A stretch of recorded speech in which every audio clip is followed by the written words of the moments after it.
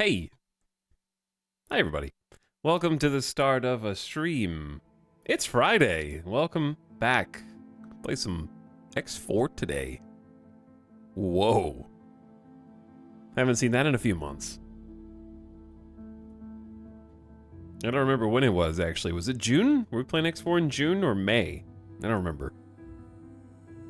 I kind of like, you know how Steam, you can click on a game that you have in your library, and it's like, you last played this on June 2nd.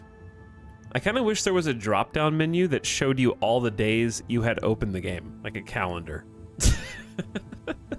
I don't know if anyone else would use that feature except me. I just want to see like, oh yeah, no, I did play that then. I want to see a list. Because I understand ordinarily it just taunts you. You know, you have stuff installed and you click on it and it's like, you last played this in 2020. And you go, why do I have that installed still? It's just taking up hard drive space. Like, why do I still have Captain of Industry installed, chat? I haven't played it since August of 2022. It's over a year ago.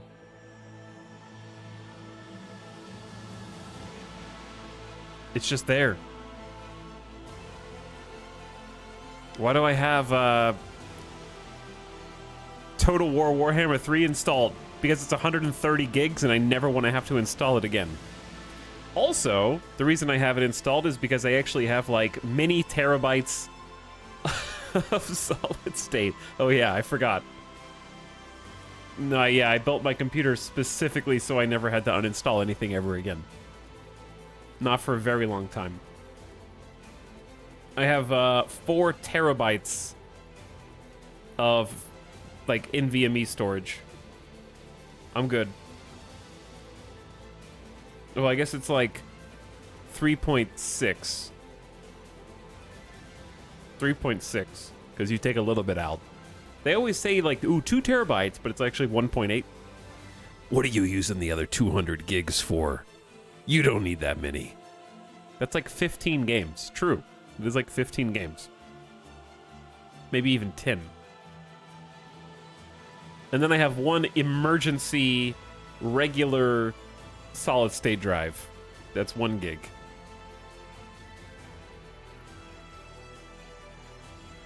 That's for like, uh-oh. This has got to go somewhere.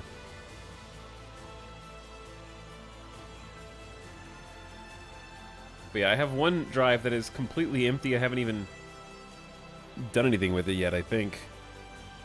Or have I? Chat, what is on this hard drive? a Microsoft Flight Sim rolling cache that I allocated 500 gigs to. Okay, yeah, no, I did like a 250 gig manual cache and a 250 gig rolling cache at some point. Microsoft Flight Sim win. I don't know. It's complicated.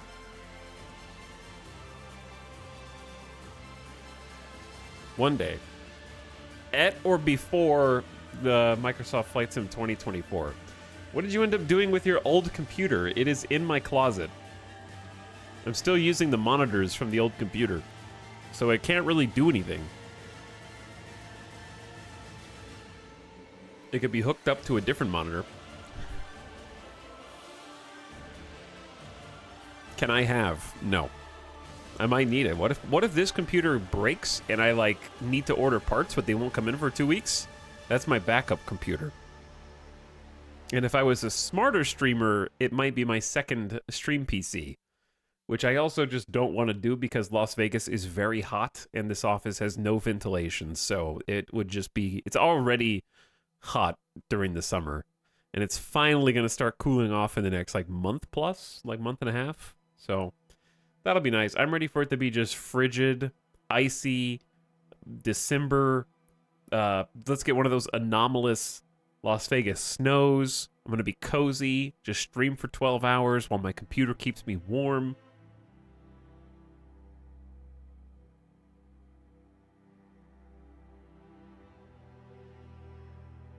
Hey, what's up, chat?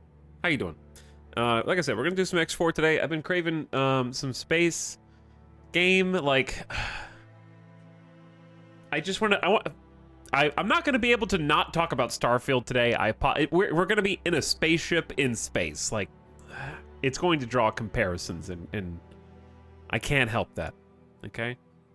But suffice to say, I'm not mad. I have a space itch that didn't get scratched, is all.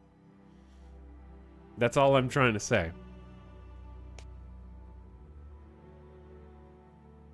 So, I'm going to try and scratch the itch with X4.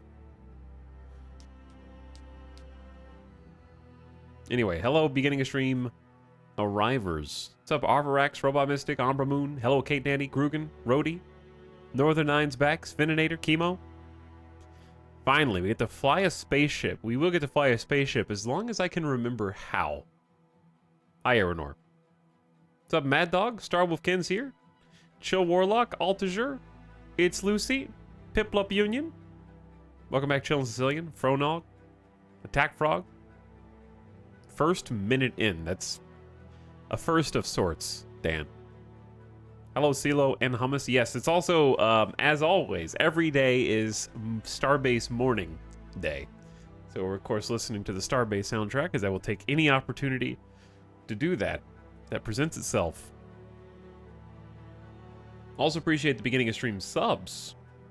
Get some slubs in there. Lost Return is here for 32 months. Thanks for the alien sub and priming. Lou M for the tier 3 helps out a lot. I appreciate the $25 sub. And thanks also for 33 months. Helps out a ton. Habitual Love says no retro stream. I mean, X4 is from 2018. Is that retro? This 5 years ago is when X4 released. And they've still been getting DLC. Lots of expansions, and in fact, just had a big bug fixing patch in August, like late August, I think, very recently. I don't know what constitutes retro anymore. For me, anything that's like 10 years old feels retro now. Like, let's see, what were the best games of 2013? I know that's not probably by definition retro, I'm just saying it feels retro. Like, if I had to play, like, to me, the Stanley Parable feels retro. Rayman Legends feels kind of retro. Papers, Please feels retro, you know? Tomb Raider, the first new one, is kind of old at this point. Skyrim was 2011. Yeah, Skyrim's kind of retro now.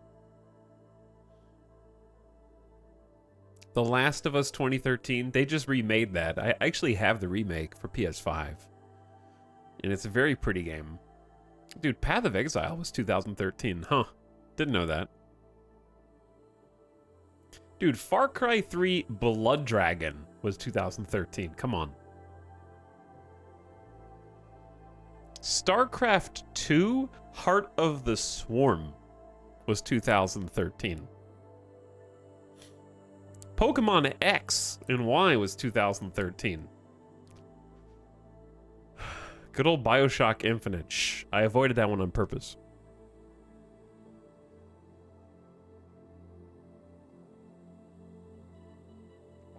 Was Mass Effect 3 not 2013? I don't know. If it was, it's not on this video game list.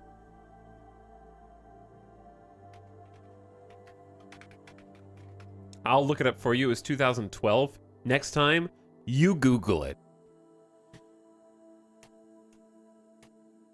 Dude, Blood Dragon. I remember when, like, okay, if Far Cry 3 Blood Dragon released today, we would think it was cringy. Whereas when it did come out, it was like, whoa, this is so cool and genre bending. No one has the courage to make something so wild and colorful and brazen. Now it would just be like, it was still cringy back then. It actually was not. It was definitely welcomed by many. That was some of the first retro modern. Because I remember thinking it was cool. For sure. Went from campy 80s to campy 90s trend. Yeah, I mean, the 80s, 90s trend is embodied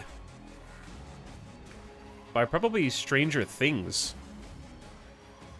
Which was, let's see, when did season 1 come out? That was 2016. So we were still firmly in the, like, retro, like, ooh, dude, the 80s are cool. I still think the 80s are cool. But, you know, it was less popular to think that the 80s were cool. I guess Blood Dragon might be more like 70s, 80s. I never played Blood Dragon. Is it worth playing? In today? Right now? No. It's Far Cry. Far Cry 3, I beat the whole game. Fantastic game. Would I ever play it again in the 2020s? No.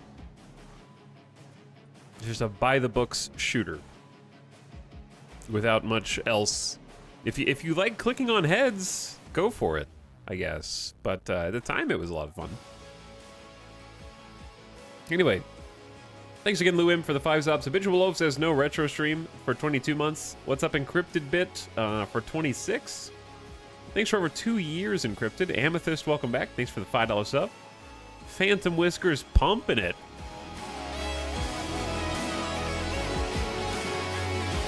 Oh, yeah.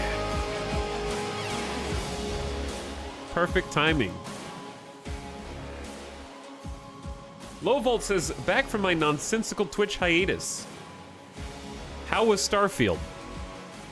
It wasn't for me. But I hope those of you playing it are enjoying yourselves.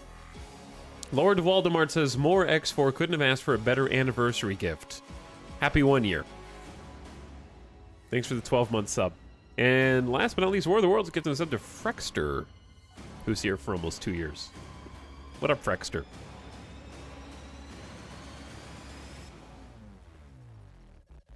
It has Voss for like half of it, and they get rid of him for a much worse villain. Yeah. Voss was definitely one of those cases of they didn't know how good they had it until everyone complained about him being gone. Far Cry handling Voss is like Star Wars Episode 1 handling Darth Maul.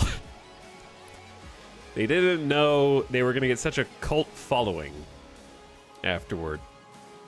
And if they had, they probably would have given them actual full storylines. P.S. Side question. Where the hell is Scorpion in the MCU? Wasn't that like 8 years ago that they teased that? How many years ago was that? I don't care about the MCU anymore, for the record, but wasn't he was like the actor that plays Voss was thrown in jail at the end of one of the Spider-Man movies and was like, I'm gonna get Spider-Man, and then never showed up again. He was just like in a post-credit cutscene. All right, anyway. I'm gonna blow my nose and then we're gonna hop into X4 and see if we can remember how to play this game.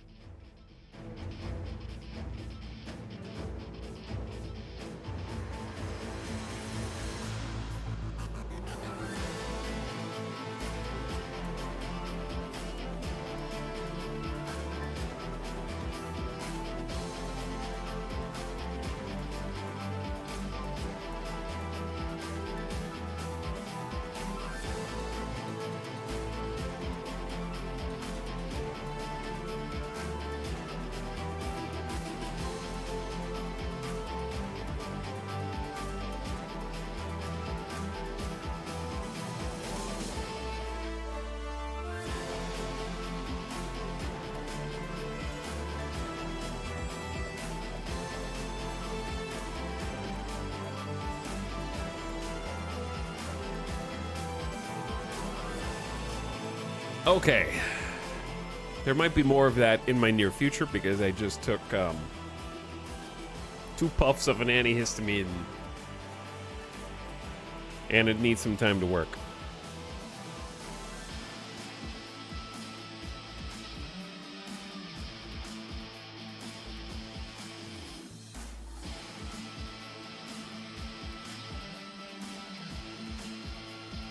I never finished a Far Cry. I definitely finished Far Cry 3. I think that's it. And that's about it. Cool, X4. I was curious about this game, but I heard it is hard to learn.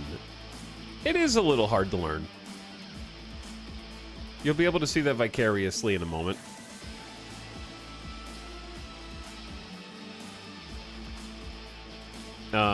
We're gonna kind of not gonna start a new game. I don't want to start a brand new X4 game. I think our old campaign, as long as we can remember what's going on in it, is the right way to go about it. So I'm gonna get it open now.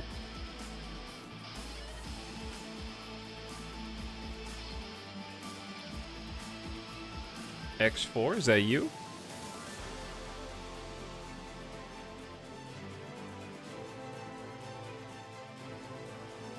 That is you. There she is. And where's the main menu? Maybe trying to move it from one monitor to the other monitor while it was still loading wasn't the best way to get into the game.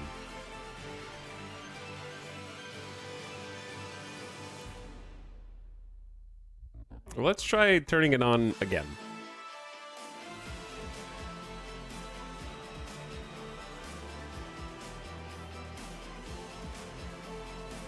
Turn it off and on again.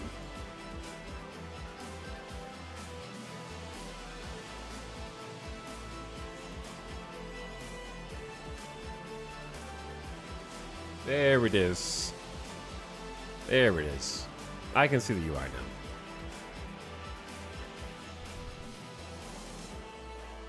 X4 is a fantastic space game, I agree.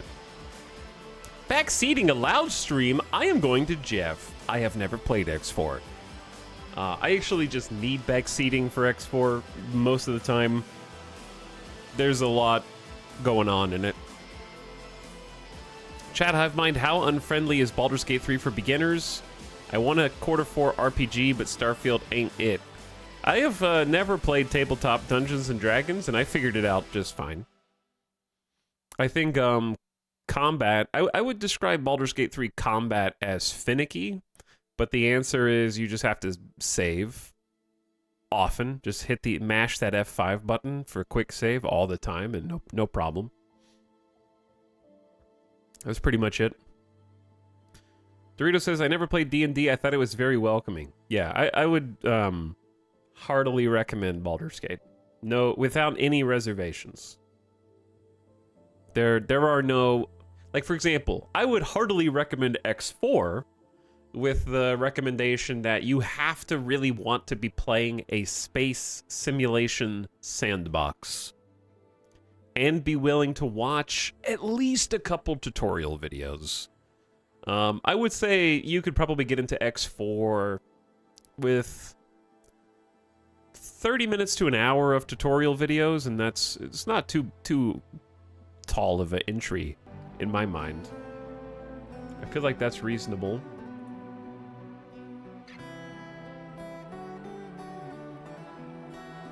And playing the tutorial in-game, of course.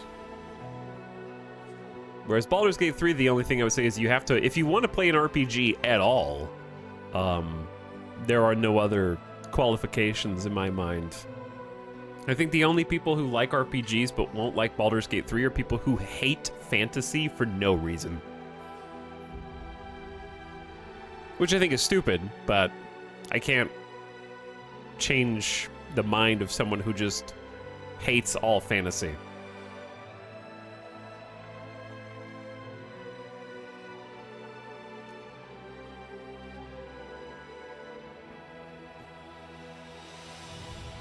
Just use persuasion, Etal. 5e killed my parents. There are people who hate sci-fi for no reason. I think people who hate an entire genre just haven't been exposed to quality content in that genre.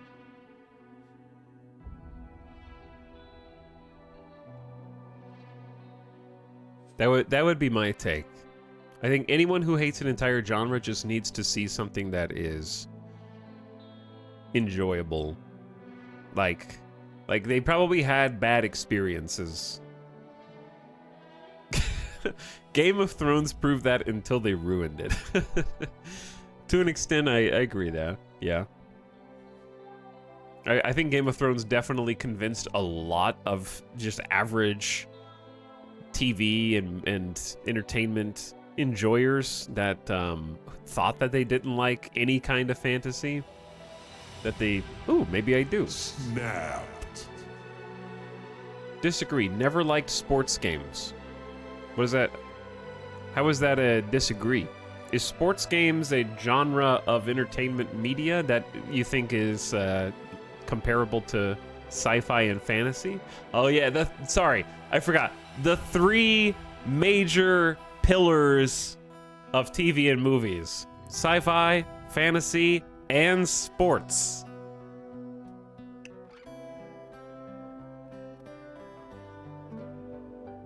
Anyway, even if you hate sports, you will like Ted Lasso Season 1. You probably haven't watched Ted Lasso Season 1. You know why? Because you think you don't like something, so you avoid all content about it and never give it a chance. Which kind of proves my point. And you just have to do one thing for me. Pretend Ted Lasso ends at Season 1, and then never watch it again.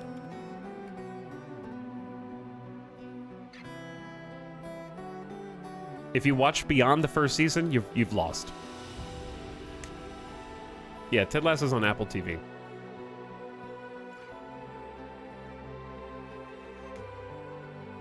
But season 1 is some of the best TV I've ever seen. Season 2 is some of the worst TV I've ever seen. Severance is worth getting Apple TV for.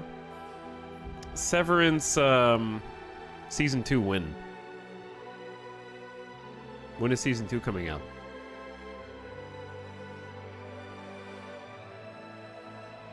It's gonna be years, dude. What's up, Ace Tech? Thanks for the E-sub for 60 months. Appreciate the tier 2. How you doing, Ace Tech? Al with a bunch of W's. Thanks for a year and a half. Appreciate dropping the prime. Hey, guys.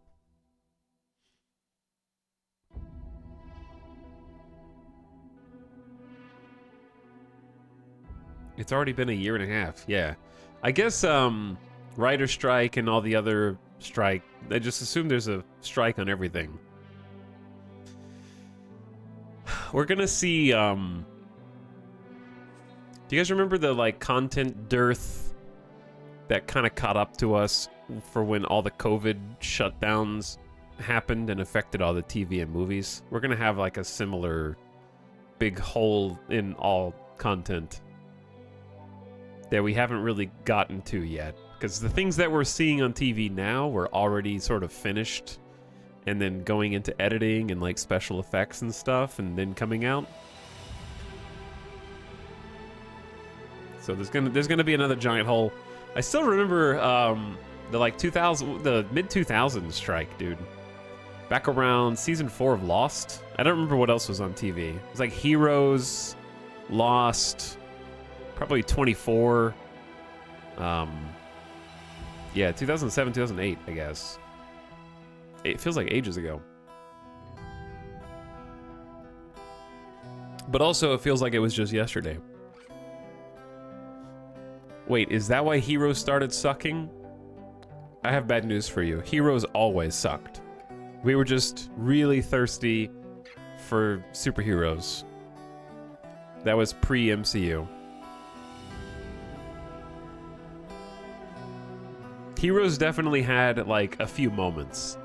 Because I watched the whole thing, because I was just so thirsty for superhero content. And, it had some really great moments and some fantastic single episodes, but it was like watching an entire season of garbage for one good episode. If you go back and watch Heroes now, it is genuinely a soap opera. One of the most overrated, like, what's his name? Zachary? Was it Zachary Levi? Or did I just make that up? Zachary Quinto, not Levi. I mean, he does kind of like have a similar... No, he doesn't. He doesn't look the same at all. No, it's good. A little bit. They look a little bit alike. Not really. I won't try and push that one on you. Zachary Quinto, yeah. He was kind of like, I like the actor, but his character was super overrated as a villain. It was very soap opera villain to me.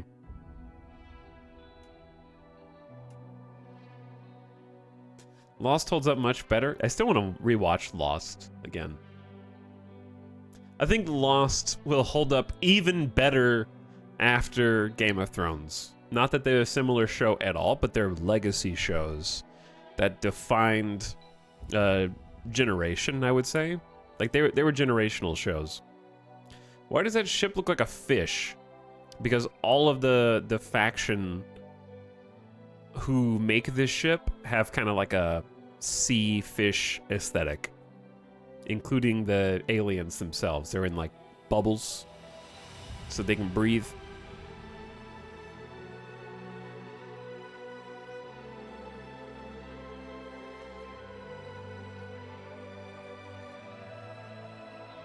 So, isn't there a Fallout TV show coming to Amazon soon?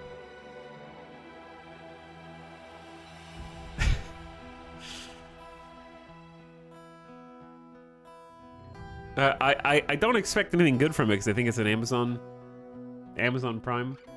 Yeah, that Todd Howard fanfic mentioned it. I wish I could read that on stream without getting into any kind of trouble. I wish I could read that whole article on stream without derailing us for the next 45 minutes. It's Prime? Yeah, 2024.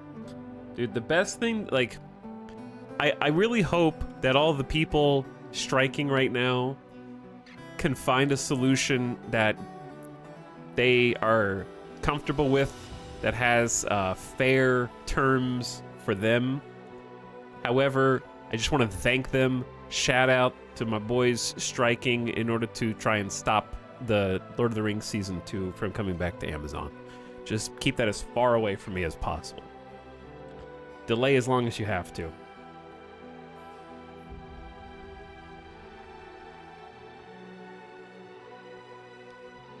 The real heroes.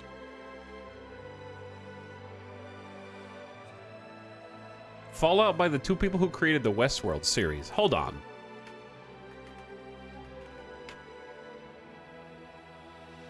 Lisa Joy and Jonathan Nolan are in charge of Fallout? Oh no. Oh no.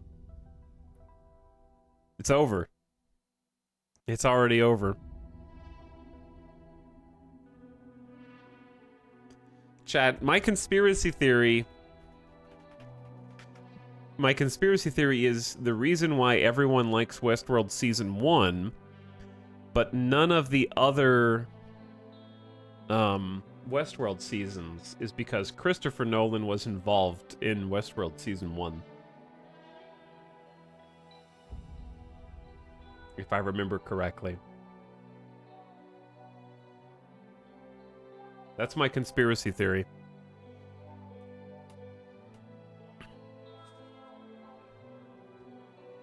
I still like Season 1 of Westworld. I do too, yeah. It's a great season of TV.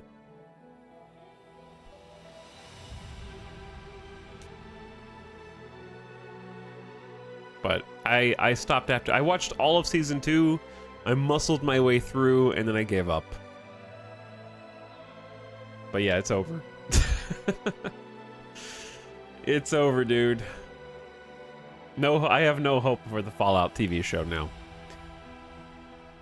I'll still watch it. I'll watch it. I'll give it a chance, but my expectations are down. All right, where did we leave off here? A quick save. It's gonna take a while. Chat, just get comfy. We're just gonna kind of take it slow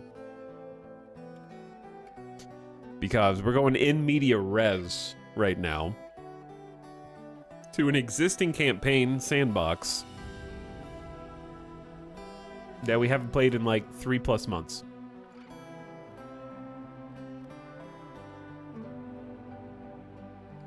So we're about to go into relearn how to play the game mode.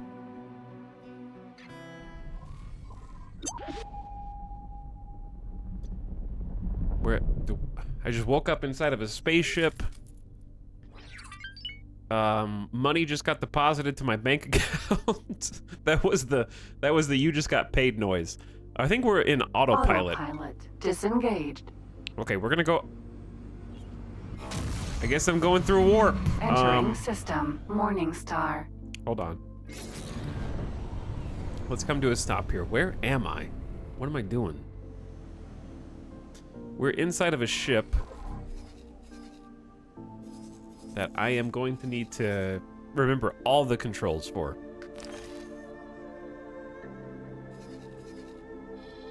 Oh, we're actually going back to base.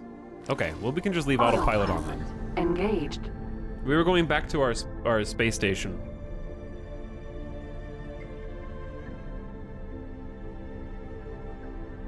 So we can just do free pilot. Changing star systems without a loading screen?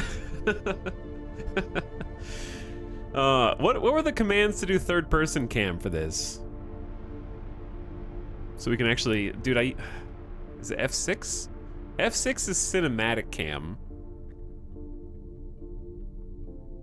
I remember that. And then you could do HUD with Shift H.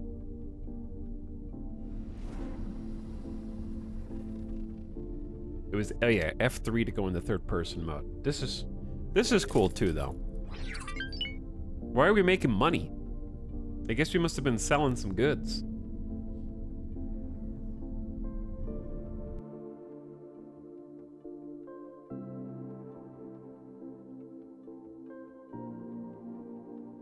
I'm gonna have to reconfigure basically everything, but I'll give you guys the rundown on what we're doing.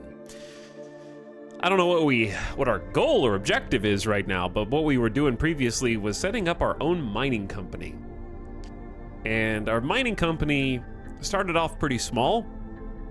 We did a vanilla start in X4. I'm playing with all the DLCs. The DLCs, by and large, add new factions with new ship types, new ship designs, and those factions generally have like a story quest. This is not my ship. I think it's just another ship in the system, if I'm not mistaken. And I started with this sort of default courier ship. Where is us? Here is us. F3 is not the right button, it's F2. There's our, oh wait, we're not really Jeff Rocks Co. Oh yeah, I forgot, we're not Jeff Rocks Co. We are like enormous rocks, but we're Jeff Rocks in my heart, because that was our star sector. The title is misleading.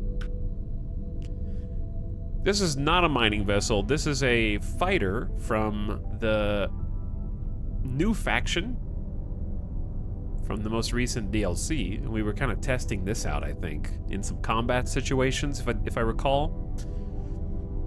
It's a pretty nimble fighter. Either way, we started in like a little courier ship, very squishy, not much to it, and did some odd jobs, earned some cash, sort of picked ourselves up by our bootstraps in a true open sandbox universe, where everything is happening around you, whether you're having any sort of measurable impact on it or not. All the other factions are vying for control, seeking to expand their holdings, create new space stations, doing trade with economic simulations as an undercurrent for everything that happens in the game. Entering system. Watchful gaze. And we were able to scrape together enough money to buy a small mining rig, which we took out and did some scouting for some different asteroids. And found a couple systems that had some decent yields. Did some manual mining ourselves, as I recall, for quite a while actually.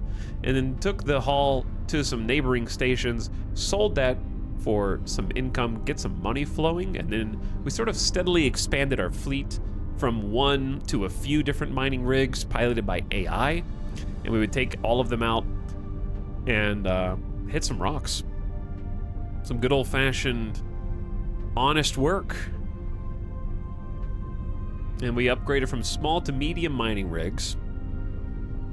And then from there, we had to get like a transport ship to haul cargo in order to build a station.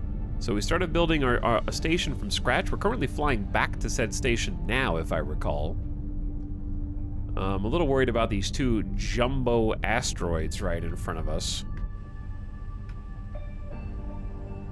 Autopilot disengaged. So I will attempt to navigate around them so that autopilot doesn't do anything silly here. That would be very embarrassing.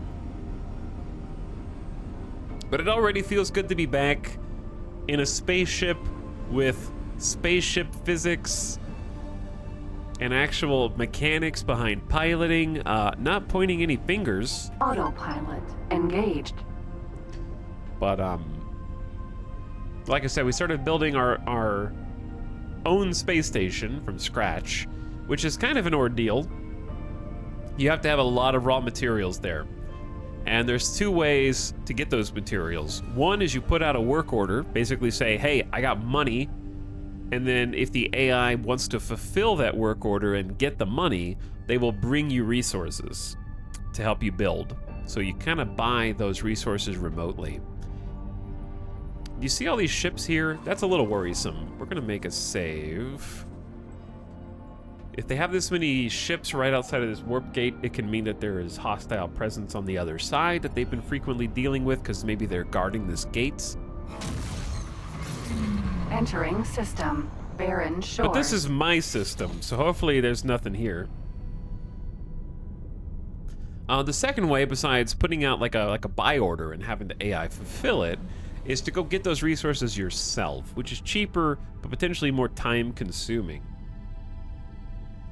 So we ended up electing to do that. So I decided to go buy the resources myself and bring them back to the station. So we had to make multiple trips because I only had enough money to buy a single transport hauler. And that one transport hauler didn't have enough space for cargo, as you might imagine, to build an entire space station. So we had to make multiple back and forth trips to the cellar and back to our chosen location. We get to choose anywhere we want to build a space station, provided we have a license from the local system authorities. So we bought the license, settled up, and we've been kind of steadily building up this one space station. And we're trying to get an automated mining company who can go out, gather raw materials, bring them back to the space station. And as I recall, we built some refineries, which I'll need to look at the details on how that works again, to process those raw materials into goods that we can sell. So if they get processed, I think at that point we can create automatic sell orders via our manager who works on the station, and then other traders can come in. I think Autopilot panicked and is trying to dodge a rock right now. Other buyers can come in and buy those refined materials, and we can just make steady passive income. So that's been the goal so far, and we're coming up on our space station right here. So we built this ourselves. We had to buy the blueprints from a faction that we had friendly relations with, and we also got to choose anywhere in space that we wanted to build it, and you get to design it yourself inside of the station designer and what that's going to look like. Granted, your options are not like... Autopilot disengaged. They're a little limited in that, you know, you have to work with what you have available. We don't have unlimited options for visuals and stuff, but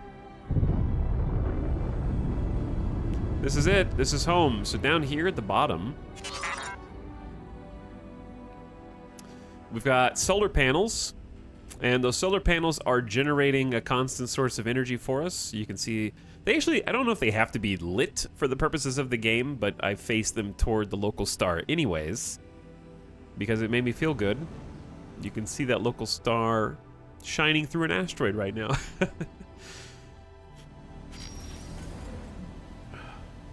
And then if you look, you'll notice there are some unfinished pieces. These are being constructed as we speak, and I'll have to look and see how they're being constructed. So this is a new wing that's going up on our space station that needs potentially either more raw materials or more time in order to be built. And I believe that's one of our factories that is going to be converting raw materials over. But yeah, we got the solar panels down here that we put on. And it looks like we've already got one little factory on this side that's using the energy from the solar panels. And then up top, what we've got are a couple of landing pads. So we got a landing pad here. And I believe this arm is storage for raw materials so that we can have our local miners go get raw materials, land, deposit them into local storage, and then from local storage be fed into our refineries over there. So we have a little system by which they can do that, then some little T-crossing intersections, but if we want, we can go ahead. What is this? What is that ship? What is this? I don't remember what the... oh, that's the... Did they update the model for this? That is the builder depot where I think you deposit raw materials for your build, but it looks different than before. I don't remember it being like red and triangular. It was a little bit less obvious before, I think. Something about this looks different. That's the builder ship.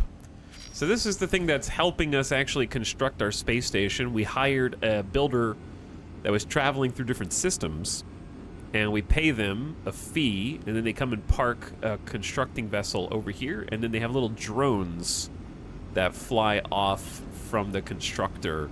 And you might be able to see those drones going and actually putting the station together. The containers appear with materials stored. Okay, that's cool. Yeah, I hadn't seen those before.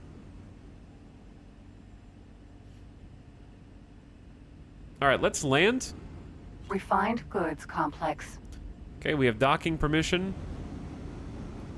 This is our station, our landing pad. And we've actually got to land ourselves, unless we have a automatic subsystem on the ship that'll do it for us. There is not just a one-button hotkey land from anywhere. Okay, I'll stop. No, I won't. I'm gonna keep going. Successfully docked. Wow. Look at that seamless Barracuda. transition. It's an honor to have you aboard. And we can get onto the dock with no loading screen? What the heck, dude? That's crazy. Again, not pointing fingers. I just think it's an impressive bit of technology, mostly lost from 2018.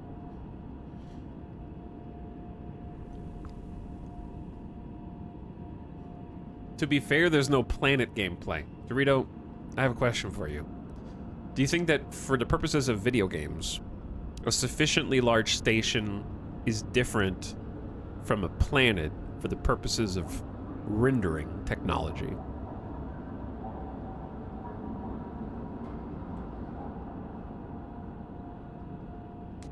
Or do you think those are just different names that we have for similar things?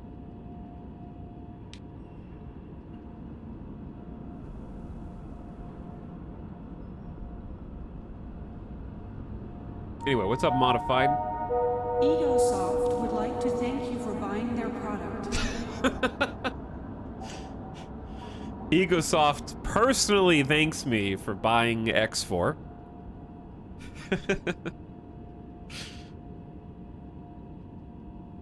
You're welcome, Egosoft. I bought all your products, actually. All the DLCs.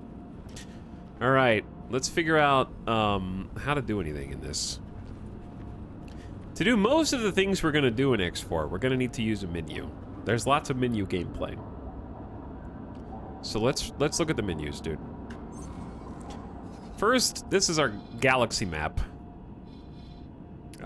We have explored every single one of these hexes to some extent ourselves, manually over the course of, I will say, dozens of hours.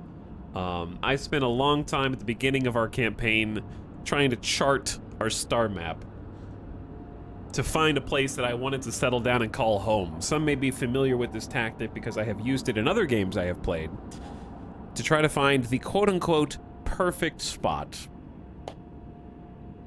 And I believe I have found a spot that I consider to be perfect for us. Perfect for me. So So we're here in Barren Shores, which is in Boron territory. And the Boron are the race of peoples in the latest DLC, Kingdom's End. Is it Kingdom End or Kingdom's End? The actual sector is called Kingdom End. Is that the name of the DLC, or is it Possessive? I forget. Anyway, we decided to settle there. I didn't know where anything was. I didn't look up where anything was. When you start the game, you really only start with a small subsection. I guess I should tell you what each of these hexes represents. Each of these hexes represents a different infinite section of space. And when I say infinite, I mean if you choose to go to, like, Trinity Sanctum 3, you can warp in through a jump gate and go to the edges. There is no edge. You will go effectively infinite distance away from civilized space. I do think the further you go out, the more likely you run into pirates and difficult enemies who are trying to kill you frequently. But some of these represent completely different stars and systems, and some of them represent different planets or areas within the same sector, more or less. So for example, we have, like, he was Twin 2 and he was Twin 1. These are probably in the exact same system, but they're different regions of space that you can superhighway between. And many of them are completely different systems in their entirety. Or, for example, you can go over here and we've got the Sol system with our asteroid belt. There's a region for Jupiter, a region for Saturn, and even on Saturn, there's Saturn 1 and Saturn 2, because Saturn is so big, trying to fly to a different area in real time, you know, would potentially take hours, so you can just take a superhighway that they've built between the two. There's Titan, Uranus, Neptune, and I don't think we ever found Earth, because I didn't try. I think I remember figuring out where it was, but we were quote-unquote banned from going through. But we never actually went there and got there. So, from this map, we gotta kind of deal with all the logistics. And this is gonna be the hardest part, I think, for us to get back into today, is remembering the logistics. There was actually a non-zero chance that pirates, or Xenon, or whoever, roll into our system and try and wipe everything out in it, and then we just lose the game. That can kind of happen at any time. This is a true sandbox. And the AI is working in real time to expand their holdings both for good and for evil. In fact, somewhere over here, I want to say it was Hatikva's Choice, we have some satellites set up.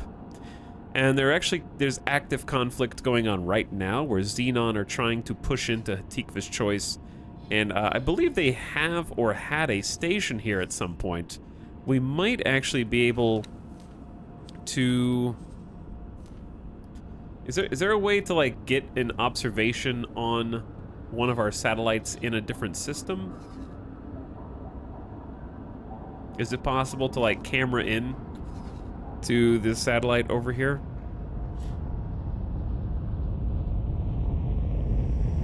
I don't remember. Someone is flying real close in my ear. Oh, this ship just landed. I think that's one of our boys. I think you can only do that on ships. Yeah, I think you can only do that on ships. Yeah, I've seen the live stream feature, Armapew, but I don't know how to activate it without having a ship in the system. But you're all right. There is a live stream view.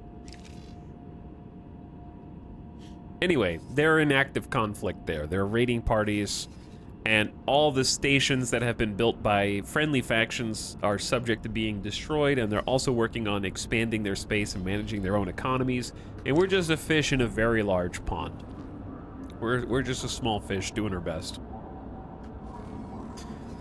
So, what are we doing? Well, the easiest way to find out is to check out my property list. So my property list up here will show us if we have a fleet or station and their subordinates. So for example, we have station MO1 M01, the Skipping Stone, as we called it, here in Barren Shores. This is our station we're currently standing on. And this is where we can go if we wanted to, for example, plan how we wanted to build it. So there's like the station builder here, and we've already got a good chunk of this built. We can also see what we need to complete the changes that we've queued up for it. Egosoft would like to thank you for buying their product. You're welcome, Egosoft, once again. In this case, it looks like we need advanced electronics, energy cells, and turret components, by and large. So I think our goal today is going to be to work on getting those so that we can finish construction. And that's going to cost money and a little bit of time, which I am totally okay with. We also have some ships attached to the station. So we got an Alpha group and a Beta group. The Alpha group consists of 3 mining rigs, and the Beta group is 2 fighters running defense. So we don't really have any big ships to defend our space. We have a few smaller ships, and we haven't really agreed on one style of ship. We're an eclectic mix of different ship hulls at the moment, and we definitely can't produce our own ships yet, though in the future that's a possibility. You can do your own ship production and design. I'm not sure if you ever actually placed defense turrets on the station. That was one of the last things we were trying to do, and I think we quit around that time. I think we quit around when I was trying to figure out how to get turrets on there, because I remember flying over and trying to buy blueprints for turrets. Is that the last thing that we did? Maybe something like that? I don't know. I'll need some help there for sure if anybody knows how to do it. Please remember to return your depleted energy cells to the recycling compound. The PA in the background reminds me of my companions in Starfield when I don't talk to them fast enough. I'm waiting. This is awkward.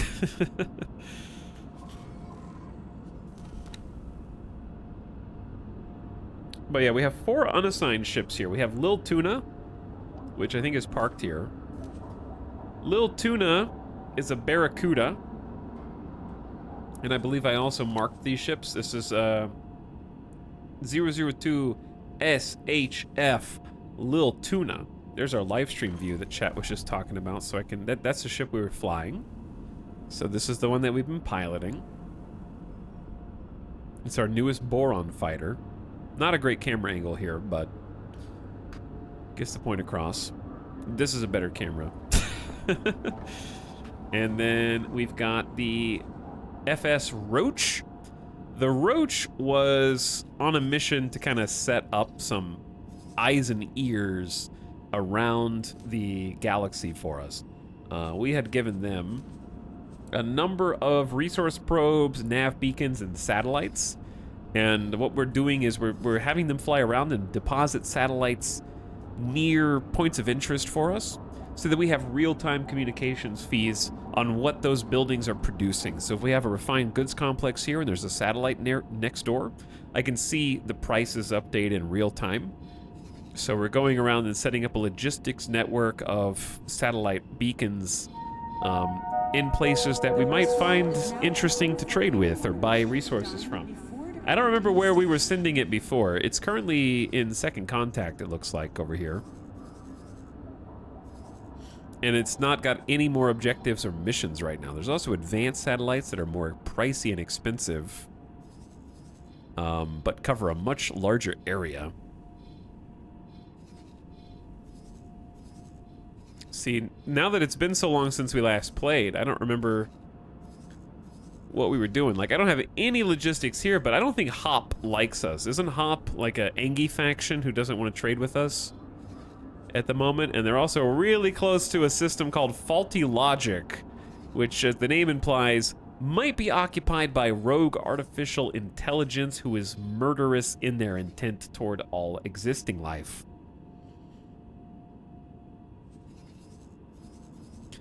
Paranid are chill, right? Is there a reason we didn't go down here to Pius and get some satellites set up here? Where is my faction relation menu? That's going to be the new thing I need to look for. Faction relation. I need to remember all the hotkeys.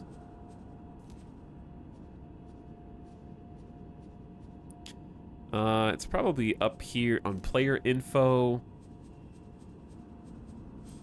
Faction relation. Yep. Okay. This is what I was looking for.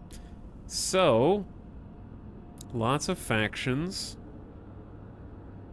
Hop is Angie, -13. They're considered enemies, but not openly hostile. Paranid are chill. Attention all departing pilots. Pirates have been seen in the sector. Be Okay. careful. So we're gonna have the Roach travel over to Paranid space. I don't remember what was here. We set a resource probe down. There were some stations. Napoleon's Fortune. There's some Talati stuff over here that we haven't gotten to put any kind of markers on. I was trying to keep, like, everything relevant to where we are. Like, we're up here in the upper portion of the galaxy map. So I was trying to kind of focus on getting eyes and ears on places that were most close to us. The problem is we have to travel through Heretic's End. And Wretched Skies, which tend to have a lot of pirate activity. So it's actually kind of a dangerous route that we've got ourselves into the corner of right here. Bit of a dangerous route. All right, I'm gonna send our boy over, I think, because you have to go, anytime you have to go through Hatikva's Choice, it's dangerous. And pretty much everywhere we go, I feel like we have to go through Hatikva's Choice. Unfortunately. It's difficult to escape from. What about all these Argon stations over here? There's like a microchip factory. Ding, ding, ding, ding. All visitors to keep their Aren't the Borons resource hungry at the start? Yeah, I've already gotten up to Boron space, and we have already set up many satellites here. They are building a large chunk of different factories and plants right at the beginning, and we haven't like fully covered it, but we've got pretty good infrastructure. You can see all the little green circles. Maybe like a component factory might be good to set up a satellite here. And they got 2 more factories going here. So I'm just gonna queue up some instructions for them, I guess. Some of these are in vertical space, which I think we can do by laying down a satellite and then move the camera. And then if we left click, it'll raise the verticality of where we're putting that satellite.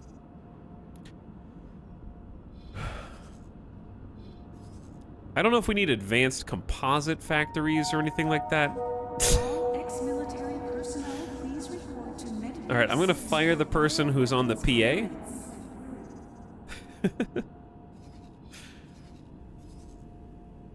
Yeah, the biggest problem is we have to follow, the AI has to follow this weird route in Sanctuary of Darkness. They have to follow these nav beacons very explicitly or else they die. Which is fun, you know? Oh yeah, I forgot about this smart chip factory up here.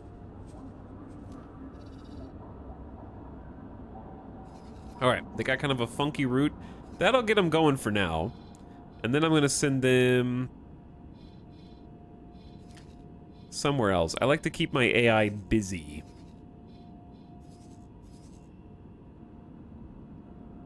There's a lot of wheat and food. Microchips.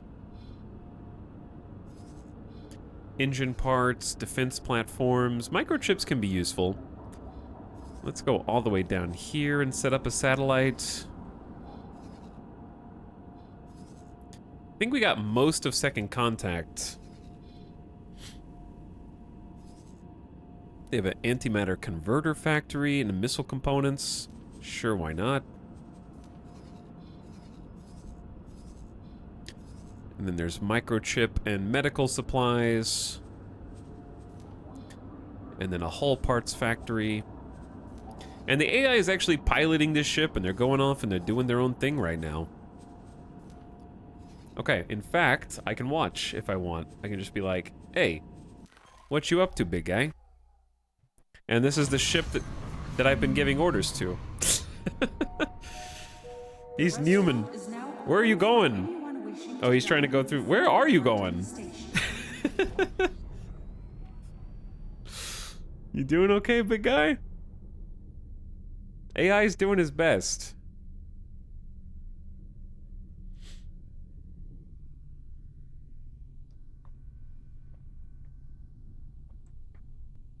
But yeah, I can actually spectate, watch him. Now I can be the backseater, exactly. So what's really interesting about X4 is all these different systems are simulated in the background. That was a great maneuver. And they only actually appear in 3D space when you spectate them.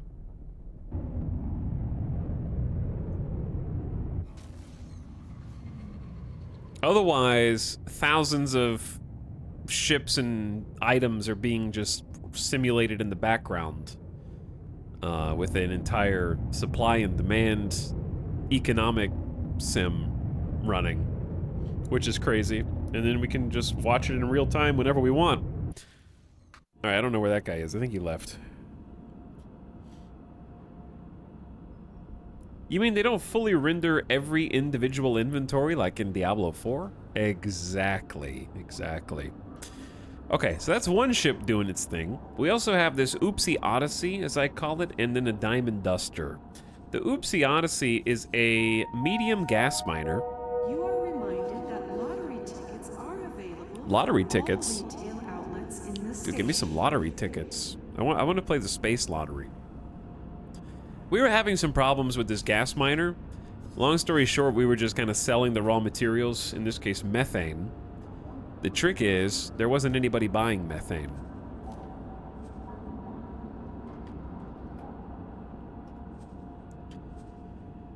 Or at least not substantial amount of it. Like, we have 1,800 methane, this place is only buying 1,148. Nobody's buying more than 1,148 to our knowledge, unless you go all the way down here. And they're only buying for 56 credits a unit. So we'd have to send our methane ship all the way down here and hope it doesn't get blowed up, I guess. It's a bit risky. Could work though. All right, let's do it. It's 100,000 credit transactions, so it's not chump change for us right now. This is our only gas miner because I was just dabbling in trying to play with the different game mechanics. Incoming ship. Docking crews to stand by. I was just kind of testing the waters. I've got... I have 120 hours in X4, and I feel like I still barely know how to play. So, if that gives you any idea. I'm gonna send it back to our station and have it dock and wait after it makes that transaction. So you can like queue up orders for specific ships, and you can actually look and see what their orders are gonna be. If I remember how to find the right page. Behavior, there we go. So we got dock, dock and wait, execute trade, dock and wait. So it might be stuck on a dock and wait command right now, so I'm gonna watch it and see where it is in space. Okay, no, it's going where it's supposed to go. That's normal, same after 700 plus hours. Are there any space fauna? No, but there are a lot of weird looking alien dudes you can talk to. I don't know if that counts as space fauna, probably not. Okay, what else we have? We got some mining vessels that are set to local auto mine, I think.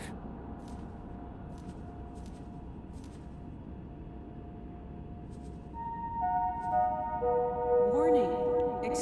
Most materials can be hazardous. Yes. Please contact the Dockmaster if you have any on board. Things that explode are hazardous. That is a great point. Be wary of things that explode. Okay, so here's the current issue I think that we're facing. This is my station, and my station has a certain amount of storage capacity, okay? Right now, its filled capacity of solids is 135 out of 200. Filled capacity container. So there's difference between solid and container goods. In this case, chat, make sure I get this one right. Solid materials are raw materials, like minerals. And container goods are refined products, things that can go to market and actually be traded actively. So we've got silicon energy cells and silicon wafers. Of those, silicon wafers is our refined good that we're trying to trade on the market. So to do that, we have an AI manager, an NPC who we may even be able to go talk to. Can we go see our manager?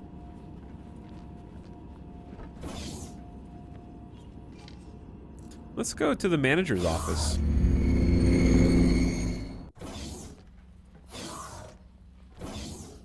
It's you! Hello. Look at this cool guy. Manager Hoeos? Hebelisos is a great name. They are currently a 2-star manager, 2-star morale. Naked with a helmet, typical manager. Yeah, typical manager. What's up, bro? The 10th. Yes, the 10th, of course. This dude is currently in charge of setting sell orders for us, and he'll update prices dynamically based on market demands. However, he's not very good at it. So the more he actually performs his job, the more stars he'll have. And then naturally, the better he'll become at adjusting those prices and making good deals to get rid of the product. And there are ways, I think, to make them go up faster, but I'm just going to let this one go at a normal pace. Can I help? What's up, buddy? Like, you can give them seminars.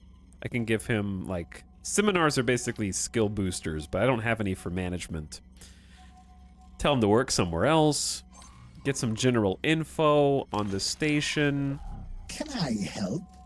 Show me the live stream. This is the station live stream, I guess. I just enjoy chilling in X4. I think, the space vibe is definitely unmatched. There is no planetary gameplay in X4 though. There's no like going through atmosphere or anything like that. Everything happens in space here. Space stations and the vacuum.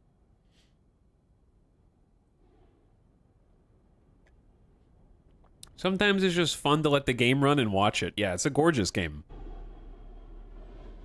I'd never seen this game before. Yeah, it's a little bit difficult to learn, but highly rewarding. I just haven't ever played another space sandbox like it, except maybe Star Sector is the closest one. Star Sector is more focused on like fleet combat and strategic combat, and I think X4 is more focused on economic simulation and logistics. So this is a heavy logistics game. Is this like Kerbal Space Program? Not even a little bit, no.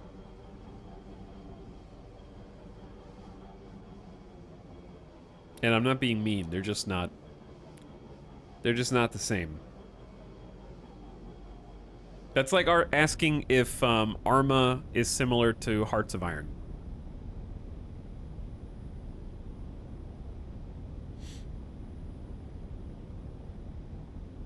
I don't have a PC that can play it anymore, so I'm stuck in streams. You're using the live stream function on the map for the game.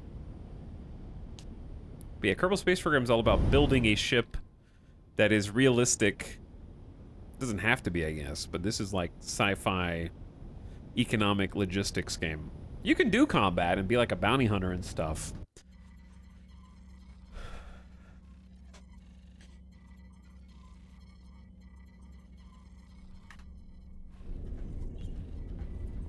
But this one, I think, is... You can just be a guy who's just a guy with a single ship if you want in this game.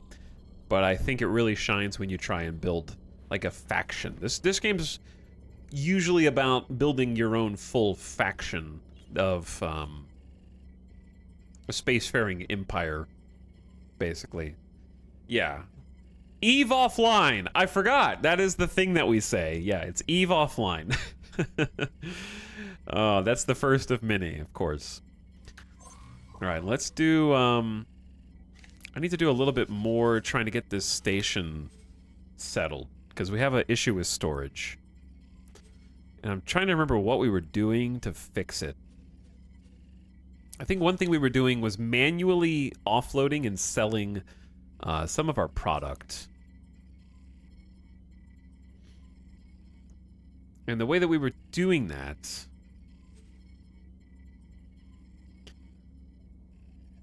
was making some space.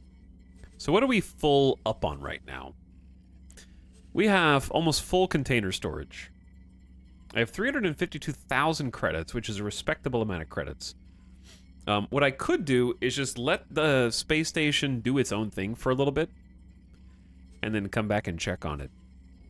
The one thing that I'm not really sure what's going on, we have a few ships here that are on failed orders auto mine, no matching trade offer found.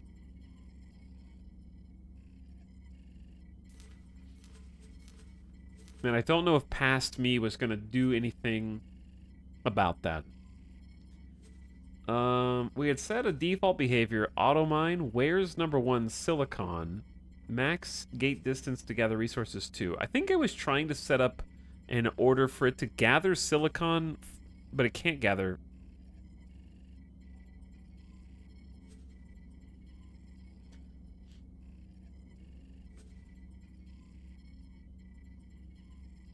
Alex, what's your favorite sci-fi weapon? Missiles, lasers, plasma, railguns, etc.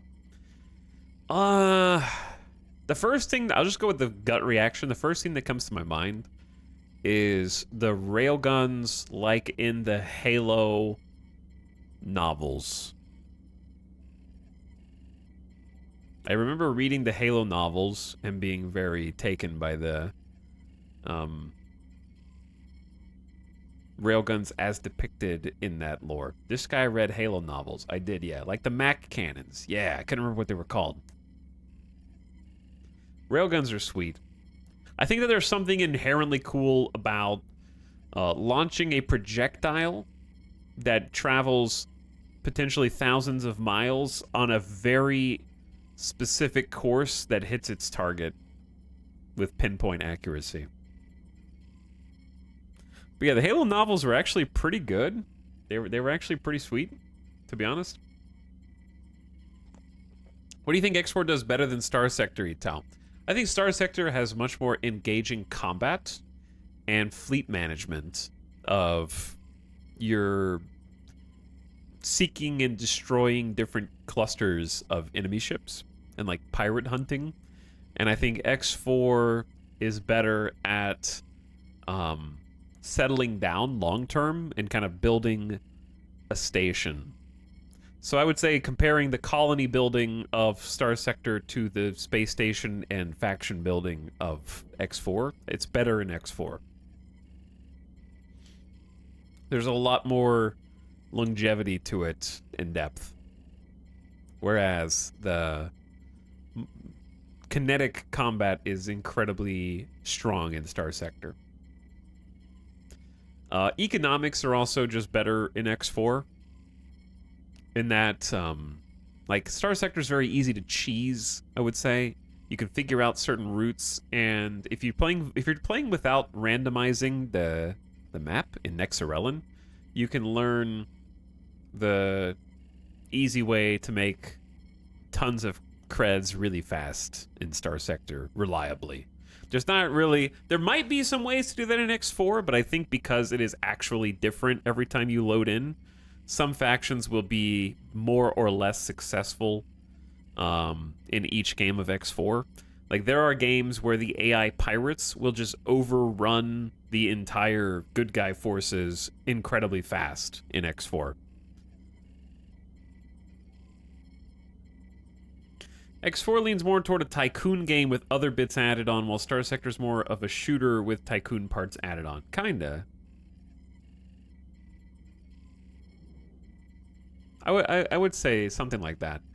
Okay, this is the hardest part of the game, in my opinion, is figuring out how to do individual behaviors for ships. So if you guys have any tips on this, that'd be fine with me. If I remove their assignment and go to my list of property ships, okay, the Silver Sloop is a Mineral Vanguard mining vessel. Okay? So, what was I having it do before? I'm trying to remember. I definitely had it assigned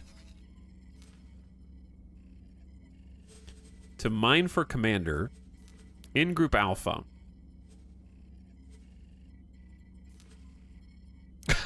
I forgot that my spacer's name is Ernie Trillbop. That's a great name that I like a lot. Okay, so its current role is mining. It's supposed to be mining silicon. Okay, that's what we're doing here. We have a resource probe down for silicon. Ernie Trillbop is a great mining head name. It's extremely rich in silicon here, just super dense. Tons of the stuff. But it's looking for a matching trade offer. So I don't really remember what I did where this sort of stopped working. I'm assuming that the station itself does not have any orders for silicon. Because they're auto mining, they shouldn't need to sell anything. But the solid container still has space. So I wonder if I had set up a logistical, like a logical overview limitation on how much silicon to make. I may have reserved part of our storage for some reason. Would be my first guess. So this is a logical overview of our station. And what it does is it says we have energy cells, okay? That's power. And we have silicon, that's raw material. And combine those two, we get silicon wafers if we have the appropriate building. And that produces silicon wafers, which are currently in storage, right? So that's looking exactly the way we want it. However, if we look at our silicon amount, we have 12,000 out of 20,000, so we have room for 20K. We have an automatic storage allocation, automatic buy amount, automatic pricing, but we have a special trade rule that is faction only, which means we're not buying silicon from other people, we're buying it from our own people. So we don't want to like pay money because we have mining rigs that are going to go out and get it and bring it back. So we'll set up a buy order for our own faction. And we have sell all but one. So maybe we don't need... Maybe it's trying to like sell or something? I seem to recall stations being unable, really weird about both buying and selling the same resource. Yeah, how do I remove... I can just remove the sell offer on silicon altogether, and that might help. Because we don't need to sell the raw material anymore because we're trying to process it into wafers, right? And then sell that.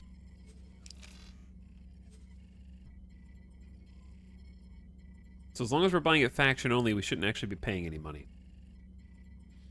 All right, let's go with that for the station. All right, what was that? I just heard money. Payment received 100,000 credits. Okay, I think that was the gas that we had queued up to go sell. Now I'm curious if we open up the map, what is the station doing now? I think they are actually going to mine. Maybe. We may have solved it. Yeah. Okay, I think that it actually did solve it, because now they are going to these locations to mine rocks. Where is... How do we get, like, a camera on them? I guess I could do click F3? Magpie. Mineral. Yeah. Yeah, this is the ship that we just told. They are currently gathering resources. I think we fixed it.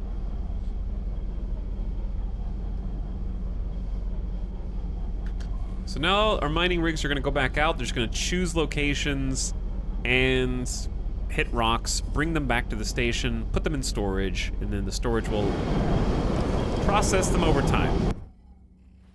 Okay, so there we go. Troubleshot that. There is a lot of troubleshooting in X4, I would say. It is a game of troubleshooting. The other thing we have...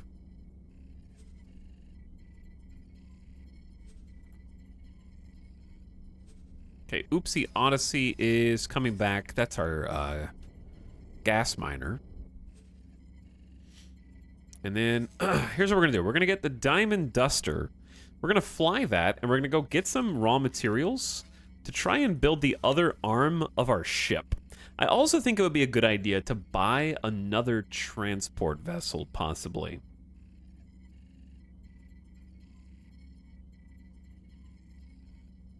Because we're gonna need to start selling silicon wafers ourselves. But I say let's do one step at a time. Let's get the station built up first. All right, yeah, let's get the station built up first. So, let's go find our transport ship. We can actually fly that ourselves.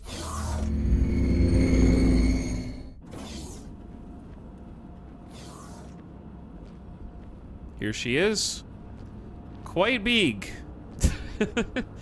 Big, but has less cargo space than you think. This is a medium vessel in the game. You can see the big E on the side.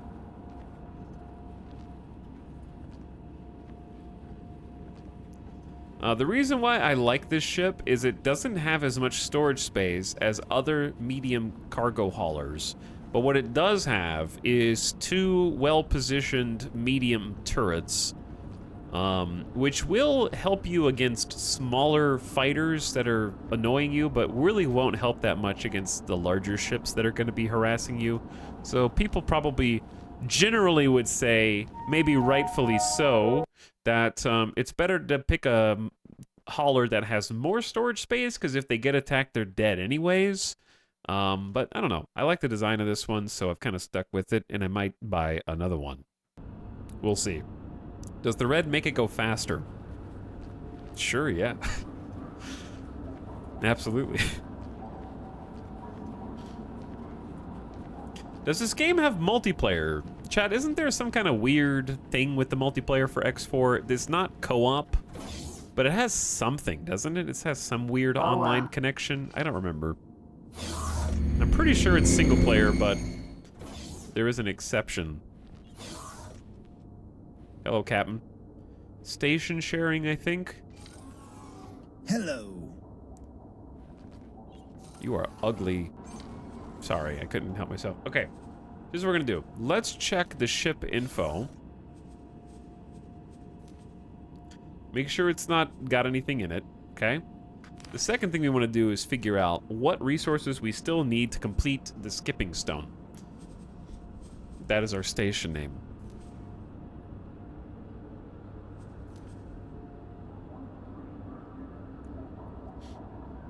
All right, so we're trying to buy advanced electronics, energy cells, which we produce ourselves. So let's not focus. We make our own energy cells now. And turret components. Chat, I need like, ooh, you know what? This is a great opportunity for Steam notes. Yeah, this is a Steam note opportunity. How do we use those? Steam notes is incredibly laggy for some reason on my computer. Okay, advanced electronics. 120. Turret components, 504. Energy cells, 565. What are Steam notes? If you're in a game and you hit Shift Tab, any game that has Steam overlay, the third icon is a pencil, and if you click it, it opens up a notepad, and then that notepad, you can pin the window at the top right of the screen to your game, and then you can actually see your Steam notes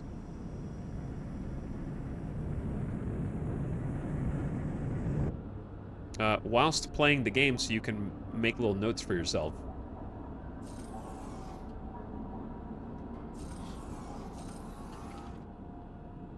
The only thing I want to do is make it... Is there any way to change the opacity of the window? I just tried it in Baldur's Gate 2. It didn't work. Did you click the pin button? Or does it not have the Steam overlay? But yeah, it lets you insert links, headers, bold, italicize, underline, strike through, so you can like make a list and then strike through stuff as you go. It's pretty cool.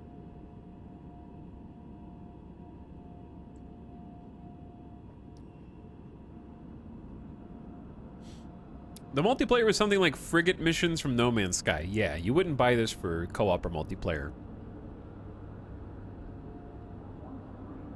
By the way, Chub Noble, thank you for 40 months of sub. What's up? Appreciate the tier 1 sub. Xenophanes also waving for 54. Hi, Xenophanes. Thanks, Ninu, for 69 months of Prime. Nice. Other Nick 79. Hey, thanks for the brand new sub. Glad to have you. Welcome aboard. Gluten Pale says, hello, people.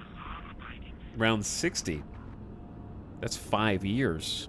Gluten Pale in 5 years. I have never said that username in my entire life.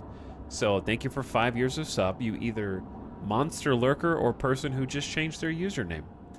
And thanks again, Ace Tech and Al, for the subs.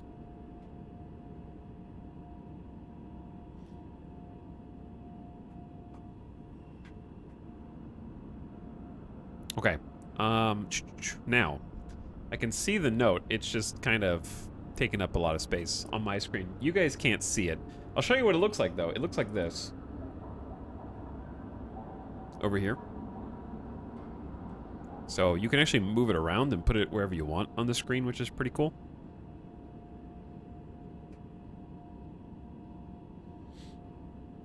I don't know how to make it less opaque. Old school sticky notes, kinda, yeah. Now, my question was gonna be, do we have a buy order for this or not?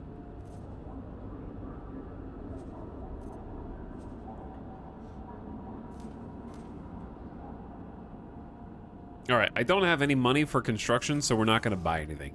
It would cost estimated 363,000 credits, and if I move this slider over, I'm basically investing credits into my station and saying, hey, you have this much money to go to the store and buy bread. And in this case, bread is raw materials needed for the expansion wings of our station. But instead of doing that, I'm just gonna go grab some of these resources myself, and we can kind of chill while we fly through space and enjoy the sights and sounds. Now, since I'm flying a transport ship and pirates exist, I'm gonna give myself at least a small escort. We're gonna get the Lil Tuna to tag along, and we're gonna have an order to defend Commander. Joining squad. And now they're going to kind of tail us in a little convoy. I'd like to have more than just a fighter following me, but that's okay.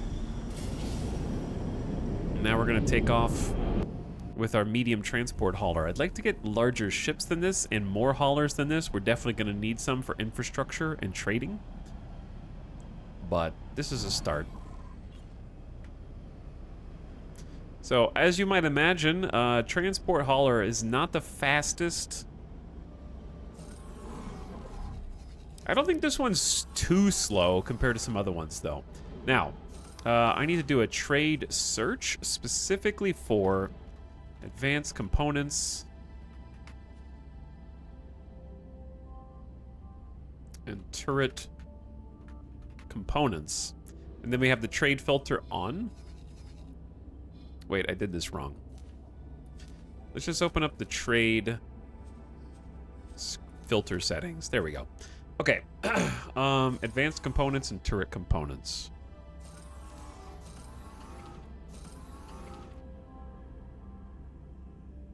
Oh, sorry. Advanced electronics and turret components. My brain just fried there for a second.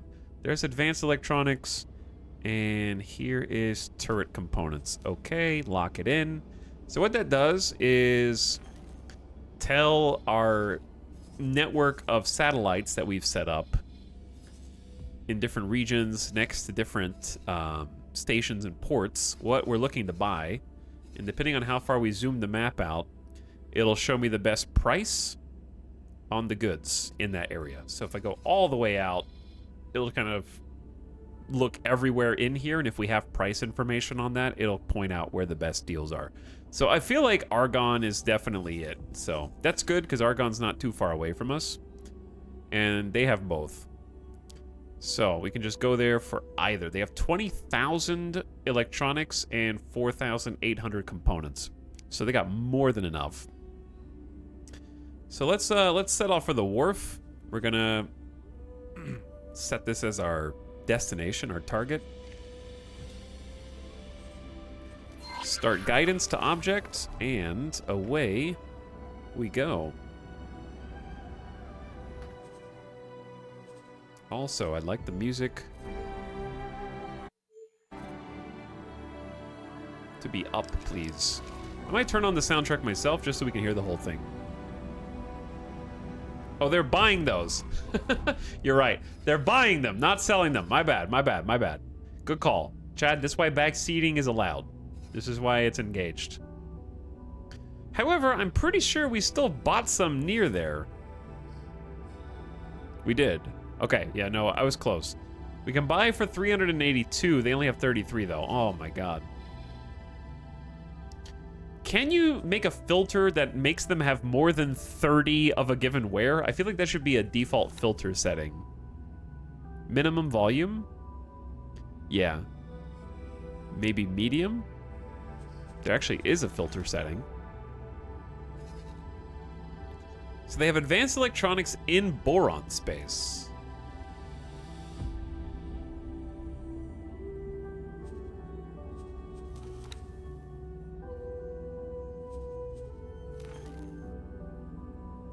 I wish there was something between small and medium.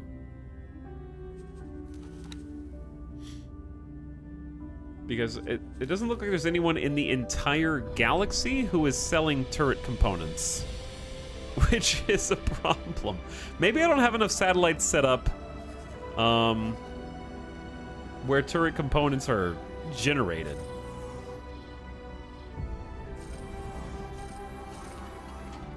Like, where are turret components made?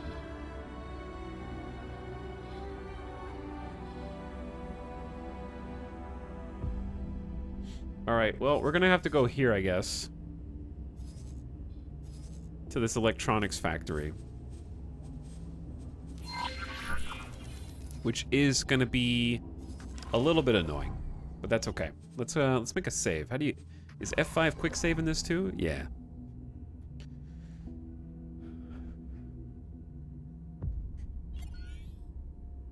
What's up, Blue Adder? How you doing, Blue Adder? Thanks for subbing. Will available resource amounts change while traveling? Can you show up and everything was sold before you get there? Yes, though you can technically reserve them. Autopilot. By telling Engage. one of your ships to create a buy order, I think we'll reserve them. I don't know if you can buy them whilst piloting.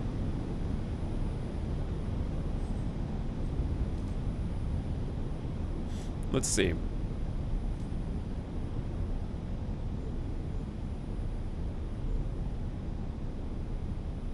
No, I don't want the roach to do that. I'd have to choose a ship, right? And it couldn't be a ship that I'm piloting. So it's actually better, I guess, to have an AI do it because you can reserve that way. And it knows when you buy it. But that's a good point, though. But anyway, Blue Adder, thanks again for 54 months of sub. How you doing? This is what our ship looks like right now. E. But yeah, the computer knows when something is reserved and just kind of holds it there for you. Entering system. Rate read. So the main thing with this ship that we need to be concerned about, obviously, is pirates. And to that end, I do have... How do you open up the, like, ship stuff menu? Dude, I had this all bound to hotkeys that I had memorized before, and now I don't remember what any of those hotkeys are. Because I have, like, turrets that I can plant for self-defense. And I don't remember how I could deploy those, because I had them bound to something. Tilde? No. Let me see if I remember what my controls were set to.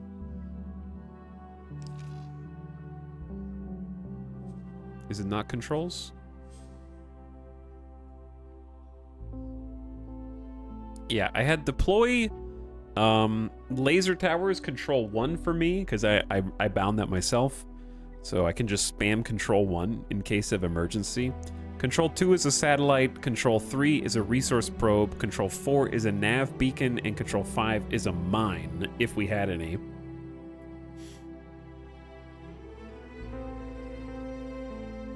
Toggle radar mode is Control M, Control D is get up from chair, guidance is Shift G.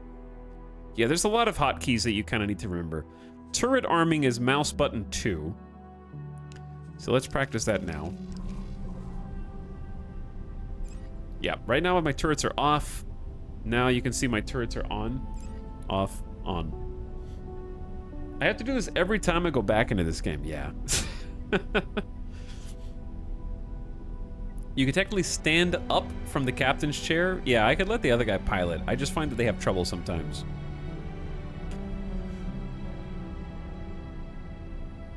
Are you going for a theme with factions like using split or just going for whatever you get your hands on? We've been going for whatever we get our hands on up until now. And whoever we're friends with. So we're best friends, I think, with the Argon and the Boron.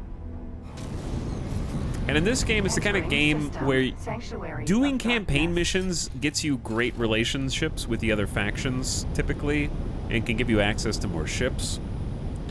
I think the faction missions are fine. They also can teach you how to play certain bits of the game, but I prefer the just sandbox. I think it is harder to sandbox. Autopilot disengaged. There is a heavy reliance on doing story missions, I think. Oh, hang on. We can't go over here. What am I doing?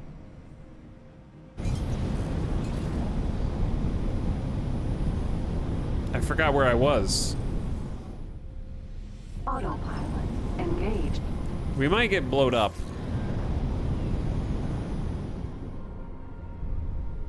Autopilot. All right, let's just come to a stop for a second. I might get blowed up. I forgot what system I was in.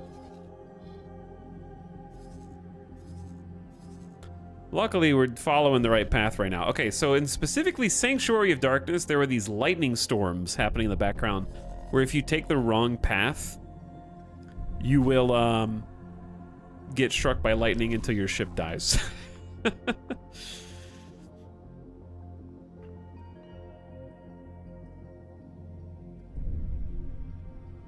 However, I remember how to see these on the minimap. Ow.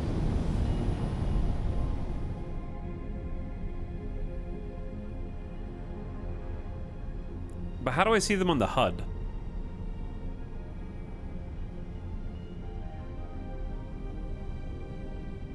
The easiest way is just follow the blinky lights, to be honest, I think. And the other ships.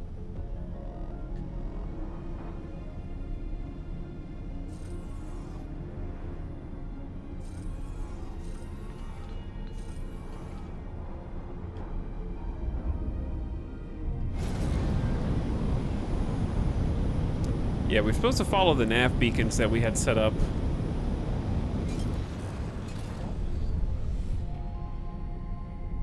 And I'm kind of following them by looking at the map at the bottom middle. Dude, the lightning is crazy.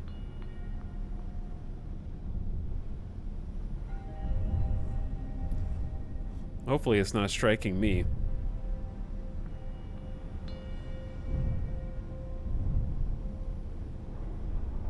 I love this slow turning. Makes the ship feel like it has actual weight. Yeah, it really does.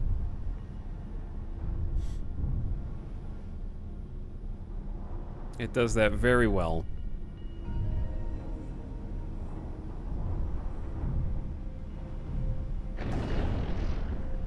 Scary storm. We can also do this fun graph turn right here, which I'm about to do. So this is as far as I can turn while traveling at this high speed.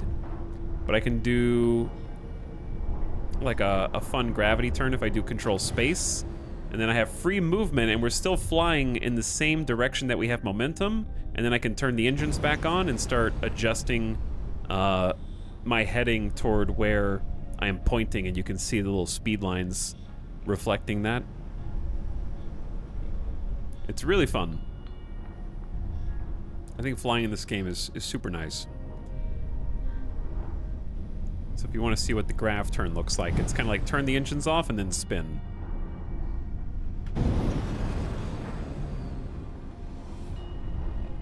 Because otherwise, it's really slow to turn. I think they did revamp the physics engine a lot for the DLC, Pseudo. If memory serves.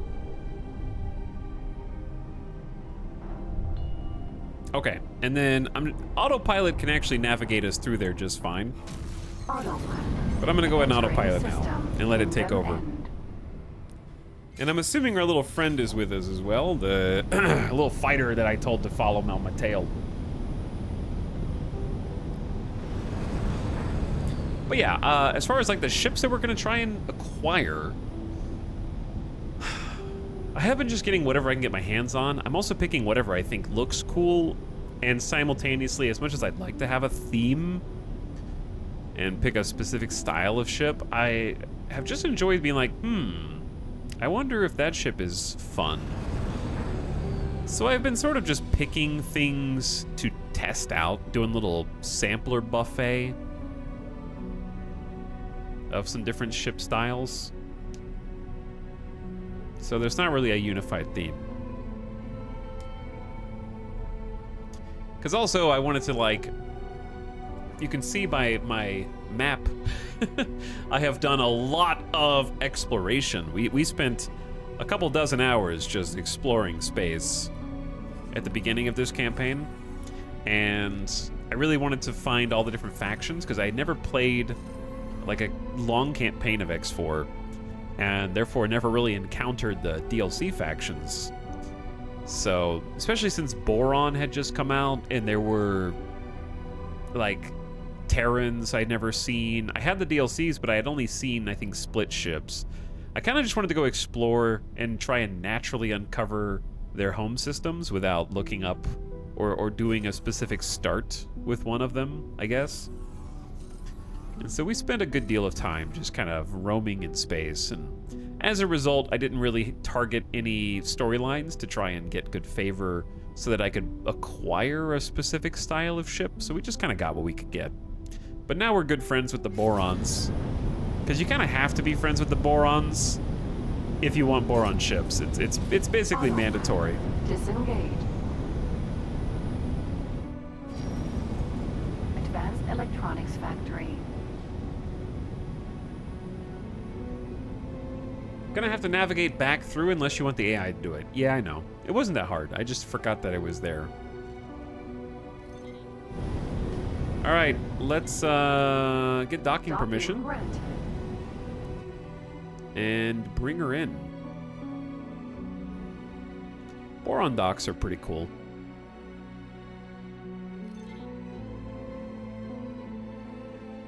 Should be able to park backwards or forward. Going about 22 meters a second. Gonna line this up. Everything is green. Bring her down. Make sure nose is pointing forward. Nice and clean. I see modders have already fixed Starfield. What's up, Katakiwi? Successfully docked. How you doing? We're pleased to welcome you aboard. Okay, I hope this ship doesn't have any... Hello. Hello. Do not undock. Do you have old orders? You better not have old orders. Sometimes ships will just take off. It should be undock and wait. Okay. If they had old orders and you started flying them, then they'll get back in the pilot seat and be like, all right, later, nerd, I'm out of here. And just kidnap you.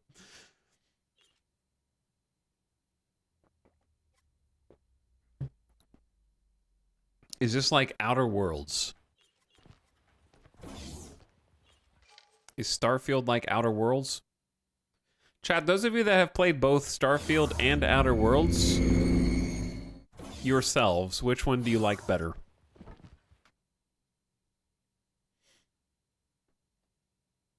Out of curiosity.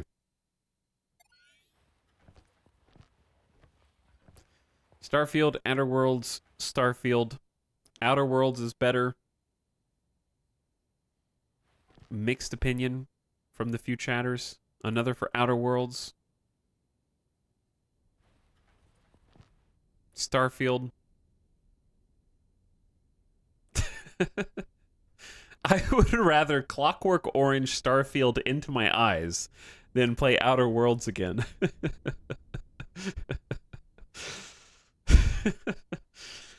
Okay, tell me how you really feel. What was Outer Worlds' biggest sin? Outer Worlds has better story, but Starfield is dumb fun. Okay. I didn't really need to get out. I guess I could have just stayed here, but I just wanted to get out and look around. I like my ship. We would like to remind visitors that dropping litter anywhere other than an Do not drop litter. recycling station Literally is an illegal. automatic 500 credit fine. My left ear. Hello, crew. Let me back in the pilot's chair, please. All right. The reason why we're here is to purchase advanced electronics, which we want like 120 of. But what if we need more? Always buy more than you need by a little bit, right? I don't know. But then what do you do with them afterward? We need exactly 120. But it'd be really embarrassing if that number changed for some reason, which I don't think it would, but... I'm going to buy 130 advanced electronics. That's 10 more than I wrote down. They're going to load it into our cargo bay in record time. Now, the real problem is we need to find turret components, which I don't know where to find. So, Chad, do you have any suggestions or tips on what types of facilities to look at for turret components, or should I consult the wiki? Also, let's do this, because I want some music. I want music just constantly. No silence in my space. You know what? We were already listening to Starbase. We'll listen to Starbase, and then we'll listen to, the actual X4 soundtracks are quite good.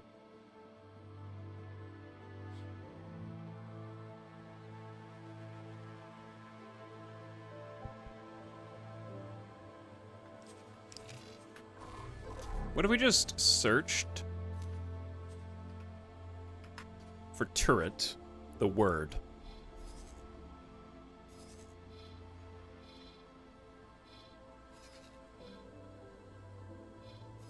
Is there not a factory that's specifically maybe called something else? There is a turret component. Wait, there's a turret component factory.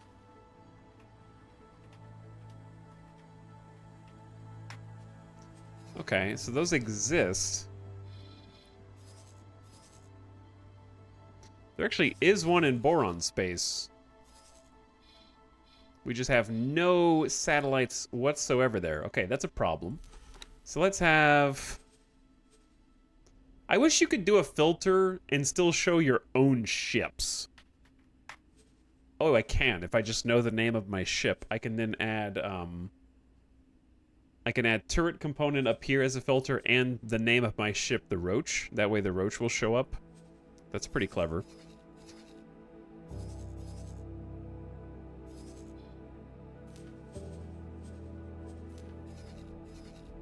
But yeah, we really need some coverage.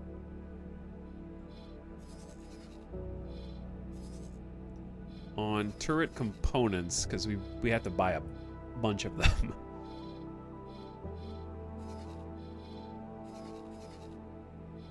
There's one up here in Paranid space, but it's kind of in really dangerous territory next to Emperor's Pride. Not very safe. Argon has actually one, but it's also in... This is very dangerous space. Morningstar 4. I think we've been harassed up there a few times.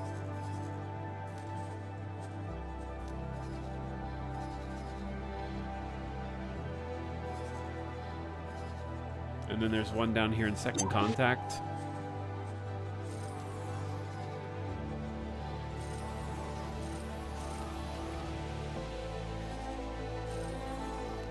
Other than that, not seeing much. It's like trying to read the Matrix. Silent Witness has one. I think that's it. It's kind of all we got. Ooh, wait a second. Profit Center. There's 3.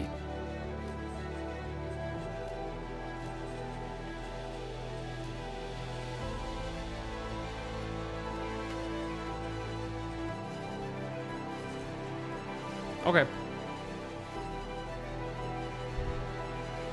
Yeah, that'll be enough to kind of get the ball rolling. So what we're gonna do is clear all of these. That way it shows us everything. And what's going on here? Is the Silver Sloop under attack? You okay, bud? Can I help?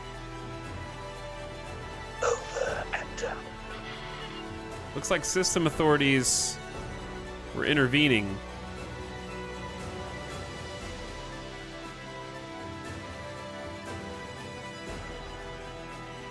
He's still he still seems okay. All right, he's good. Not really sure what happened there. I got distracted though. Okay, anyway.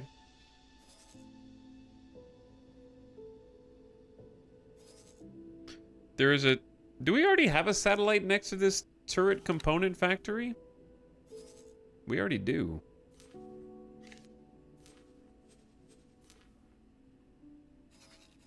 There's just nothing there? They just don't make anything? The turret component factories... Chat, turret component factories sell something called Bofu. What's Bofu? I'm sorry.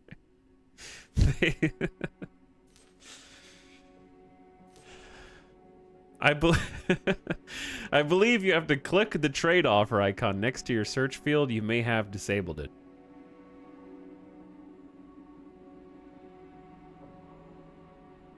Trade offer icon next to your search field. Well, yeah. I know that, but what I'm saying is, like...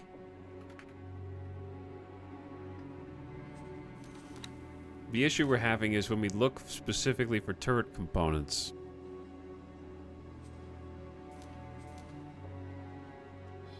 Nobody has any. So, like, even this turret component factory does not sell turret components.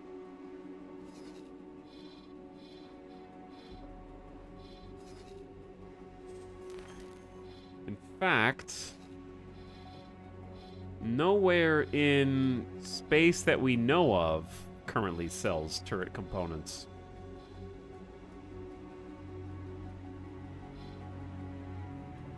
We are fresh out of all turret components.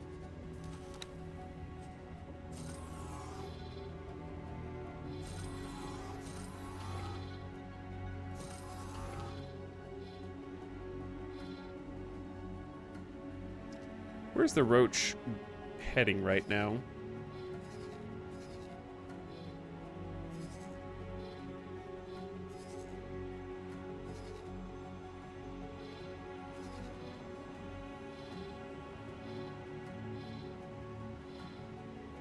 I don't know where the Roach is heading. I wish I could see... Actually, I guess I can see his orders. Information. I may have accidentally queued up multiple satellites, possibly. Might want to just give money to your factory and hope that some AI manages to get their hands on some. Yeah, that's true. Alright, we should go just turn in what we've got so far. Let's actually just get up and let the AI pilot through. Alright, we're gonna watch the AI captain do his thing. This is gonna be fun.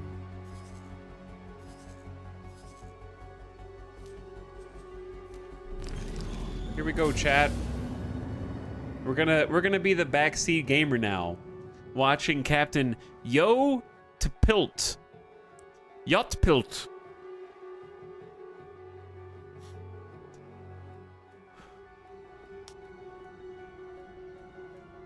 Yeah, otherwise you could supply a turret factory with its missing raw resources to make turret components faster.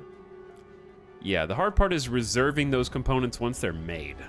You know? Because I think feeding them raw materials is solid, but hey, you have to guarantee that you're the one that gets them in the whole galaxy, which is harder to guarantee. We have new orders. Navigation! Fly to the following position. Acknowledged. They give orders to their crew? Acknowledged.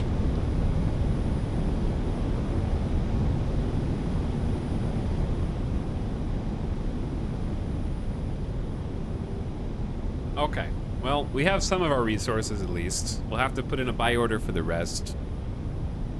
Hello, Neroxen, what's up? The true space trucking game. This is the true space trucking game. Very much so. The game has a neat economy. The turret factories could have harassed or poor supply lines, or the goods are in such high demand they get instantly reserved. Yeah. There's definitely gonna be bottlenecks. And sometimes you can capitalize on those bottlenecks. Like, we have the opportunity to do exactly what chat's saying, find those turret factories, while we're just flying over here. Like, this one right here, for example, right? And then we can trade with it and kind of see what it wants.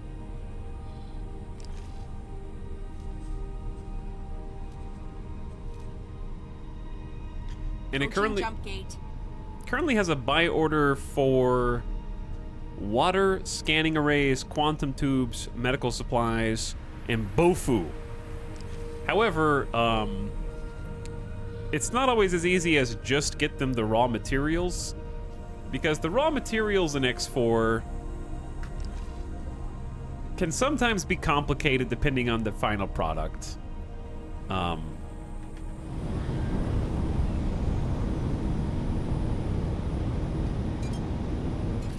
For example, here is a handy dandy X4 production chart.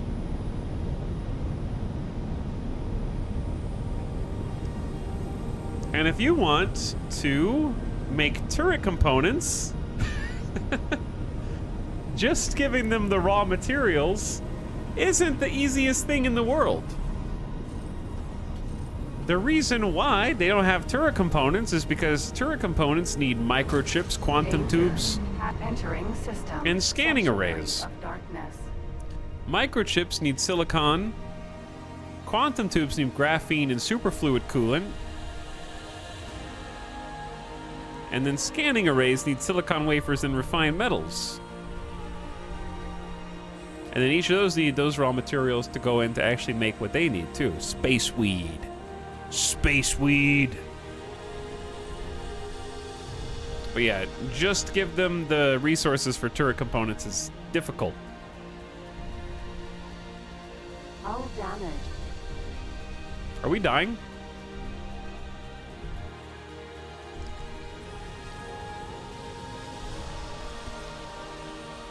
Bro! Where are you going? Jump gate. Kingdom end. 67 kilometers away, bro. Danger. Hazardous. I'm gonna have to save scum because Oh, critical. the AI can't magic to the other side if you're watching. The other ships are doing it.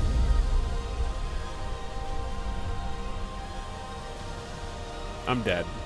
And it's the AI's fault.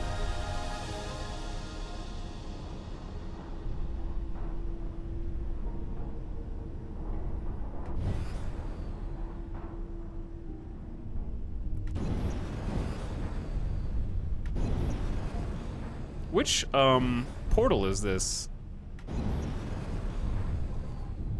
This is the portal that goes backwards, bro. Okay, so don't go through that one.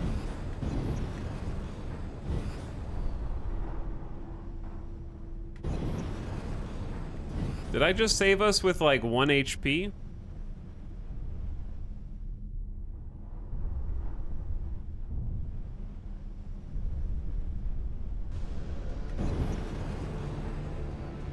I need my shields to come back online.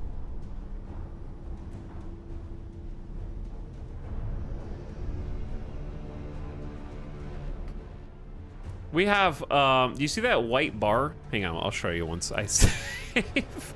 The AI just almost murdered us. This white bar, I think, is my hull integrity. I believe they're doing system repairs right now. I was able to take over while watching my novice pilot and turn us around in time to get us out of the lightning storm. So what I'm doing now is I'm following these little nav beacons that are blinking in the distance, and those nav beacons represent a safe passage through the storm.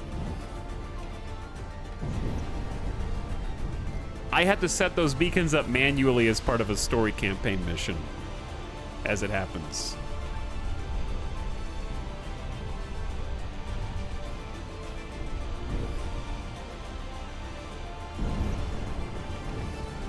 Chat, where are the rest of them, though?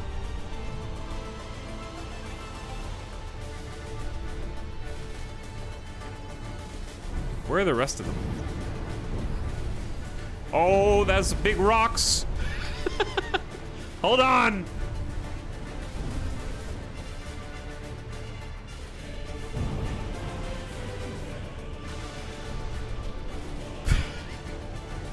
The blinkies are all the way over there. We have some shield now that can tank a little bit for us. There's what we're looking for. That little circle. There we are. Hey, what's up, Splat? Is it toasty in Vegas? The light coming through the windows looks like that spicy west-southwest light. It's all right. It's not too bad. Like, July and August was, very bad. But it's hot enough. It says 102 on the weather, but it's honestly, when it's 102 and someone who lives there says it's not that bad, that's because it was getting up to like 115 plus. It's hot outside, but it doesn't feel incredibly scorching to me. But yeah, it's toasty. The AC is on most of the time. Got that air conditioned life. How you doing, man? Hello, I'm Tom. Oh, you are? Did you ever play EVE Online? I did, yeah. Entering system. Great Reef. All right, let's get, I can't get auto, wait a second. Yeah, I can't do autopilot because I need to have my own guidance set up. Autopilot. There we go. Engaged. Anyway, yes, I did play EVE Online way back when. I want to say circa 2010. Long time ago. But I definitely put at least a few hundred hours in, I would say, which is nothing for EVE Online, I know. But I probably put like 500 plus hours in. Maybe more. That was like, I had that when it wasn't even on Steam. Let Yo fly the ship. Nah, he almost got us killed. He can sit in the back and watch. That being said, I gotta do either wait until the ship naturally repairs itself, or we need to take this to a shipyard and get it fixed up. It'll take a while for it to get fixed over time. What I did in EVE Online, the way I occupied my time, I was a scalper. I would just, I called myself a trader, but I was scalping, dude. That being said, what is trading if not scalping? Buy low, sell high.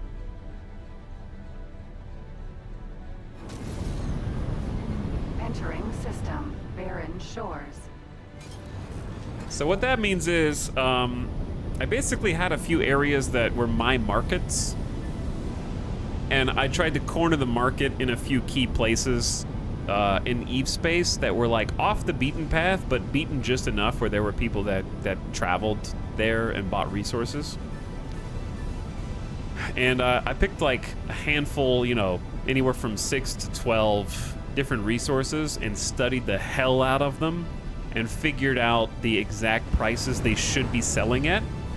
And anytime they were like 20% below my internal metrics for what price I thought they were supposed to be selling at, I'd scoop them up, you know, if they were like 25% under that, and then relist them. So basically, I just controlled the price on like a dozen products and found what people were willing to pay for different materials. Did you have your own spreadsheets? No, I didn't have any spreadsheets. I just did it all based on gut. I'm actually really good at that kind of gameplay, and I wish there was more video games that allowed me to embrace that side of myself, because I really enjoy trading a lot. I did it in SWTOR as well. Played the auction house in the Old Republic.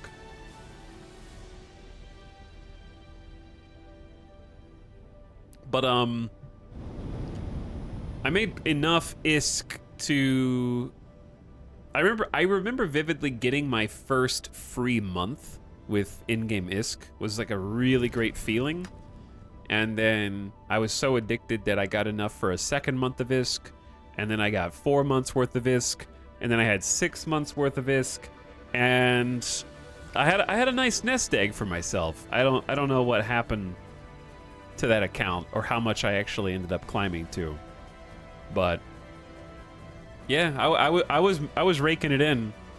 I definitely had at least like a 6 month of free sub nest egg, and then I would just spend the rest on riskier transactions. So it was fun. I enjoyed it. Docking granted. And that was my game. Like, that's how I played. I didn't care for combat or being part of a corp. I just wanted to be like a lone trader in space and see what I could do all by myself. It was a lot of fun.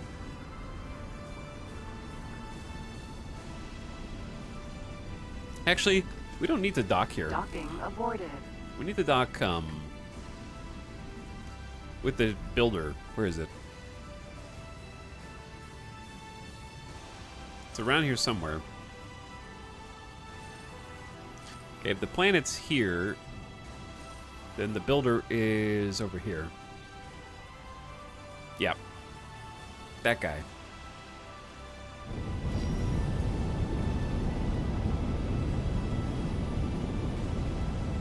This thing holds resources for us and raw materials, and then applies them to our station construction, which in this case is some silicon wafer refineries.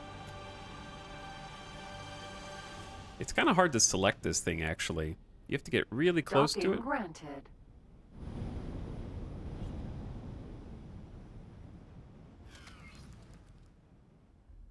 Like it's big enough to take much larger ships than the one that we have.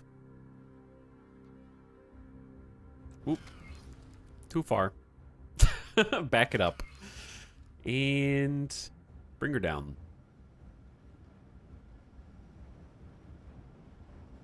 Perfect. All right, I can see chat again. We're out of the stress.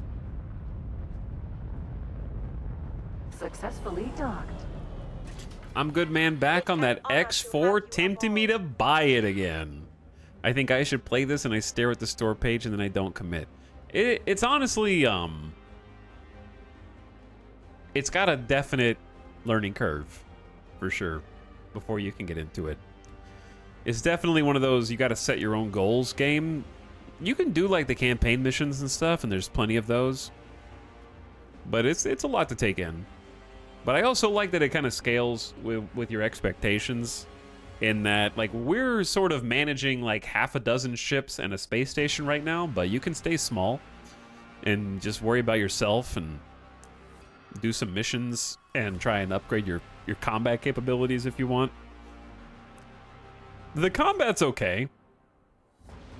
Like, I used to think that the combat was bad, and then I played Starfield, so it's actually pretty good now that I've reset my expectations. And then you got the whole economic simulation side of things. And you can be like a trader if you want to. Like, we did a whole campaign where we were just space trucking.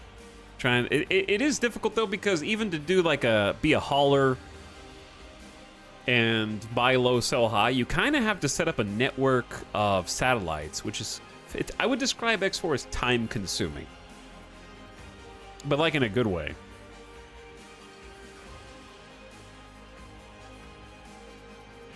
I like it a lot. Tox, what was the first video game you ever played? I can't definitively answer that, but because my brain wasn't developed enough yet to remember. But I know that it was something on either NES or MS-DOS.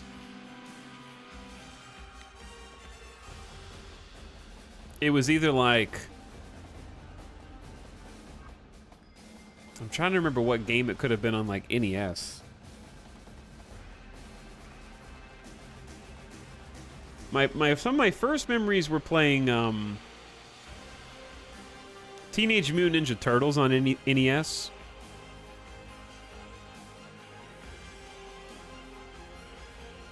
I love that I searched for I just searched for NES TMNT, and the first suggestion for what to search for is, why is TMNT NES so hard? That game was hard as shit. Like my only memory of it is hearing like Big Apple and playing the mission and then dying to the boss and then playing the first mission over again, and that was the entire game to me. It was so hard. So I don't think I even got past like the second level. But yeah, that's one of my first memories. So if I had to choose, I would say TMNT on NES. I still want, Chad, anybody seen the new Ninja Turtles like animated movie that kind of looks like Spider-Verse? I heard it was good. There was like a social media post about it that had one of the edits. It was like the montage scene. If you're like, Chad, if you're like, what the hell are you talking about right now? YouTube Teenage Mutant Ninja Turtles montage scene from the new movie. You'll see what I'm talking about. And I was like, damn, I want to see this now. I went from I don't really care at all to I'm going to watch this movie.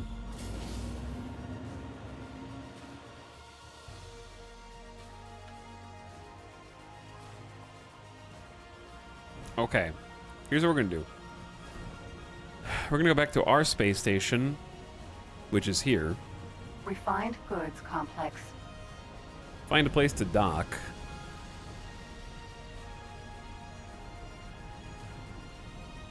And we're gonna have to set up a buy order for the turret components and hope that it gets filled. Me and the wife went to watch it at 11 p.m. showing. It was fun. 11 p.m. showing. I'm too old for that, bro. Get me in that matinee.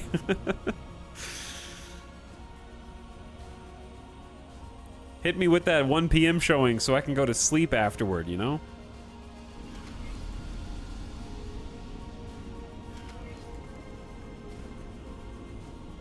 Also, ticket prices and whatnot. Excuse me, is this not lined up? There we go. Dinner at 4, bed by 7. That's the way, Rabbit. That's the way. Successfully docked. We had a Sega game called Vector Man. I could never beat the first level. I had a Sega as well.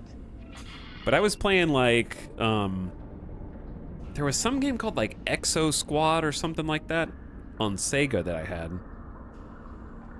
And then Sonic, obviously. And then I had Aladdin, Sega Genesis, and that was another one of those games that was just incredibly difficult.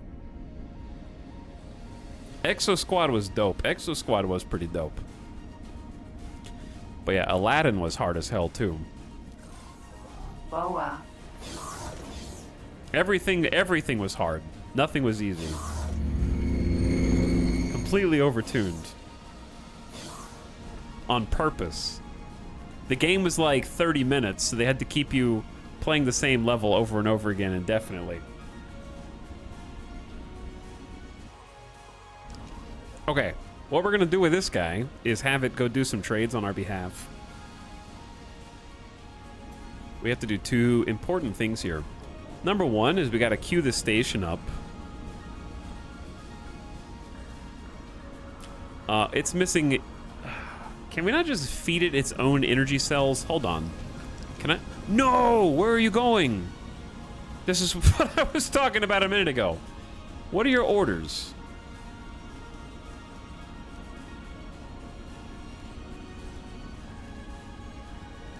Dock here, you nerd.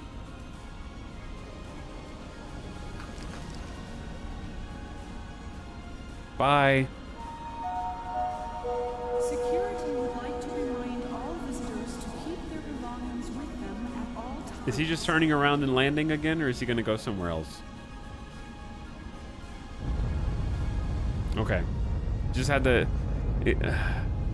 when your dad lets everybody out of the car and then has to go back it in because that's how you get out of the parking space faster.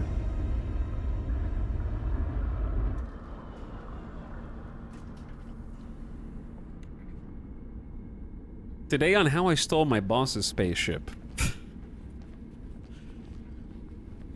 TMNT is a very solid 3 out of 5. Are you just saying that because that's what other people said?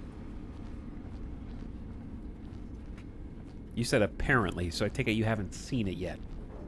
But thanks again, Naroxen, for the 30-month sub. How you doing, Naroxen? And what up, Vitate or Votate?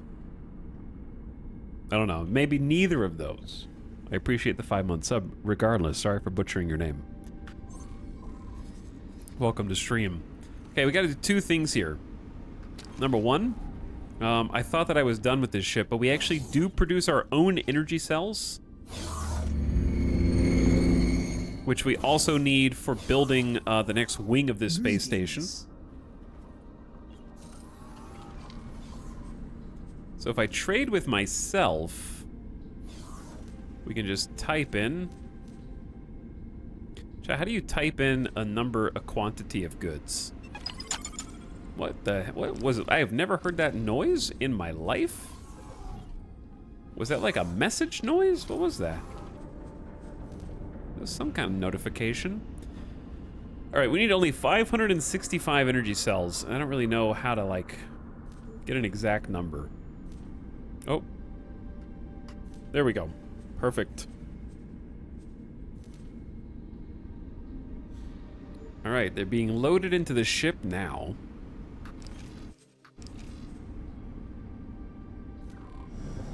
And then we just need to take those manually. Even though they're on the station, they can't be used for building purposes yet until we take them to the builder itself.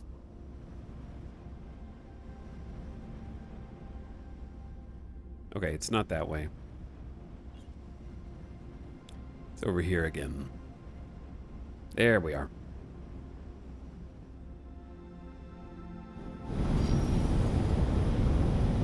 Sounded like a trade complete alert. It sounded like something we just need to go to the notifications and check, probably.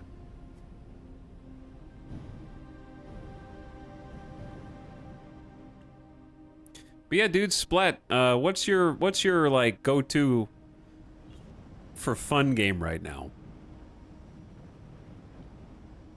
Which one's always got your back right now? Docking granted. While I try and line this up.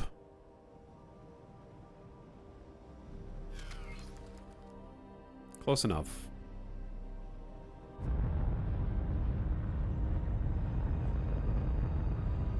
Okay, and then we're just gonna need turret components which aren't being made Successfully docked. anywhere, it seems like. It's an honor to have you aboard. Trade complete. All right, yeah, they got everything they need except 504 turret components. So I am gonna hide these Steam notes, which are really cool, and figure out how to handle this. I think the way we handle is we go to like plan the build, and you can see we got all components for our expansion except for this. So I think we can just do like a buy order and give them money. So the estimate to buy all resources, they need 193K. So I'm gonna give them 200 grand. Confirm and accept. Oh, I guess if you accept the estimate, then there we go. Available money for construction, 200,000. So now my manager of the station can set up buy orders to try and buy turret components, but that requires there to be turret components to buy, which is the hard part right now. There's not really any.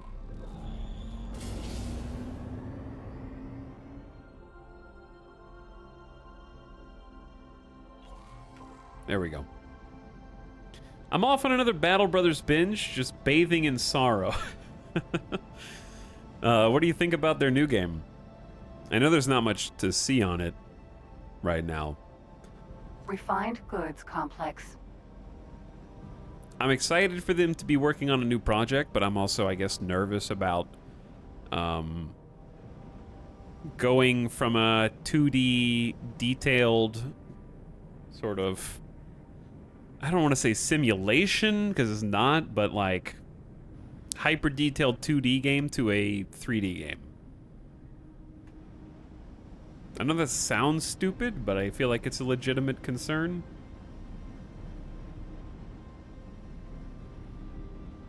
.3D turn-based games are hard, shall we say. And there's very few that I've played that I was like, this was a worthwhile endeavor. I didn't say there weren't any. They're just usually the behemoths that you think of, like the obvious ones. XCOM, you know. Stuff like that.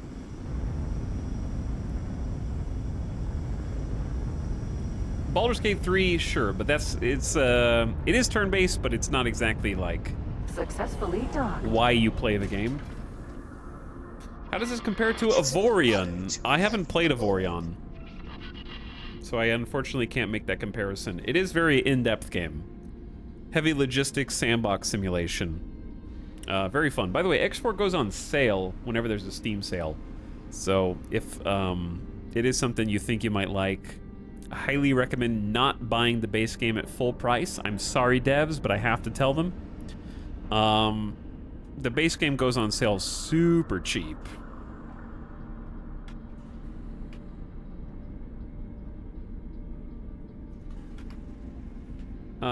The internet says X4 frequently goes on sale. Okay, maybe not super cheap. 35% off is not as super cheap as I thought.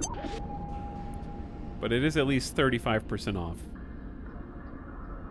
I thought it was more for the base game.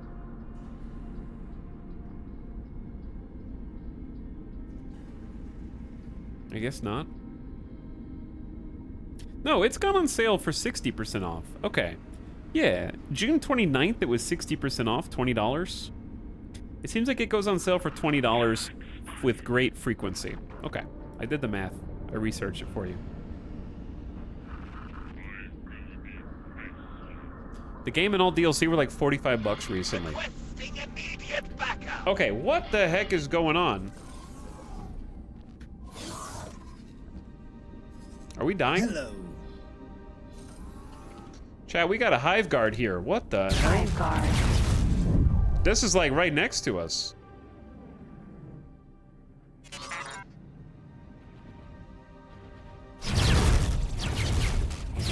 It's like attacking. Holy moly.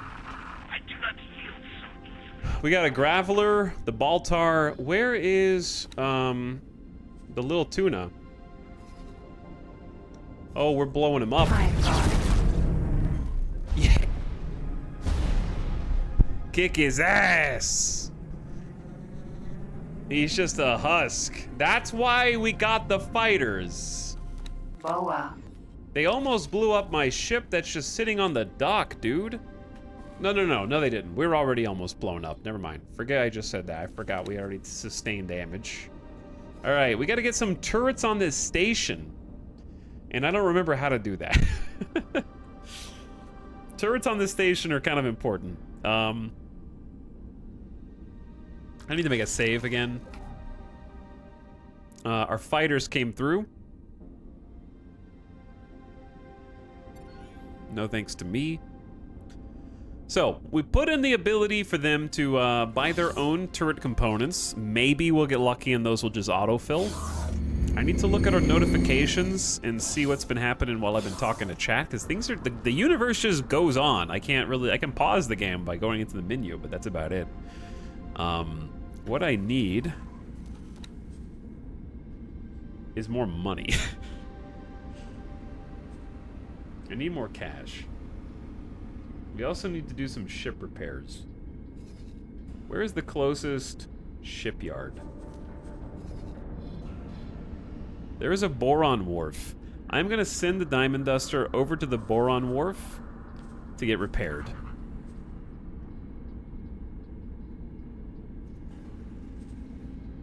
Which I, of course, remember how to do. It's 50,000 credits for this repair. Okay, but we need it to happen, so... I'll wait for you to tell me to take off. Yeah, you're good to take off, friend. I had previously told him to dock and wait. He should be undocking now, though.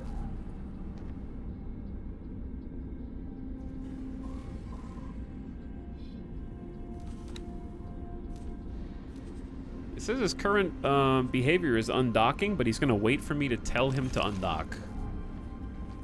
Maybe he doesn't want to leave me behind, and he thinks that he is gonna leave me behind. How do I do that?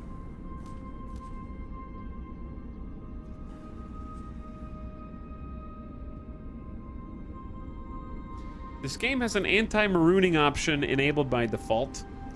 Yeah, how do I tell him to go ahead and execute the order? I used to know all this stuff, and now I don't remember. Normally you go up and click on him and tell him to do it, but I don't want to be in the cockpit. Compared to Avorion, this game is much more building and economy focused and less combat ship customization focused. True. Right-click the ship, proceed with current order. Egosoft would like to thank you for buying their product. You're welcome, Egosoft. Proceed with current orders. Good call. Appreciate it. And there he goes. Okay, and he has an escort. So we're just gonna chill on the station for a bit. We need a few things, 3 things for our station to make progress in this campaign. Number 1 is we need those resources that we can't find right now in order to finish building the new production arm of this facility to create a finished product called silicon wafers, which is a basic product, but still something we can trade and make consistent cash. 2, we need another transport ship that can haul those things, because we have these docks so the AI can send ships to fulfill buy orders and buy silicon wafers, but we need to be more proactive. We can't just wait for them to come all the way to barren shores. So I like to have some transport ships to take those things and sell them remotely. So that's the second thing, we need more transport ships. The third thing is we need defense. So we have like 3 fighters right now. 2 of our fighters just help to protect us. Falcon, Vanguard. How do you do like the better camera here? I mean, this is the camera. I don't know how to do free cam. There we go. This is one of our fighters. It's kind of a tanky boy. He doesn't really do very much damage. This was like the first one that we bought. And they are capable of taking out small threats, like the one that just attacked our station. But they're not going to be capable of doing much more than that. So we're going to need additional defense ships to protect the station. And we also need turrets built into the station, which I don't remember if we are already doing or not, or even how to do. I think we are.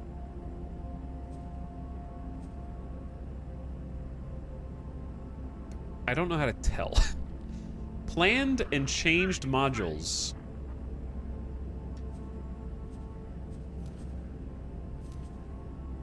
Argon solid storage, container storage, container storage.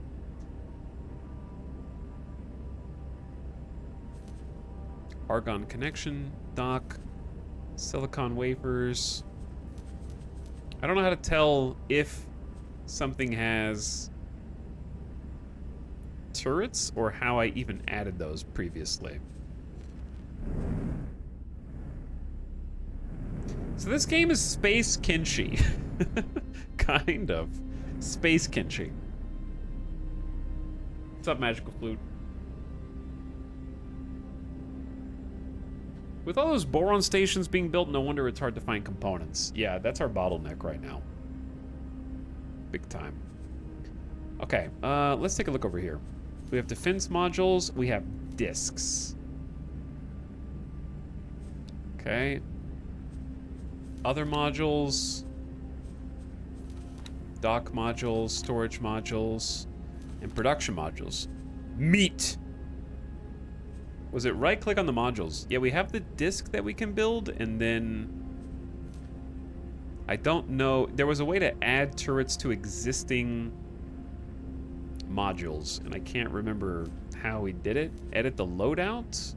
Oh, yeah, no, maybe we did queue up some of these, because I see flak here.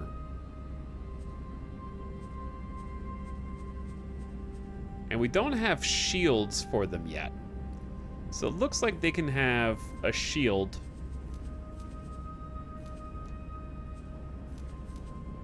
But we don't have any station shields, because the blueprint was expensive, I believe. But we'd be putting like medium flak turrets. So past me did queue up turrets, and that's probably why we need turret components. When you say it out loud, it makes so much sense. But when you haven't played in 3 or 4 months, I was like, turret components, what the hell are those for? Never seen those in my entire life. What's his name? This dude? This dude is the Graveler. We called this ship the Graveler. My current fighters are the Baltar, the Graveler, and the Little Tuna.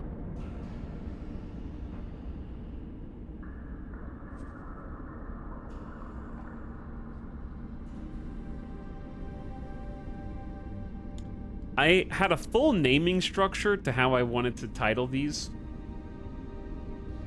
Why are these both 002?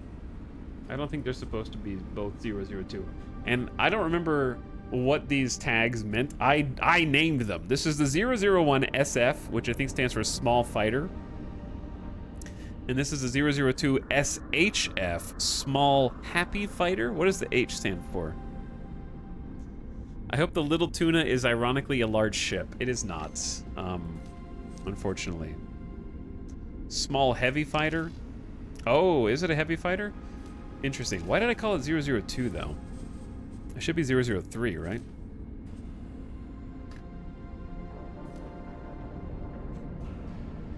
Because it's the third ship?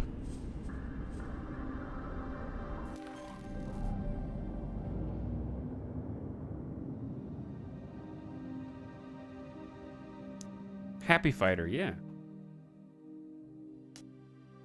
But this is the Little Tuna. This is our, like, primary ship. We're just letting the AI fly right now.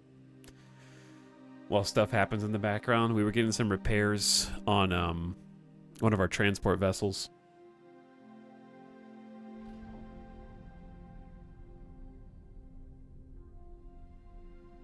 But what's up, Lord W?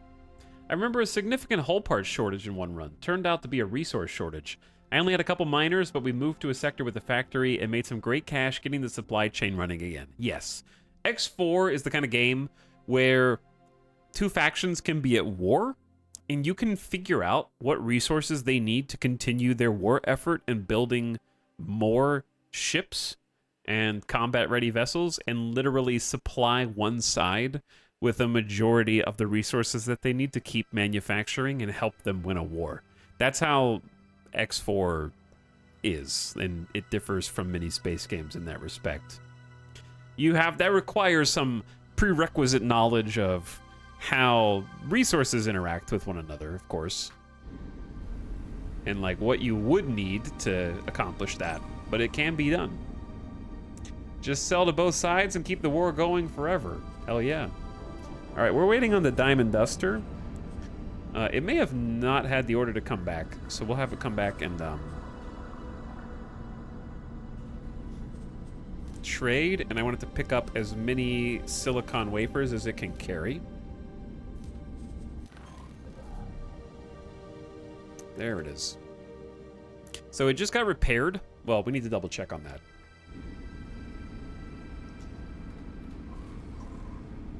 Yeah, it got full repaired. We're poor. We only have 43,000 creds. We're doing our best. And most importantly, our station is full of stuff. So at this point, what I'd like to do is we have a few mining vessels, 2 medium, 1 small. And I want to get them landed on the station.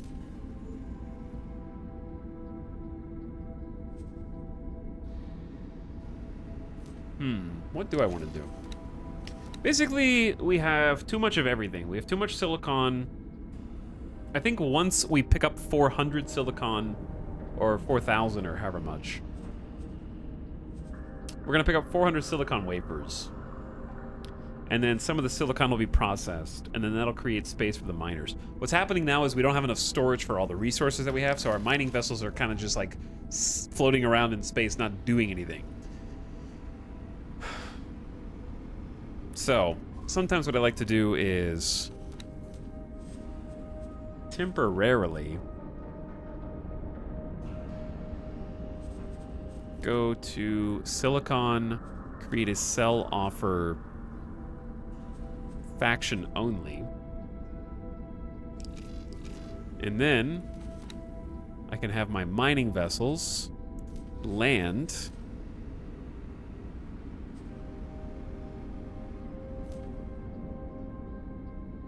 How do I get the station? Oh, I may have done it wrong. Hold on.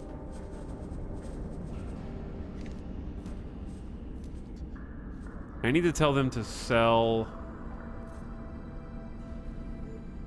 a lot. There we go. Okay. I knew I was forgetting something. Okay. Anyway, my mining vessels can double as raw material selling vessels in a pinch, and this is a pinch. So I'm gonna have each of them land on the station, load up on raw silicon,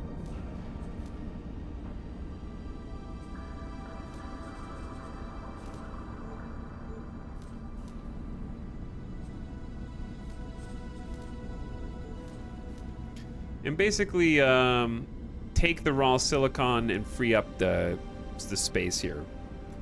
And then what we're gonna do is go to trade overview.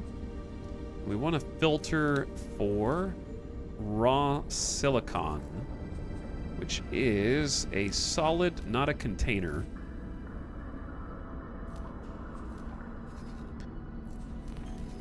And then we want to zoom out and find someone buying silicon right there. 151 credits. Good deal. And then each of our ships, we're going to right-click, say sell all your silicon. And then go back and dock at Skipping Stone.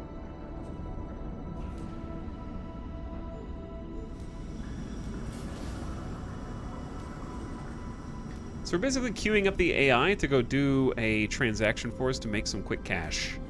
And also free up some space. And it will make our ships productive so they're not just sitting around waiting for something to free up. And we need money anyways, so raw material sales are good. All right, and you can actually see those mining vessels coming down now. So this is one of them. Unfortunately, transport ships cannot move raw minerals. Transport ships have container storage. Raw minerals are solid. They don't go in containers. So we have 2 docks that are capable of housing a medium vessel like this one. This is not even the biggest ship in the game. There are large and then extra large ships. This is small by X4 standards.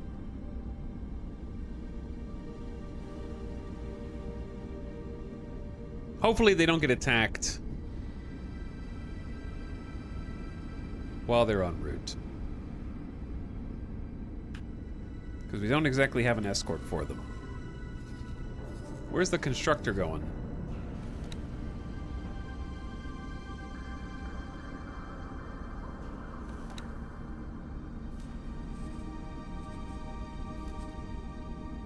Still waiting on turret components. Why is the constructor moving?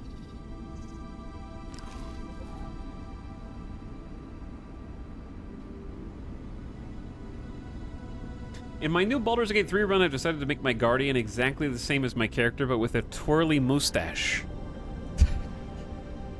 Evil Abed?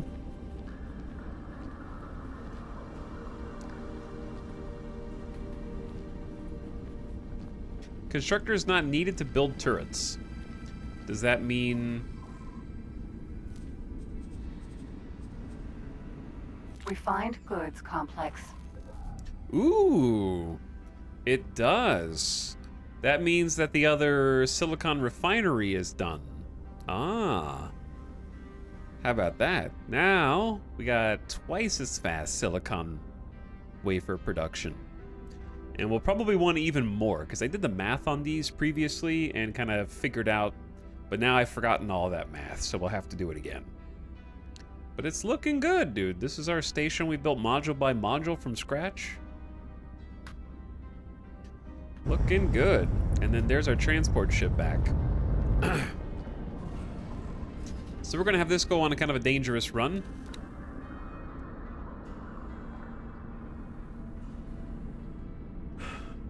I'll probably man this mission myself.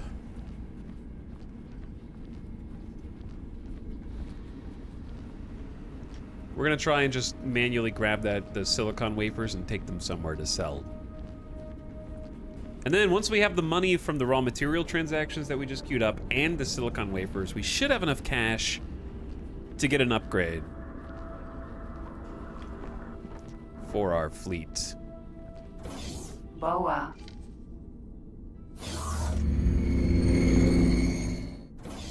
But yeah. Is this a comfy Greetings. space game? This kind of is a comfy space game unless rogue AI decides to kill you, which we've already been attacked once today. Okay, how we doing on trade? We got 400 silicon wafers. Our cargo is full. 7,500 meters cubed of cargo. And what we need is to find someone who will buy it. Silicon wafers are container storage. So we will filter for that. Zoom out a little bit. It turns out that the Boron are buying silicon wafers.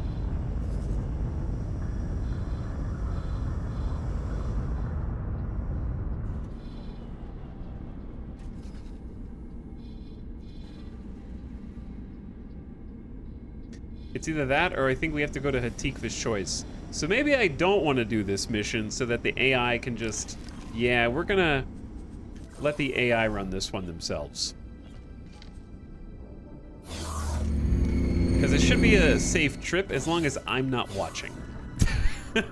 So it can simulate traversal through the lightning off screen. Yeah, that's a good idea. Okay.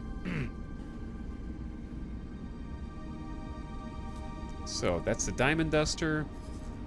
You go sell over here, 419 credits a pop. That represents 167,000 credit transaction. Omega profits. And then we want them to come back and then dock back here. Whoa, what mod removes the loading screen for leaving the ship? So many Starfield jokes today.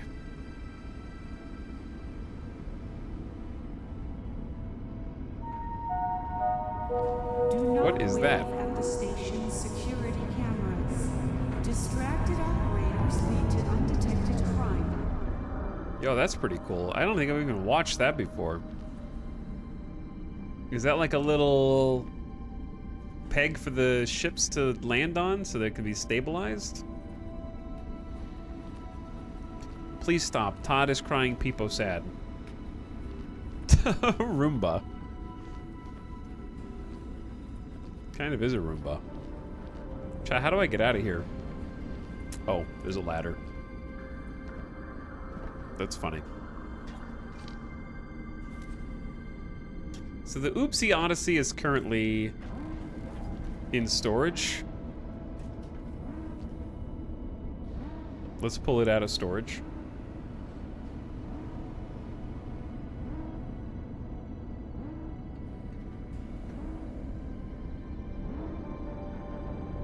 Big. Very big.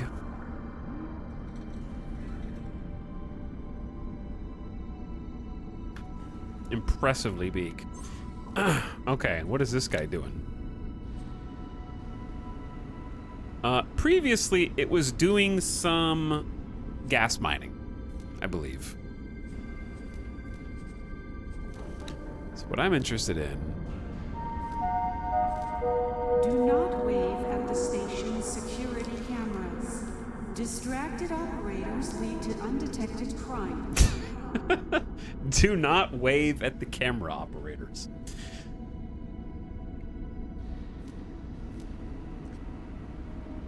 Hydrogen, helium, and methane. Hydrogen, helium, methane.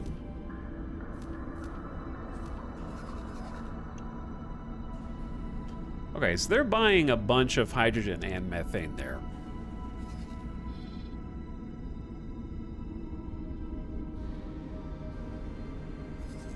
At reasonable prices. Let's start with hydrogen then. Okay, so Oopsie Odyssey, we're just gonna give you a hydrogen I'll mine. wait for you to tell me to take off. You're good, you can go ahead and take off. Proceed with current orders. I guess I could tell you to just do local auto mine, right? and choose, and that would be easier.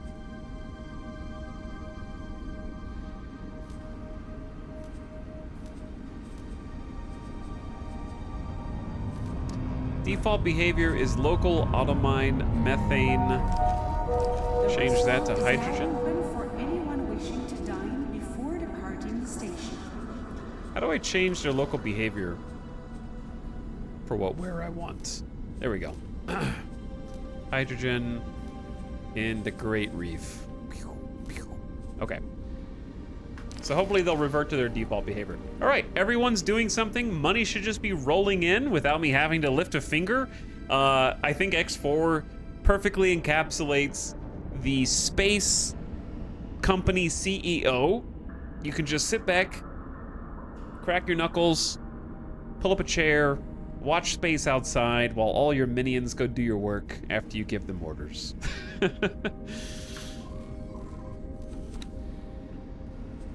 Because we've got 4 separate ships going to make trades for us automatically, all AI piloted. We're defending our station with a couple of fighters. We've got the gas miner going out, and it's going to start doing its own thing automatically.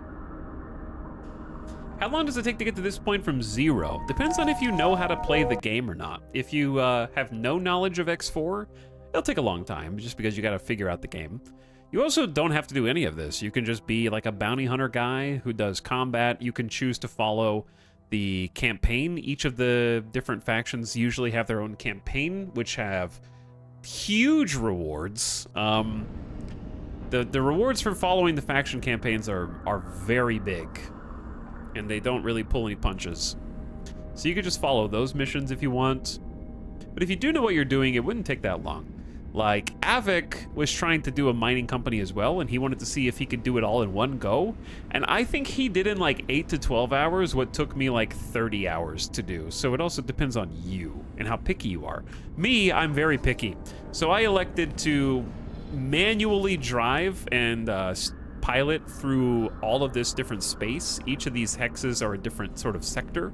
And I wanted to go just see what was in space and which factions were where and kind of map and chart this out for myself, trying to look for a place that has a significant quantity of resources, which I eventually found. Resources here for ore and silicon are just super rich, highly dense in silicon and ore compared to other places.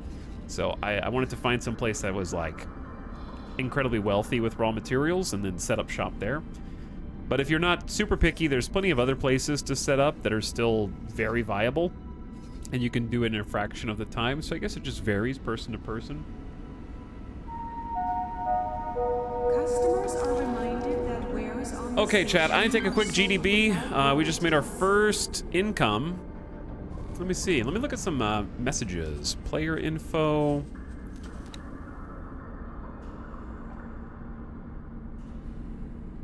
Where are these low priority? Queen inaugurates the Sanctuary of Darkness Highway. In an unusually decisive move, the Queendom of Boron unveiled the latest addition to its highway network. This megastructure, the plans for which appear to have been drafted at speed after the reactivation of the Kingdom Inn jump gate, now spans almost the entirety of Sanctuary of Darkness, a notoriously dangerous and inhospitable sector that now lies in the heart of the Queendom's territory. During her exhaustive inauguration speech, Queen Polyphetes took the opportunity to recapitulate over the events leading up to the reunification and personally commended the commitment of several foreign actors who were instrumental in facilitating this new era of entanglement. That's me. We did that. The address was delivered to members of the Boron Press, select correspondents of the Alliance of the Word, and various guests of honor, including the Royal Council for Redevelopment of the former provinces adrift. Basically, the short version is the Boron storyline was there was a contact that we reached out to, and we found a section of rogue Boron space. After we talked to them, they revealed that they had been cut off from the main heart of their empire many years ago. And the complete campaign for the Boron revolved around being able to reconnect the warp gates between the long-lost Boron and their original empire. So we succeeded in reuniting the two groups, And now we have the ability to go to the heart of Boron space, and that's when we got access to their ship designs and blueprints and stuff like that. So this is sort of like a debrief on all of that information, basically like the results of your efforts. So in this case, it sounds like they're actually making a superhighway through Sanctuary of Darkness, which is really cool, because right now, that's the place we almost got blown up in, and we had to do a 50,000 credit ship repair because of the lightning storm. So if they make a superhighway that goes from one end to the other safely, then you can just hop on, and it'll go meow, and like take you all the way around. And that sounds like a really nice, like, environmental progression system, if I'm reading it correctly.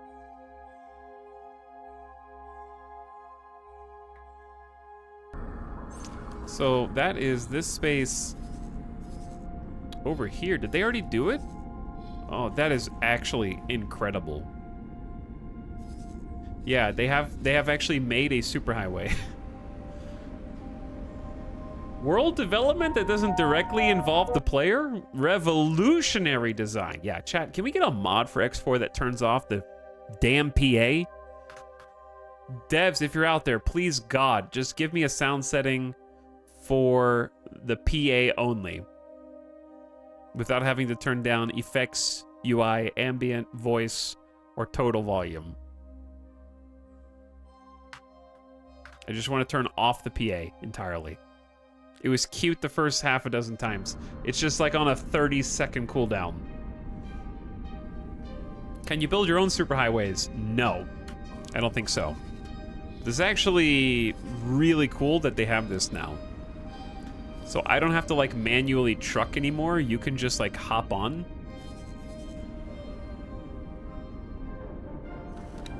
Is Tuna doing it? You might even be able to watch him do it now. Let's go to the live stream view. So this is that red lightning space. And they hop on and away they go. Noom. It's that blue. It just carries you all the way end to end at extreme speed and completely safely.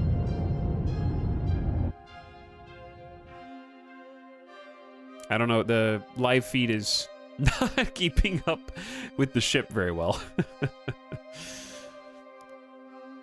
Maybe it's because I'm watching. All right, I'm gonna hop off. AI doesn't like it when you watch. It makes them nervous.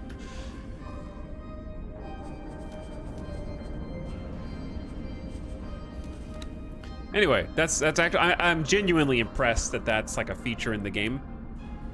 That they kind of have like a time-gated Customers are reminded development. that wares on the station are sold without warranties. I am genuinely impressed. Okay, the other thing I want to check is my transaction log to see where the money is.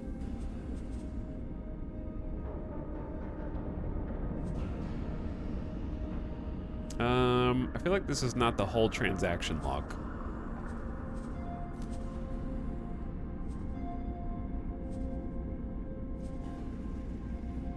Or maybe everyone's just still going where they're supposed to be going. Boron War, 50,000 credits was the repairs that we just did. But I swear I just heard money. Maybe not, we only have 43K. Okay, chat. What I'm gonna do is while all my ships are flying where they are supposed to go,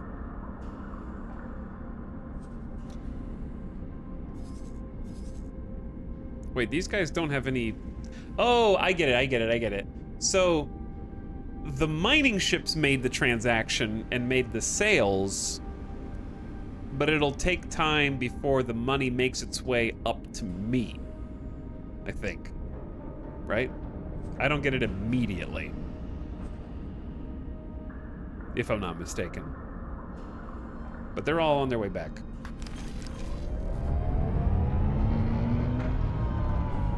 The money might be in the station, yeah. The station will try to fill its account first before paying out to you. All right, anyway, I am gonna mute the game and let you listen to this. I am gonna step away for a minute, go grab a drink, grab a snack, take the dog outside. Thanks, KO Fishy, for the 27 months of sub. Appreciate the $5 sub. Welcome back for one more. Hi, KO. All right, I'll give you guys the view. There should be some ships coming back to land, so Actually, I got a better idea. I'm just going to give you the system live stream. We're going to quick save here in case something bad happens while I'm gone. Hopefully nobody blows up in my absence.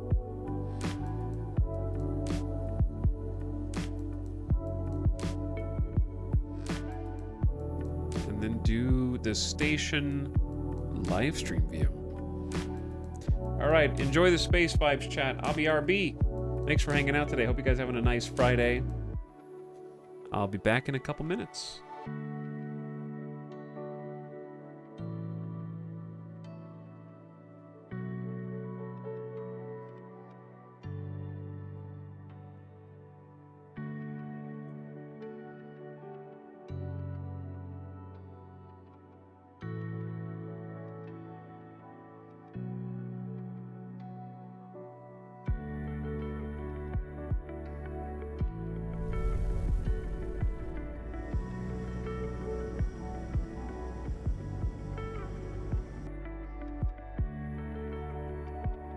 Attention all departing pilots. Pirates have been seen in the sector.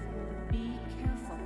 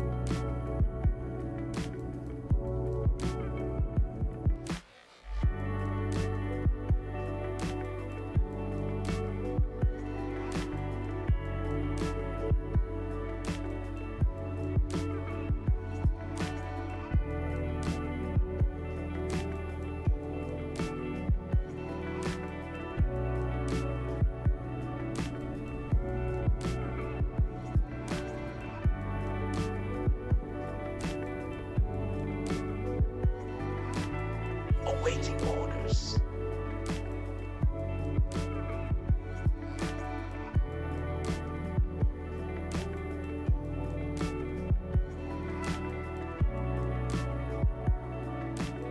Warning.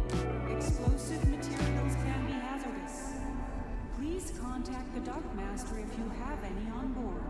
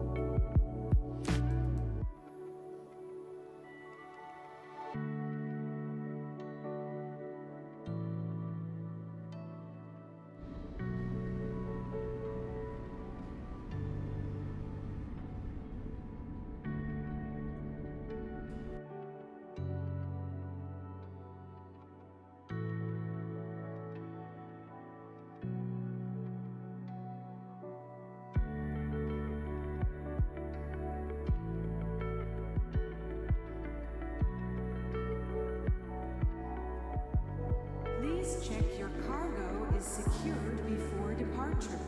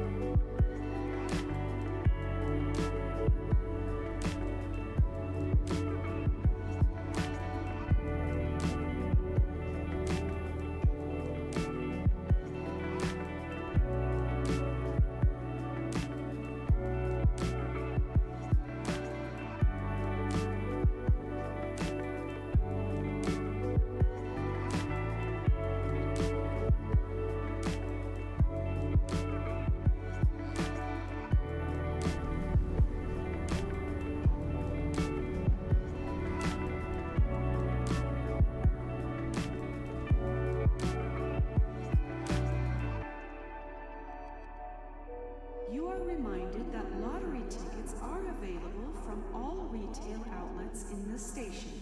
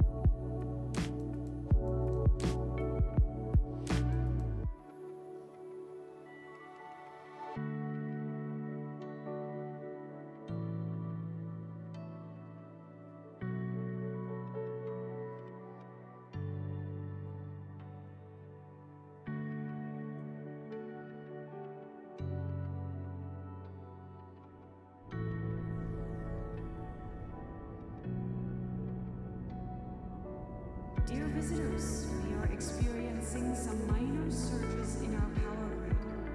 Please excuse any inconveniences.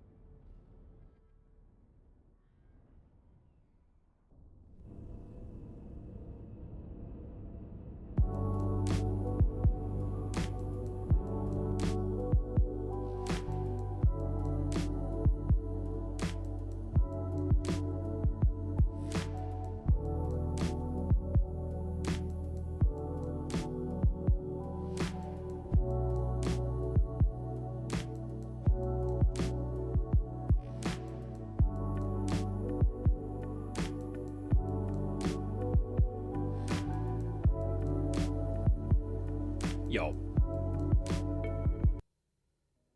What's up? What up? Wrong song.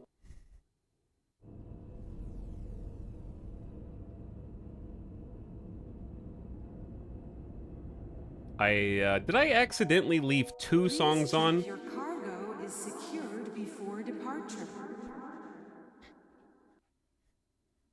I may have left two songs on. My bad. You don't like hearing, like, multiple musics at the same time? Are you serious, bro? All right. Where are we at? We only heard the BRB song. Well, that's good. Oh, because I muted the Spotify. Okay, never mind. We're good.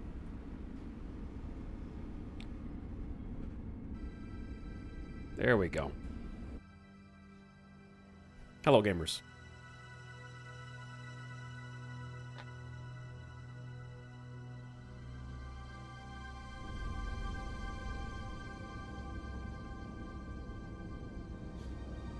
King Cakes, did you just ask a question while I wasn't even here? Is the reason you're playing this because Starfield gave you the taste for space games? There's a lot of reasons why I'm playing this game. The easiest answer is I just felt like it.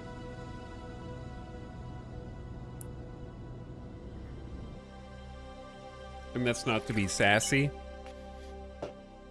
It would just be like trying to dissect the human brain to understand.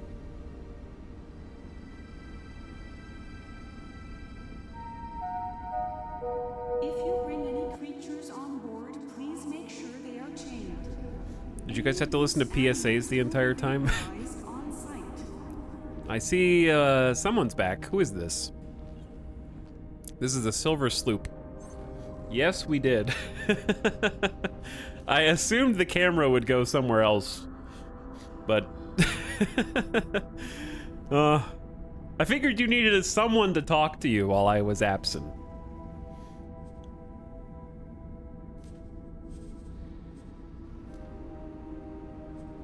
Okay, we're gonna go mine for Commander again.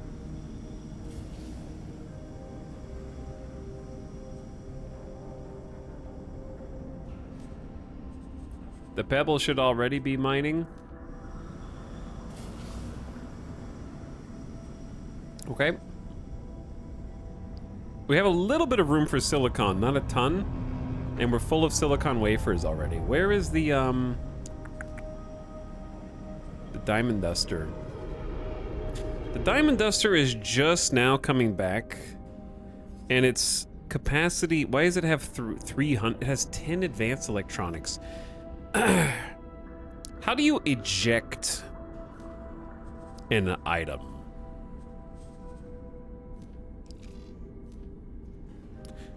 From a compartment. I don't know, we'll figure it out. Okay, we need to get off of this station so that the PSA stops. But no, I did say earlier that I did have an itch for space games, or just being in space, and Starfield did not scratch the itch. So I don't think that it created it. I think it just didn't do anything for it. There's not a lot of, like, regardless of how you feel about Starfield, even if you love it a lot, I think we can all agree that space gameplay is not the focal point of the game. So I don't think that's a controversial take.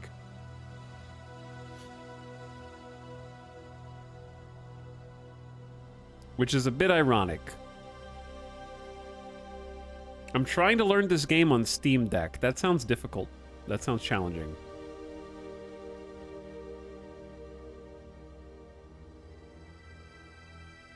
When I played X4, I got mad because my huge mining fleet mined out a really rich region of space, and there were so many enemies that kept coming out of the asteroids. Got frustrated and couldn't get past that. Sounds like a skill issue. Just kidding. It depends on where you go. One of two things that happen to you, it sounds like. A, if you go too far in one direction in any of the sectors, like if I started, not Sanctuary of Darkness, if I started like here in Barren Shores and then went to the edges and then kept going past the edges too far, you do get more pirates that sort of spawn in on those edges. And I think the premise is that they want the game to be infinite, but they want it to feel infinite, but not literally be infinite. So it will just kind of generate bad guys, I think, when you go too far away. And they get progressively more difficult, perhaps, the further out you go. So you may have done that. Or the pirates may have just been really strong in your campaign because they do have actual faction mechanics where they need resources, and they may have just been winning. Security doesn't patrol that far out, yeah.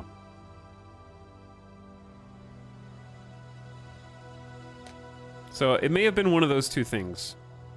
Because if you were just in civilized space and still getting your teeth kicked in by pirates, that means the pirate faction was really strong. Or you may have even accidentally settled next to a faction you didn't know was there.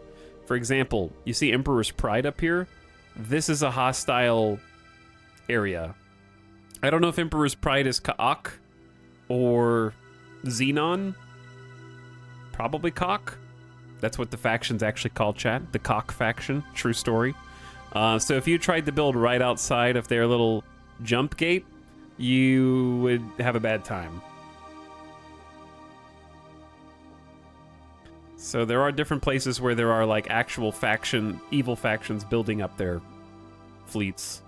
And that's why you can actually see the Paranid have a full like royal squadron out here trying to guard the gate. For example.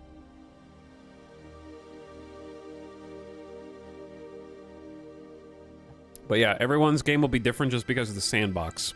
And over time, things will change and shift. So you are on a bit of a timer, but I don't care. If I ever lose my game, too bad I lose. You know, I'm not gonna rush. It's all good. I just want to chill and understand more about how to play. I'm allergic to chilling to understand more how to play X4. It's too bad. Bless you. Thank you. Thank you, chap. Okay, we actually have some creds now. We have 300,000 credits, which is nice. Our transport ship is on the way back to be with us. It loves us and wants to be with us. It's going to be a while before that happens. Little Tuna is escorting it kind of far behind it. I don't know why it lags so far behind, but it's there. The Roach has actually caught up and fulfilled all of the orders that we have given it. While you're here in Profit Center Alpha, my friend, why don't you set down some more... Oh, we're out of satellites. Huh. Luckily, we're next to a wharf. So we can actually upgrade... This is the ship I started the game with. It's a piece of crap, but it is good for one thing. Laying down a satellite network for us remotely. So that's what we're using it for. To that end, I like to buy a ton... Oh man, this is going to spend like all my money. 25 satellites is like 100,000 credits. All right, we're going to buy like... We need to be making more money, chat. We'll have to come back to this little guy. I don't have enough cash to support that right now. Let's just have him dock and wait at the Teladi Wharf so he's at least safe. Did the game improve the mining ship AI in the last 2 years or so? The AI in this game is what you tell it to be. You have to program it to some extent. So, I guess that depends on what you mean.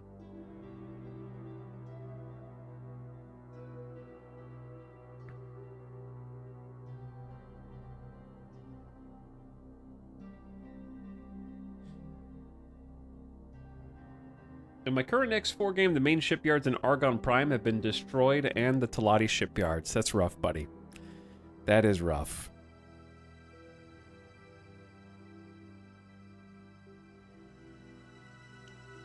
Okay. Where are we? We need to figure out how to keep a constant flow of traffic. We need a transport network, because nobody's coming to us to buy silicon wafers.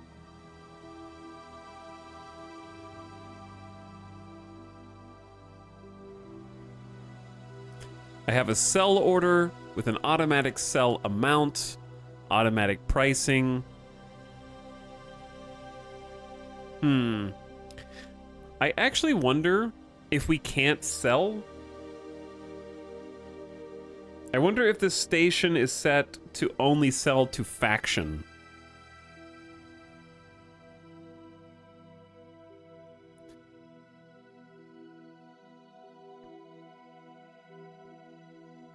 Okay, Chad, this might take me a minute to remember how to do anything in this, so give me a sec. I also wouldn't mind some help here. How do I confirm what the station setting is for buy and sell orders? We have information and individual instructions. Okay, we have station trades, global setting, global setting, global setting, global setting. Okay, how do I check my global setting for trades? Because there's a non-zero chance that we made it weird previously.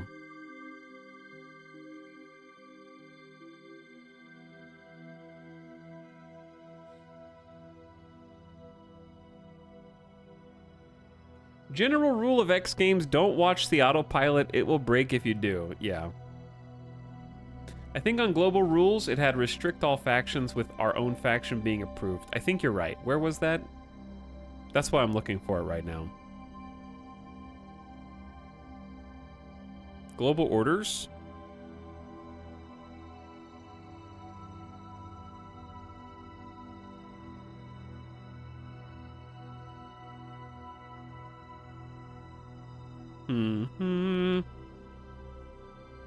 Is it on this screen or on a different screen?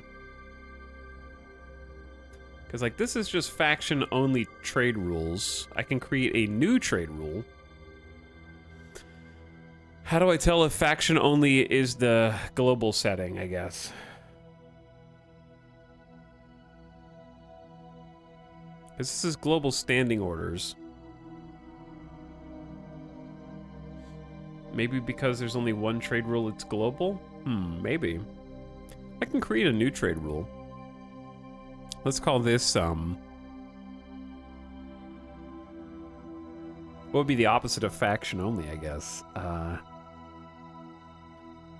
Trader friendly. I don't know.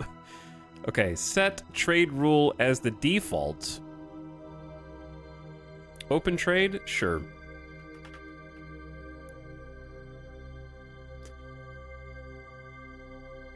Open trade for station trades.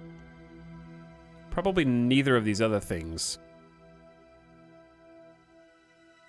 Additionally restricted factions. So, if I pick certain factions from here, it will stop selling to those factions in particular, correct? So, like, who are some factions? Like, obviously not Xenon. Obviously not Cock. I don't remember who the other bad ones are.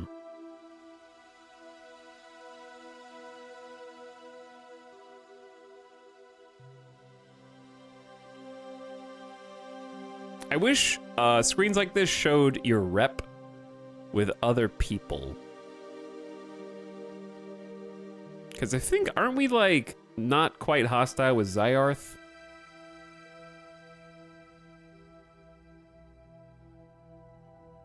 And then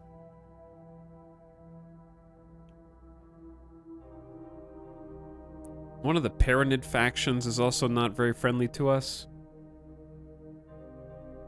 Yaki and Scaleplate can be. Which people are those?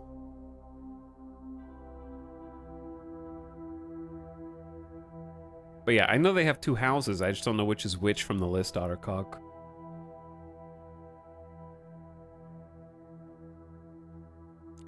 Okay, we can always add factions to them.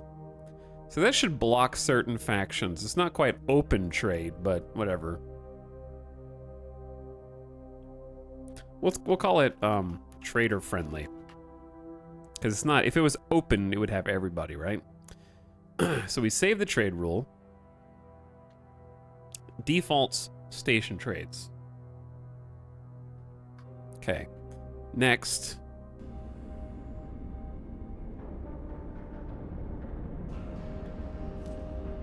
We need to set up the trade rule for you. Trade restrictions.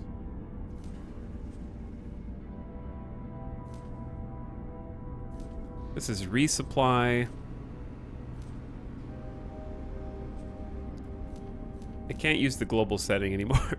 Automatic resupply of subordinates. I've turned this off and now I don't know. What is the difference here in high, medium, low? I'm gonna forget this is here, but I can't left click this again. Blacklist for subordinates, sector travel, global setting, sector activities, and trade restrictions. Attention all departing pilots. Pirates have been seen in the sector. Pirates Be are in the careful. sector? Right now?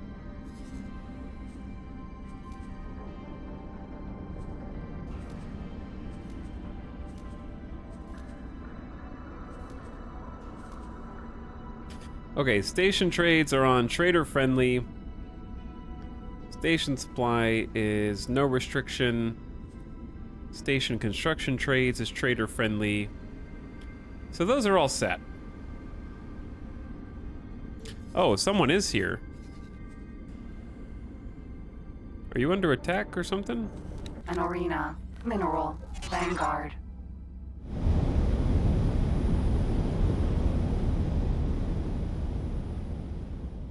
What am I missing? He had like an alert flashing and then it was gone.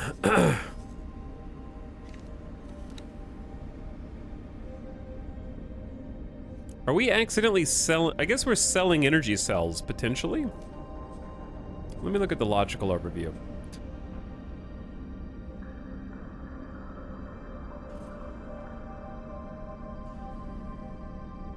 Automatic storage allocation.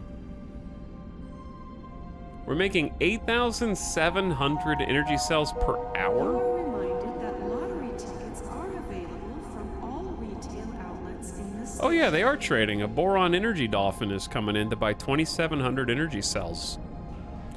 Okay, yeah, no one was able to even come trade with us because I had trade restrictions on this entire time, so that's been fixed.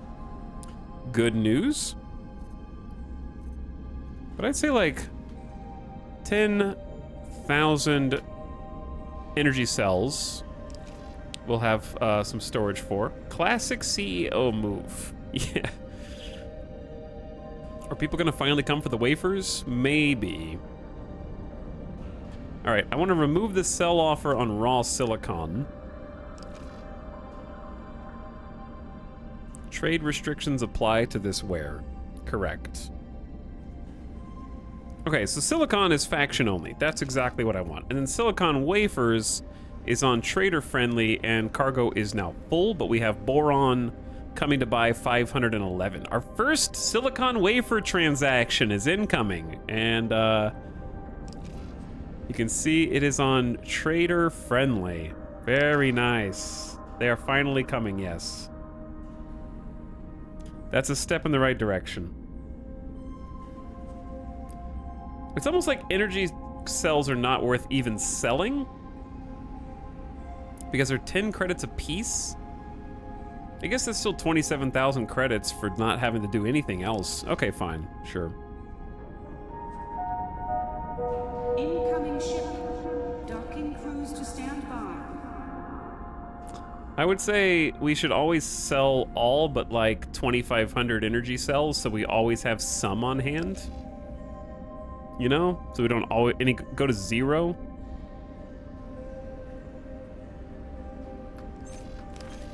Okay, that's great news though, chat. Great news indeed. Let's quick save too. More passive income at last. Big deal. Okay. So how are the mining ships doing? They're just going to find some rocks.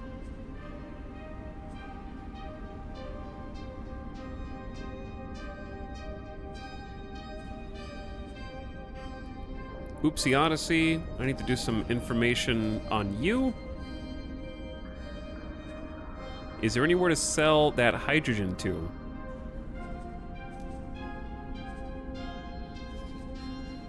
No, they're only buying methane.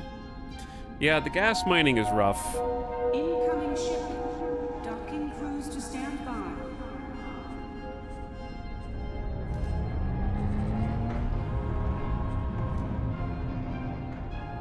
Okay, we're gonna change them to methane. I guess they'll dump their hydrogen, hopefully.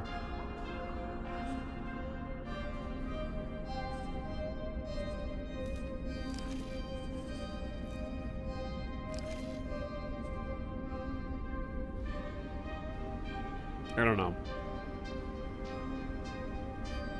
They're kind of just floating around in space right now because their cargo is full, but nobody wants to buy hydrogen in system. So they're just kind of idling. And I used to know how to make them drop one to do the next. I think if I give them a manual order, they'll do it. Who dis? Is that my boy? Yeah, that's mine. This is our ship. Dear visitors, we are experiencing Dear some visitors. minor changes in our power grid. Please excuse any inconveniences. Maybe if I just tell them to mine a different resource, they'll empty their cargo hold of the other resource. All right, anyway, back here, the Diamond Duster. We're gonna pick up another haul of silicon wafers to free up some cargo space and then go try to make another transaction. I wish you could keep presets of trading filters. Like, I hate having to do a reset on trade. Like, I should be able to save these trade filters and it creates a button here, and then save another set of trade filters and a button there, and another set of trade filters and a button there, and just click between them. Instead, you have to, like, manually remove the things that you want to find the price on to manually select the thing you want to see instead. Silicon wafers in this. And now we can only see silicon wafers. All right, they're buying. So we'll sell everything there. And then come back. All right. This is what I love about the X games. They're so in-depth with how much you can control. They are very in-depth, yeah. All right, we need to get off this station because the PA.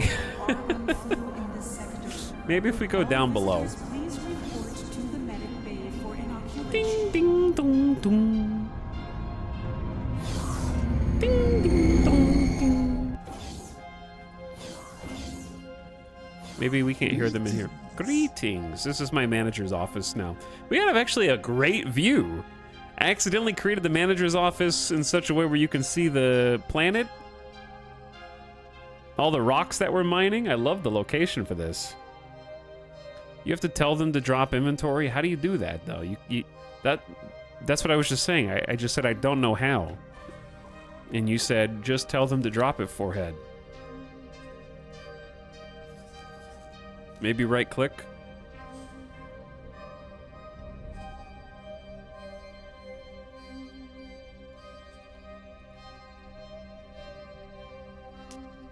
Since 5.0, they will eventually drop. Yeah, I thought that they did eventually drop, Zakaluka. That's what I thought too. Because I definitely remember them dropping their cargo and switching on their own.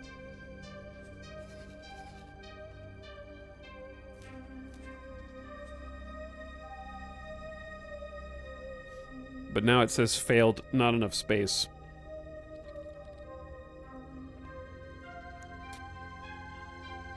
What is this instrument in the soundtrack? This is the Starbase soundtrack.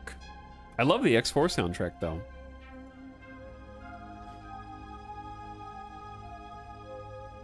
It's when the sale order times out like 3 times in a row. Oh, when they're on local auto mine. Right click, bottom.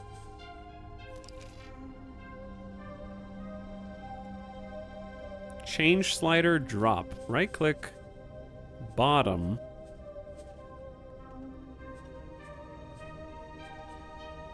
The heck are you talking about? Info panel.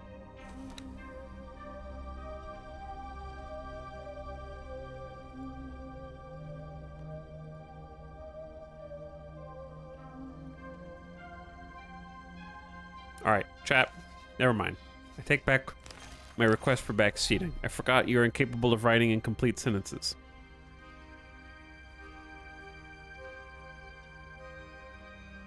Hello, 321 Rally Snail. How you doing?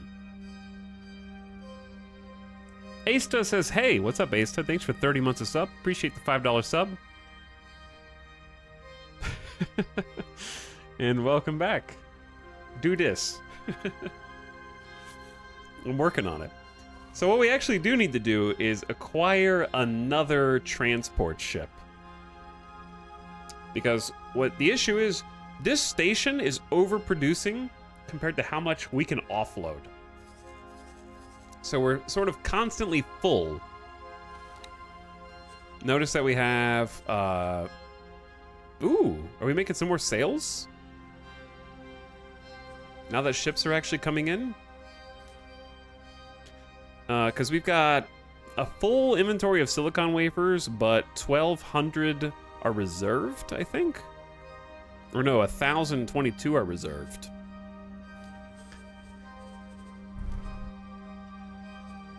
Yeah, we actually have 2 boron vessels incoming.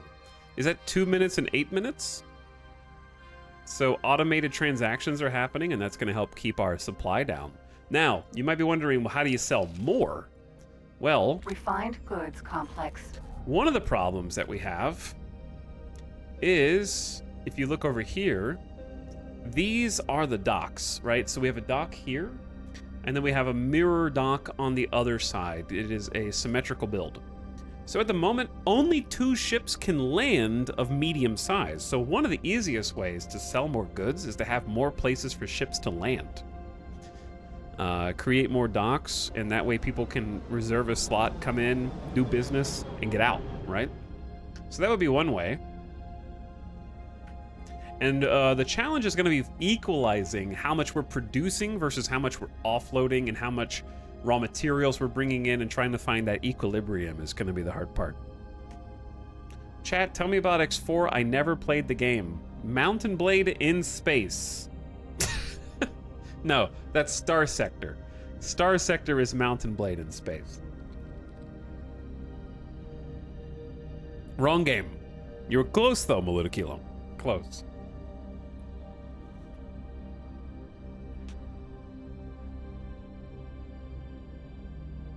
But no, it's a space sandbox, yeah. Complete freedom space sandbox. Logistical simulator. Space faction and space station manager.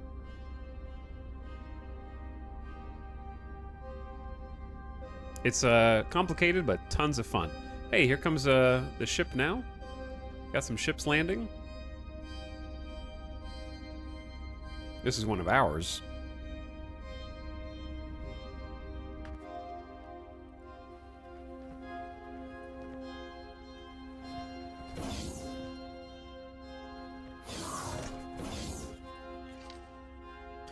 We can go back to the dock.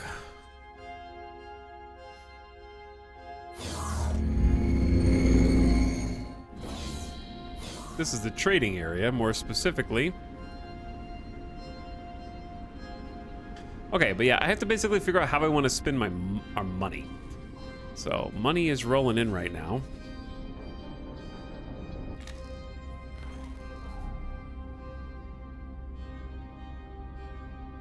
This is a space station that we built, and it's our faction space station.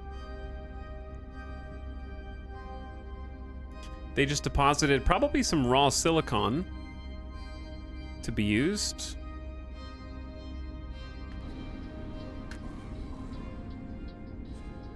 Yeah, we still got space. We're waiting on a couple of specific ships, like this one, Dolphin. actually.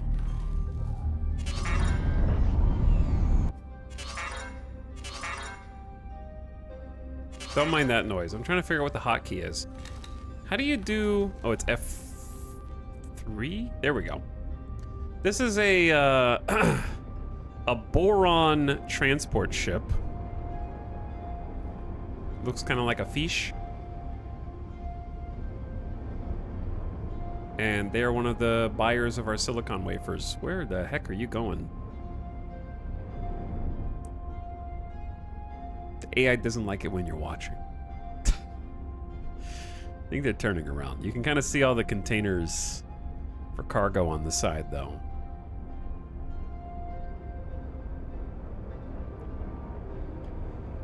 Yes, Chad. Say it with me now. Eve Offline. It's like Eve Offline salesman.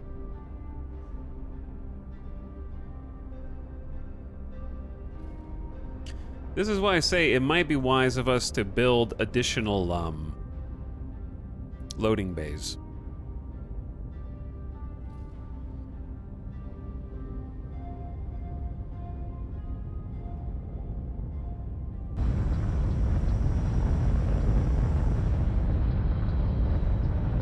Okay, so should make a quick transaction here. They're buying a whole bunch of silicon. Hey guys, what's up? And then away they go.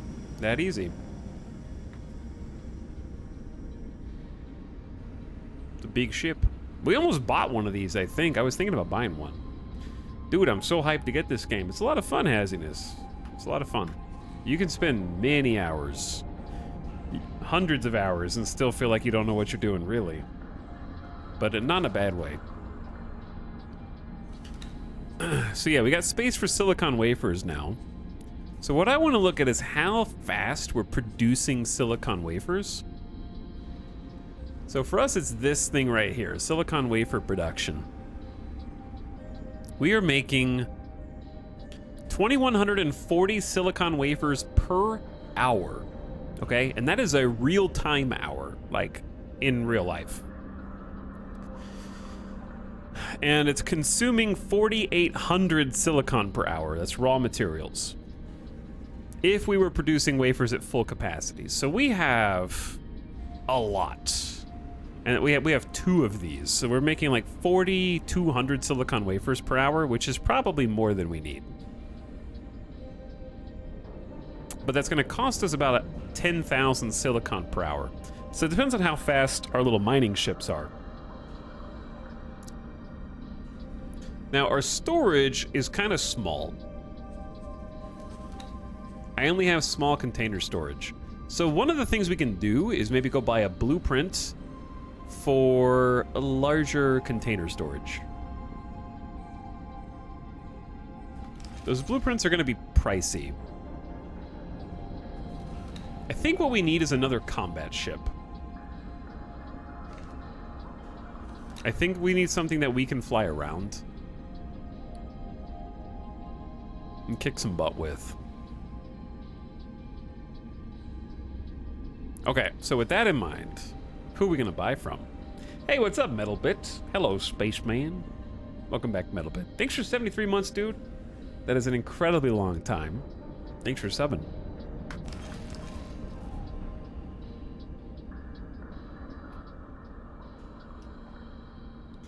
I got a burger with mushrooms, onions, and avocado. Thanks for sharing, Mad Dog. That was nice of you to bring that to us. I hope there's enough for everyone. But yeah, I would say that the best way to play X4 is just to chill. Take things slow. It's a very overwhelming game. And if you try to do too much simultaneously, it can hurt your brain. So, like most games, like Satisfactory, stuff like that, you just gotta tackle one objective at a time. And most of that comes down to figuring out what you want that objective to be. So in my case, I'd like to build a ship. Or at least peruse the ships. So we are best friends with Kingdom End. So why don't we take a look at their ships first?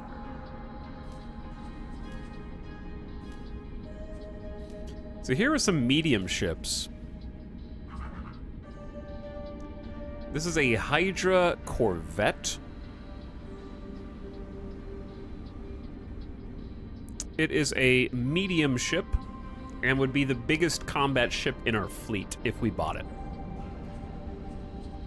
Now, what's interesting about boron ships, correct me if I'm wrong, chat, is they can only have boron components on them, right? Whereas other ships, you can mix and match different components from different groups and different factions. Boron can only have their own factions pieces. So they have a corvette. They also have a gunboat. Now each of these blue lights is a mount. So if we like wanted to put a bunch of guns on those mounts and or turrets, they have a lot of turrets. Then those lights start to disappear. They have some cool looking ships. And then those are their two combats. So they have the gunboat that has 8 medium turrets, which is an insane amount of medium turrets, and then 1 primary medium weapon. And then 2 shield locations, thrusters, engines, and then software, okay? And the Corvette, 3 shields, 4 primary weapons, and then 3 turrets. So the gunboat is what it suggests. It's kind of like, I think the gunboat would be really good for station defense, maybe, because it can just kind of hover around, and then those turrets, it's just a platform of an insane amount of turrets, right? The trick is to make those turrets. Would they even be able to build this ship? They don't have hull parts. I guess they would be able to build it. I would never get a boron ship. Why? What's wrong with the boron ship? Our other option is probably Argon. I think those are the only 2 factions that we are very good friends with. There's another mineral drop-off. We are going to need some more docks at this rate. If I look at our faction relations, we have plus 11 with Boron, plus 13 with Argon, and a 6 with Antigone. That's pretty much it. So we'd have to build rep with other factions to get access to their cool ships. But if we wanted Argon, we have access to their frigate and their gunboat.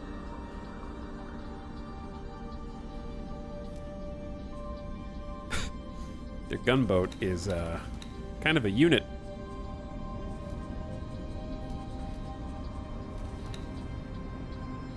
Those are some big front-mounted weapons. They got 4 side turrets.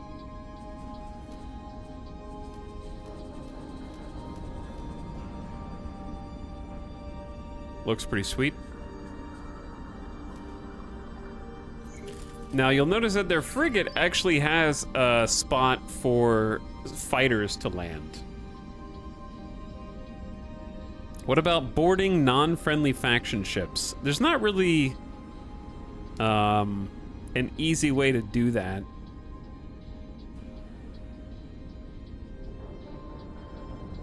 Chad, I don't even think you can. If you're talking about like killing the crew and taking over enemy ships, I don't really think you can do that, but I don't know. X4, wow, hell yeah, dude. You can do that? How do you do it?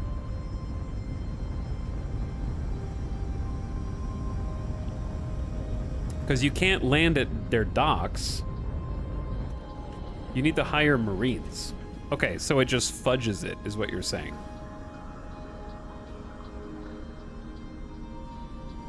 You can board ships, but it's just an interface that calculates what's happening rather than first-person gameplay. Yeah, that's what I meant. There's not like a way to physically get on other people's ships, shoot the crew yourself, and then take it over, like in Starfield or something.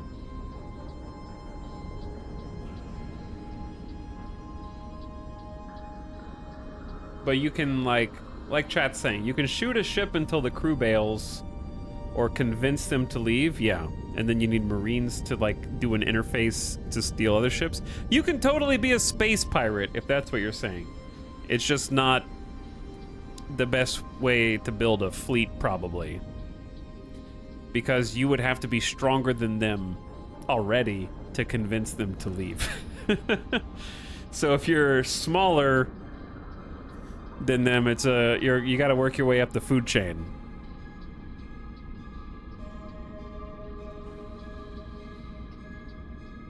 I always liked this ship.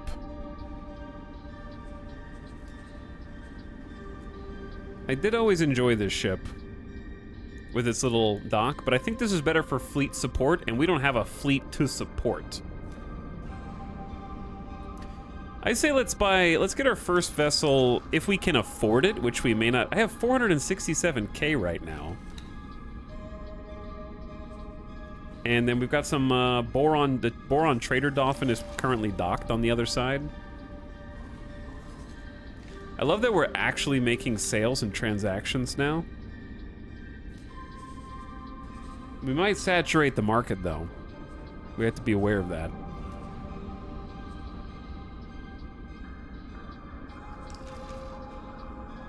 And that's why I say we need to be proactive and maybe get some transport ships to make our own sales. Chat, I have a series of problems I don't know how to solve.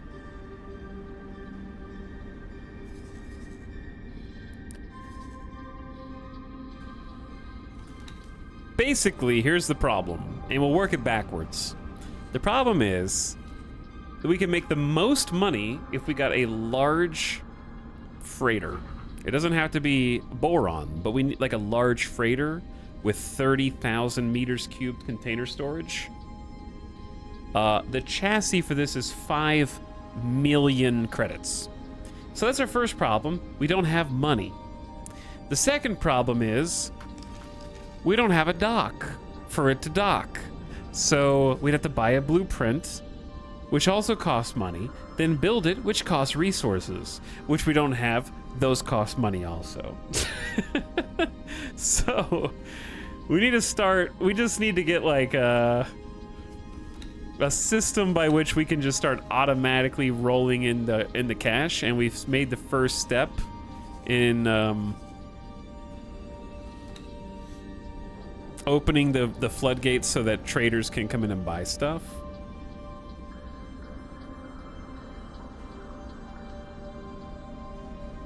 Take out a space loan. It's a good idea. Here's what I want to see. Where is the Diamond Duster? The Diamond Duster, the problem is I have a medium ship. The whole time we've been talking has been making one transaction. It is a slow trip to go sell our goods where we're trying to sell them. It is 1, 2, 3, 4, 5 jumps away, and that's even with Sanctuary of Darkness getting its own superhighway, which is a little spooky because it's right next to this whole cock installation, which I don't know if they're gonna try and never take down, but it feels like, chat, Little Tuna got blown up when we weren't looking. I didn't even get a warning about that.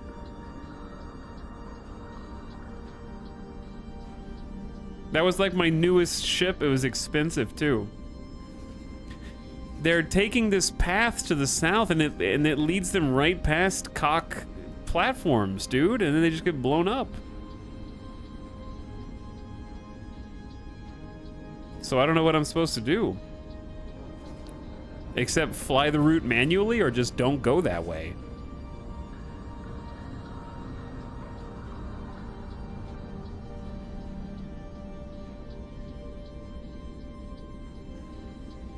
But like, ships are taking the path. Like, here's a Trader Dolphin right here.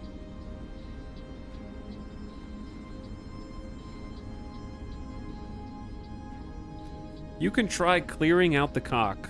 Shut up.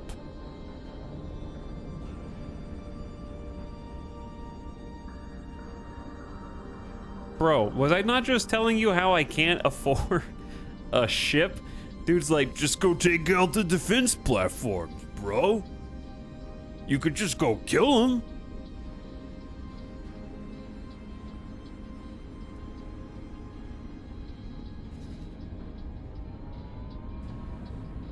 Maybe change the default behavior for ships so they ignore instead of flee. I mean, he died on the trip between the two superhighways.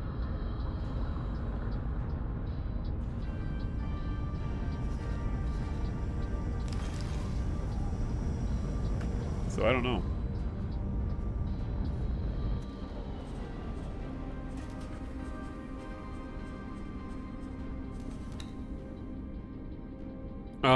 Where is the global order for ship interactions? Default global response to attack. You want me to set it to ignore?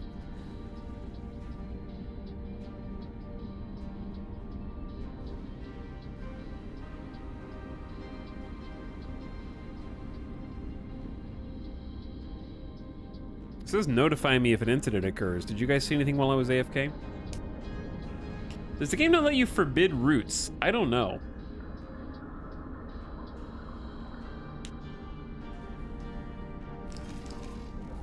But yeah, it seems like an oversight here.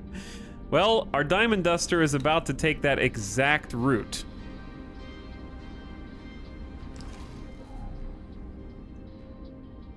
What can you do with the blacklists? All right, chat, stop just feeding misinformation to other chatters. I need good backseaters, not dumb backseaters. All right, I'm sorry, but it has to be said.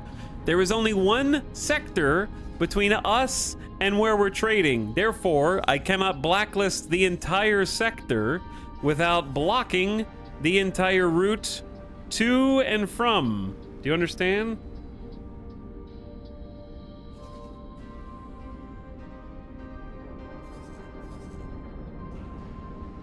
No such people.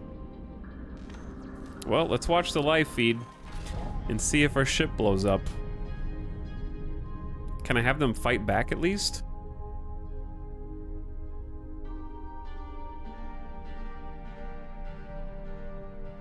Are they gonna get on the superhighway?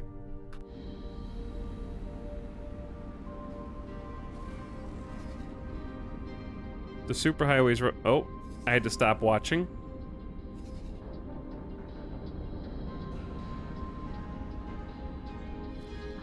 I'm confused why they don't just fly on the other route. I don't know.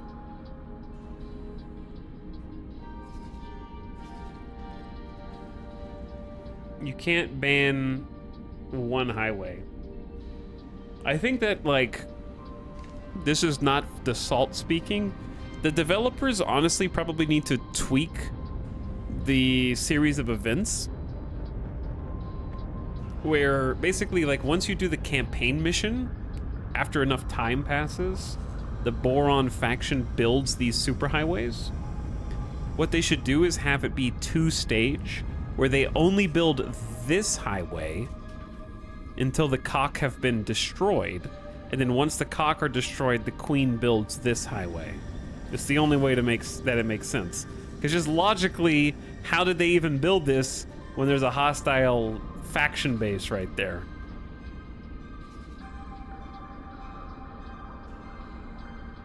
It's one way. Oh my god, it's one. Oh, it's one way. Yeah, you're right, it is one way. But it's actually safer if they just didn't take the superhighway at all then, and just follow the nav beacons that we set up.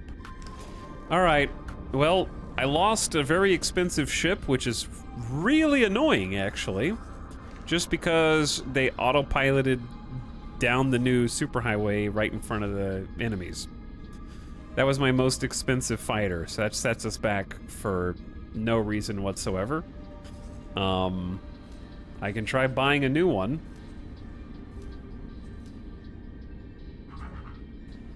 But it wasn't cheap, dude. The chassis 300,000 credits by itself.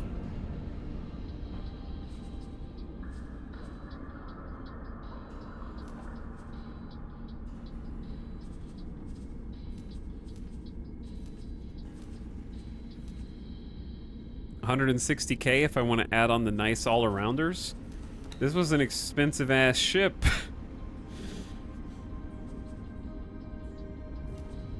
Probably Combat Mark II for the thrusters. I like having the top of the line engine.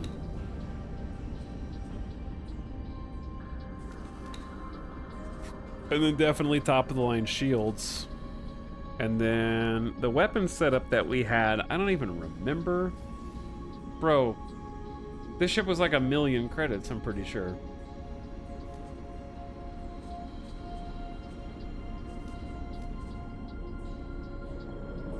And it just got exploded. Off screen. Sucks to suck, I guess.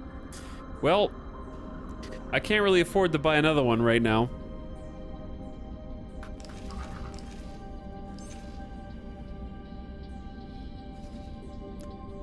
I need to get some more transport ships, and we need to go transport elsewhere. We can't trade with the Boron anymore because the Sanctuary of Darkness Superhighway was supposed to make things more convenient, but it actually just made everything incredibly dangerous. So we're gonna have to just fly to Argon space to trade, I guess.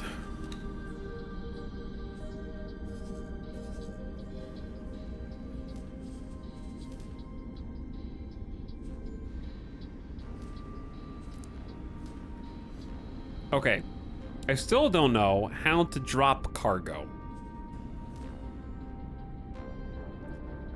We've got like a few advanced electronics that I need to drop, and I don't know how to empty their cargo. I'm just gonna Google it because last time I asked chat, it didn't go well. X4, how to make ship drop cargo.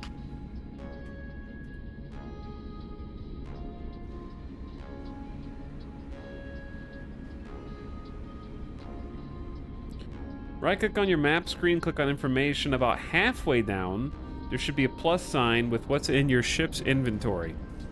Information? About halfway down, we have advanced electronics. And we can go to 0, drop, boom, solved. Oh, I'm kind of blocking it. Thanks, Reddit. Chat. How does it feel? You've been replaced by Reddit.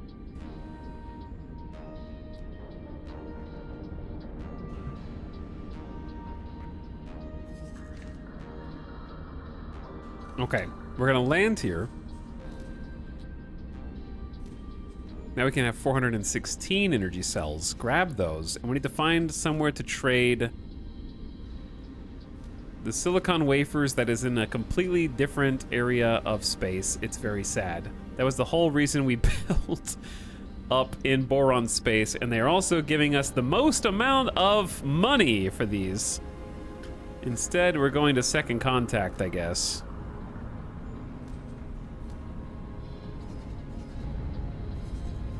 I'll wait for you to tell me to take off.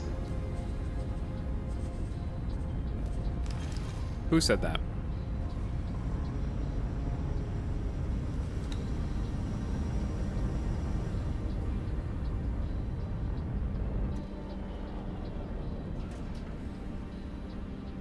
I don't know who said that. I'm in Starfield and I couldn't look at my own X4 game to remember how to do it. I'm sorry. Boa. What's wrong with you, Boa? I hate that noise. Why are you just hovering there?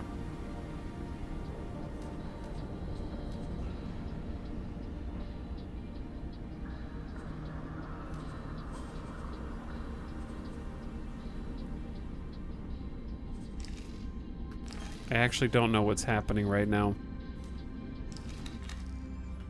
He's just sitting here in space.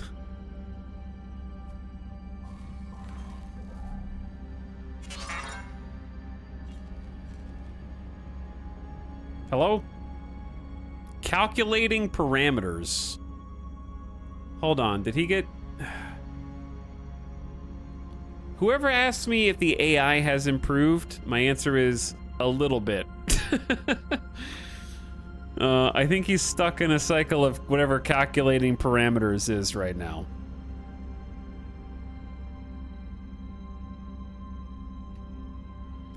It's hard to simulate all these people. I think part of it is the dropped cargo. Didn't we drop cargo like right next to him?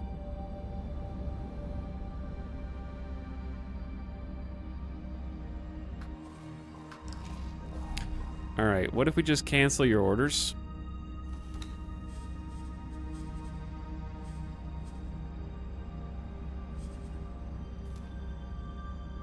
I'm gonna tell you to go over here.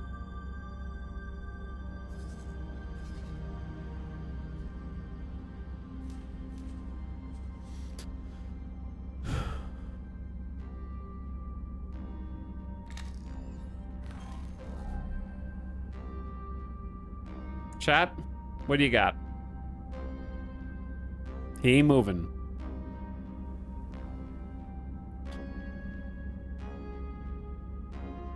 Container. Leave sector and he will unstick. Okay, what do I do if I don't have any ships? Because my ship got exploded by some random cock bastards.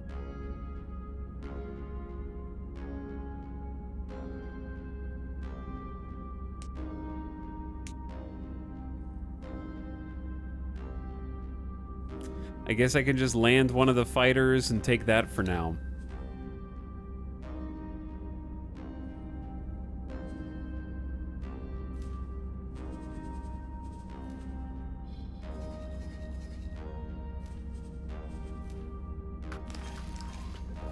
Okay. That's not the ship. But yeah.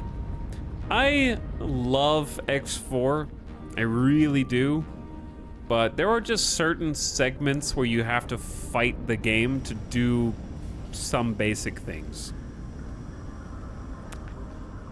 This being one of them. Ship got stuck in a docking maneuver and it will not move.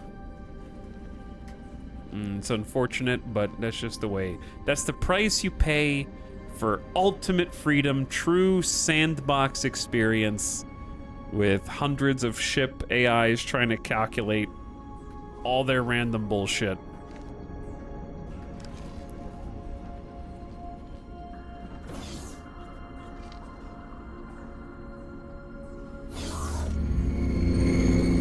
Yeah, go ask Reddit since you love them so much. Why don't you go ask Reddit, you big nerd? Perseus. Vanguard. Okay. Let's undock with this guy.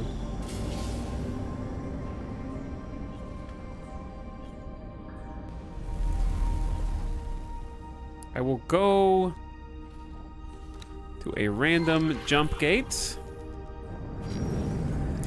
This Paranid ship is really fast, and it goes pew pew pew pew. It also goes pew pew pew pew.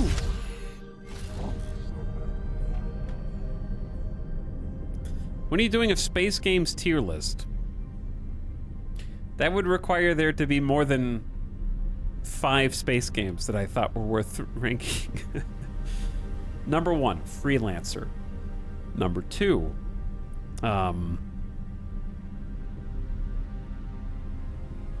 Kerbal Space Program. That's not how tier lists work.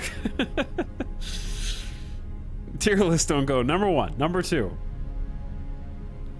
Do tier list right now. Okay. Entering system. I left. Great Reef. I'm not looking so that the AI can figure out what it wants to do. Diamond Duster, I need you to trade.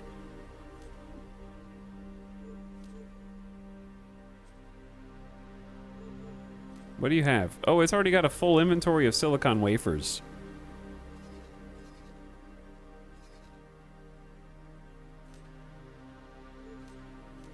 Okay, I'm gonna tell it to go on a really long trip to sell and then come back.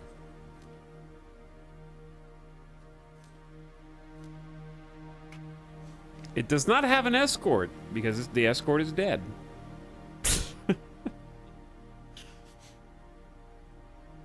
I I'm still salty about that. It must have happened while I was AFK.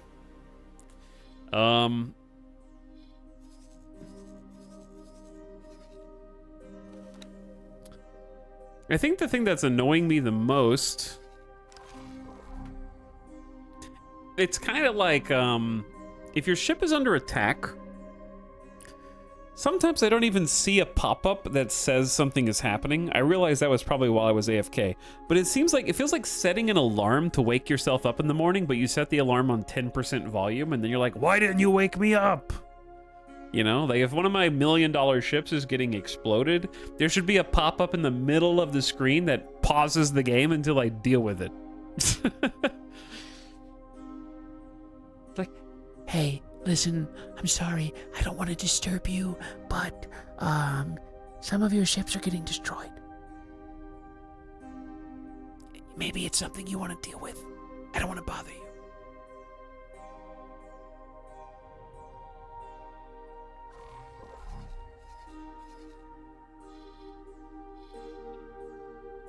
Pop-up alert versus banner. No, let's wait till the shields are down. The issue isn't that a ship died. The issue is that these trading lanes are permanently off limits to me now because of these bastards. And the fact that for some reason this highway goes right past them. That's the problem. Like, I need to be doing so many trades with the Boron, and now I, like, can't go up there because they built the damn superhighway right next to the cock.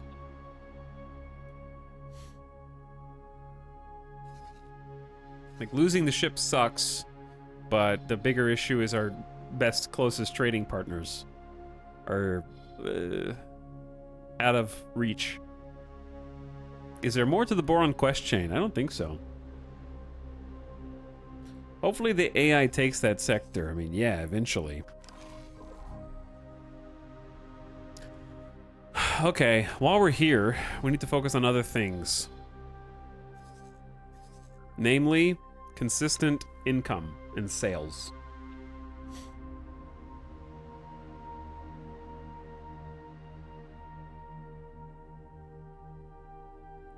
And I think one of the things we can probably do is build more docks.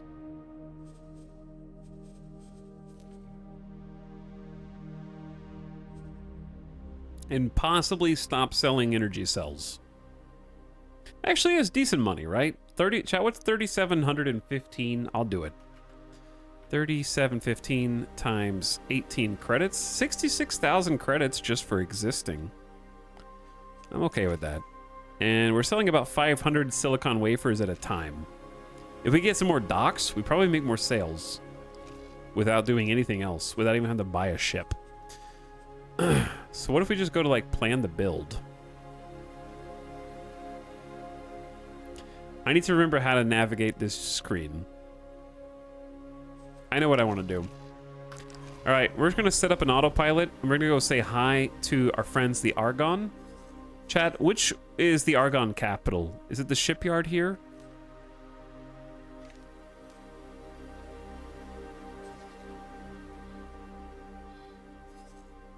Is that what the little crown next to it means?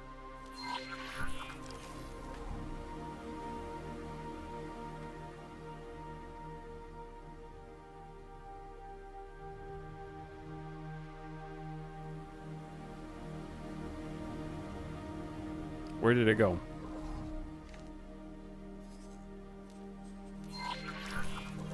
There we go. Engaged. We're gonna go see how expensive their blueprints are. So we're gonna go fly over there, browse around, look at station blueprints. And what's great is while autopilot flies us across space, we can be in a different menu.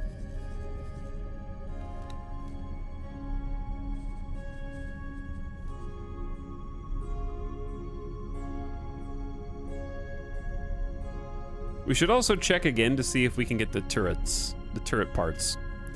So we'll keep our eyes on that. But I was thinking about, yeah, like seeing if we could get some possible larger docking modules.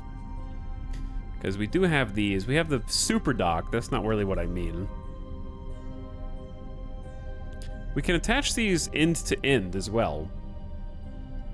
Which honestly might be viable. How do we rotate anything? How do you rotate?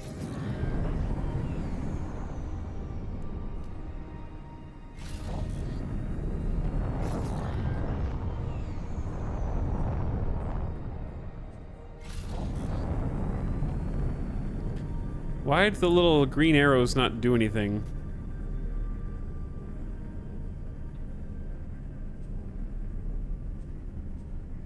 I can't get it out. Can't get it out of here. On the top, there should be a legend.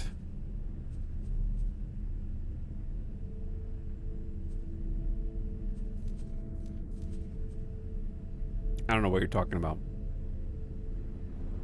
Gotta use the arrows in the rotation circle. Yeah, I'm clicking the arrows and nothing's happening. That's the problem. These arrows... Oh, okay, just these arrows. Not the arrows that are physically on the end, which is interesting.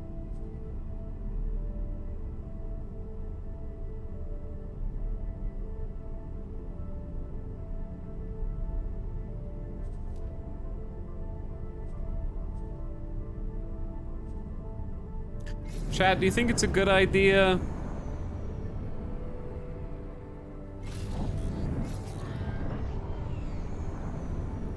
to just go ham on both sides with like all these docking areas?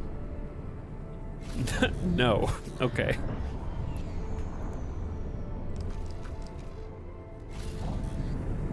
What are you doing, dude? Jump gate. Heretics end. Are you afraid of the asteroids? Autopilot. Disengage. Autopilot, relax.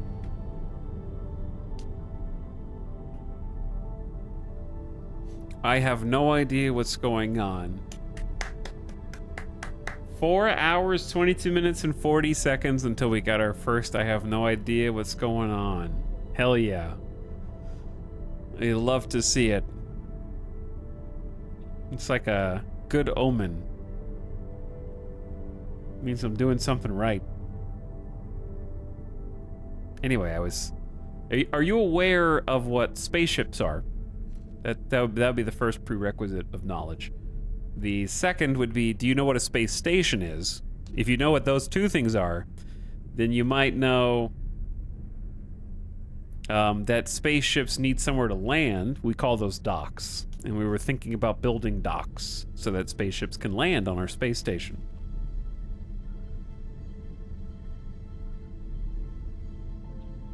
Nopers? What is this space thing you keep putting before regular words? Entering system. Heretics end.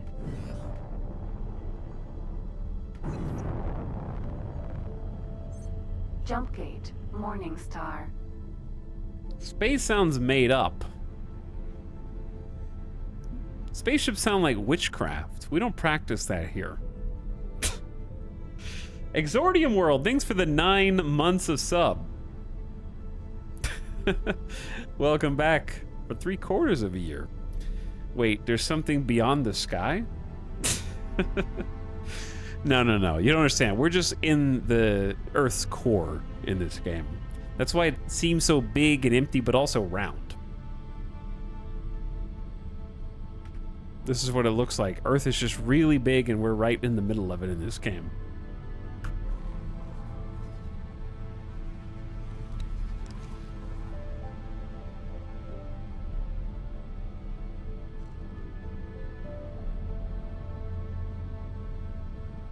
But anyway, yeah, we're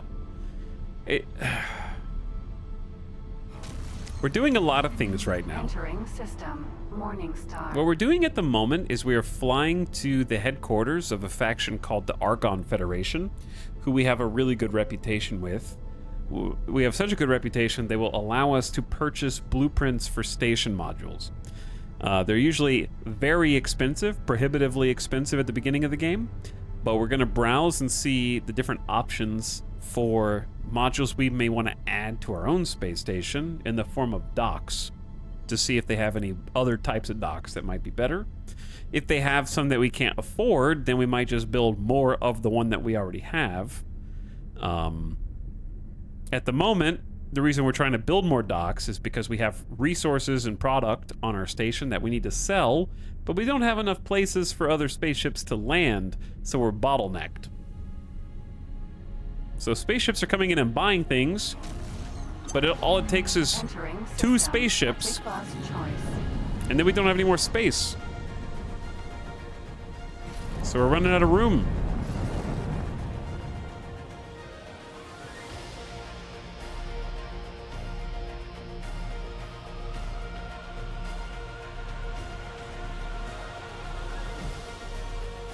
Oh yeah. Now we're Entering talking. System. Argon Prime.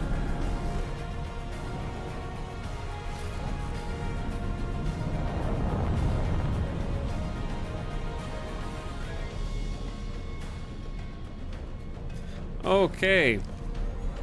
This is our station, or not my station. This is our goal. Autopilot.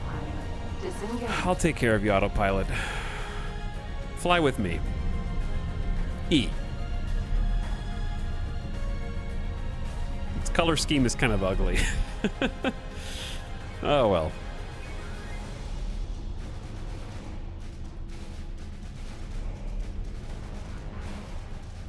So this is a shipyard. They build giant ships up in there. Autopilot. Disengage. Autopilot, what the hell are you doing? Argon Shipyard. Defying the laws of physics.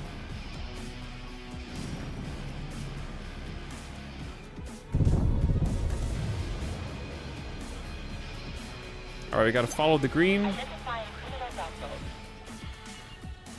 We're gonna dock right over here.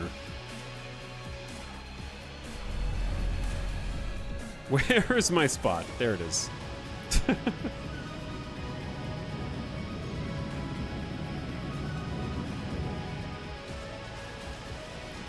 This is what I get for never buying a parking computer.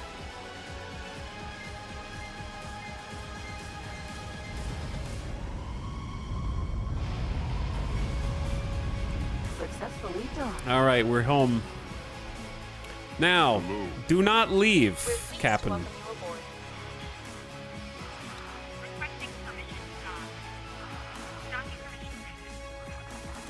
Yep, you stay on dock and wait. All right, don't leave me.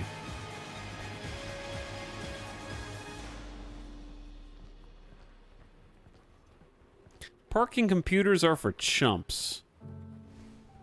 Agreed. Hang on, chat.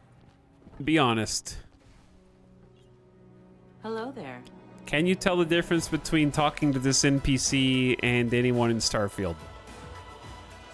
Sending you information now.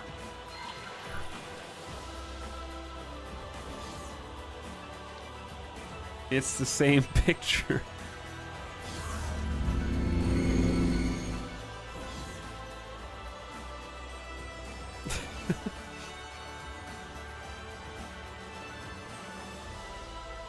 Where are you going? All right, you stay right there. It is remarkably similar. The Diamond Duster has been accosted by an Antigone pirate ship. Good luck out there. Are we dead? I may actually have to save scum at this rate.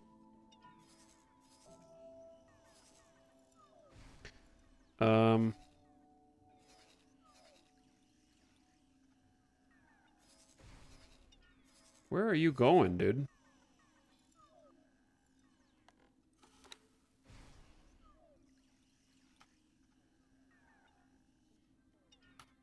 Chat, why... Can someone explain this? Why is it charging the pirates? Yeah, that's what I'm trying to figure out. Why is it on a beeline? Why is it on an attack? What?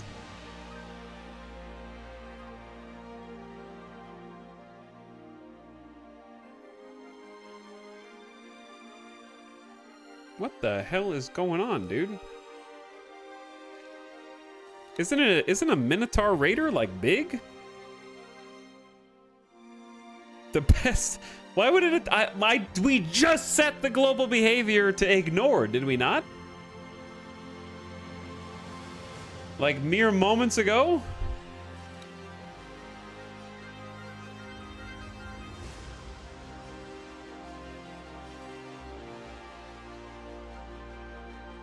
Default response to attack is use global setting, which is ignore. Harassment is separate. Harassment is global setting attack. Why is the global setting attack?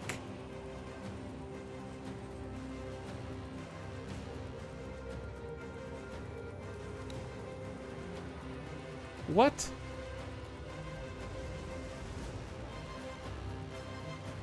Escape and deploy laser towers? That's gonna be expensive. Let's just set it to escape. I don't remember setting this.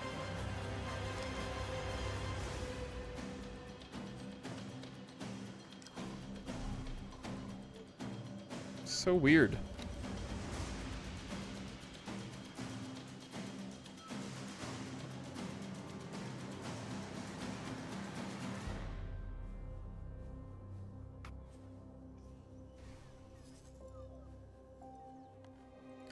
Turn around and get out of there, dude.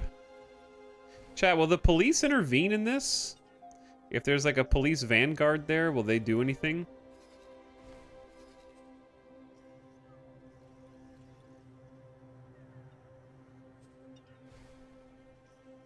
Sometimes, probably, unlikely, but it's possible. Then what are they there for?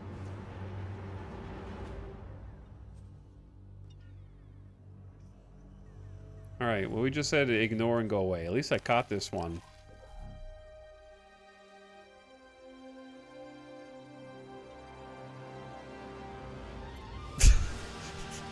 Many people are saying this. Saying what? I'd like to buy a blueprint, please. Modules. Don't smile at me. Why are you guys smiling? Dock modules. Okay, this is the one we own. Dude, I don't have this many credits. So for a 3 medium basic dock is 551,000 credits. That's a chunk of change. But it comes with 3 medium docks, which is kind of like what we want. So my options are just don't buy it, forehead. One day you'll look back on this and wonder what we were even fighting about.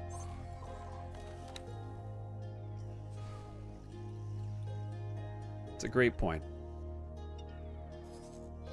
I don't know what music this is, but we're not allowed to listen to it. Okay, it's time to actually listen to the X4 soundtrack, which is great.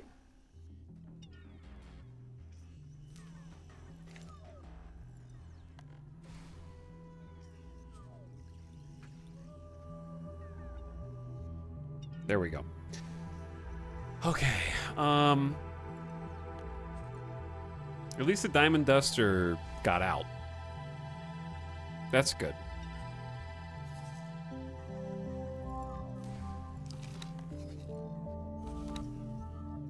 We're full of silicon wafers and full of raw silicon. We need an army of transport ships at this rate.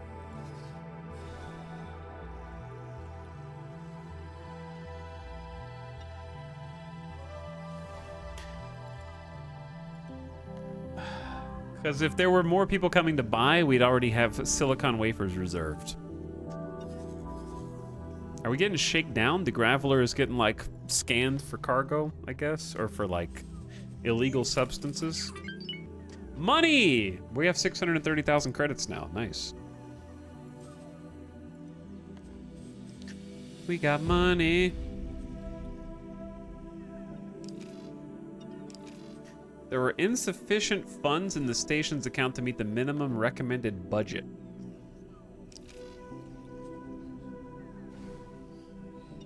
Chat, am I crazy or does the station have 1.5 million credits in its inventory right now?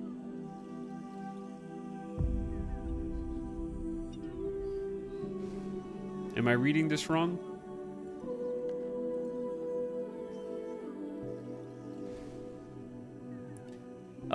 Question. Why does it need budget?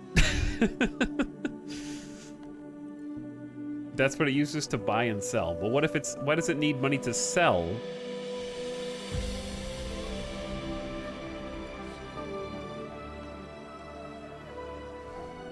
We're not buying anything except for some basic materials.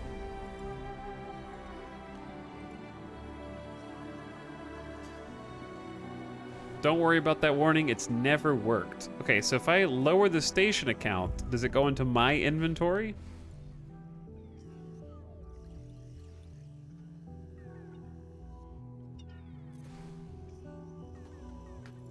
So let's keep our savings account with 500,000 credits. Oh my god, we have 1.7 million credits now. Hell yeah. I just had like a fund. I just discovered that my inheritance was just sitting inside the station all this time. I thought that we were broke ass, and now we've actually got some money. Okay, nice. So that's just from making the transactions, right? From like ships coming and buying all of my silicon wafers.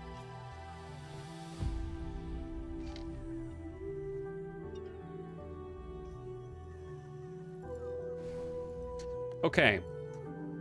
Gamers, what do you think I should do first? Should I buy and build the larger dock that has room for 3 medium ships at a time? Should I buy a small fleet of transport ships? Of medium transport ships?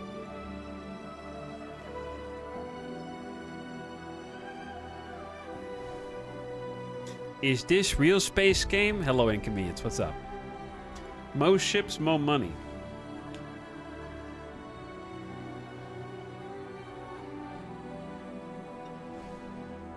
The dock. Okay. Good luck out there. I say we at least go ahead and buy the BP while we're here. We also have production modules for all sorts of other goodies that are very expensive. Components. You can build your own ships in the game and have a station that manufactures them for you. I did want larger container storage modules, but those are real pricey. 600,000 to 850,000. Habitation's too much. We already have basic disk defense platforms, which I would like to also build. Let's go ahead and grab... What's the difference in basic and Lux? We're just going to get the basic... 3M is 3 medium dock.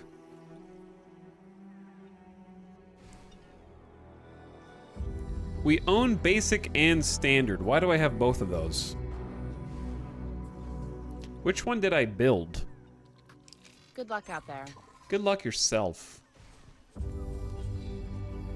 This is a basic. All right, so we've already built basic.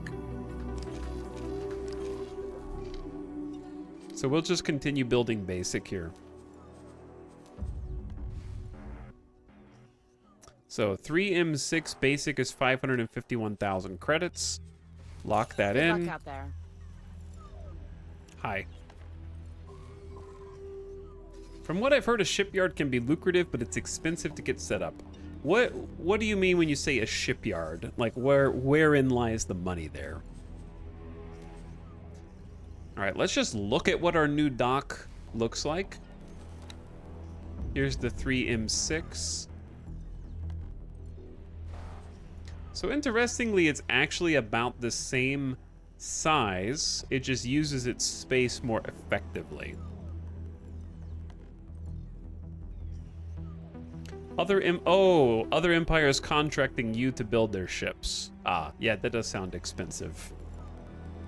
You are right.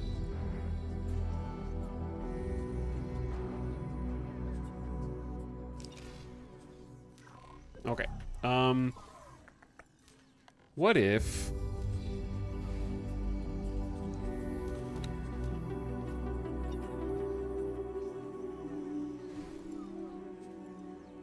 Chat, where does a disc shoot its guns?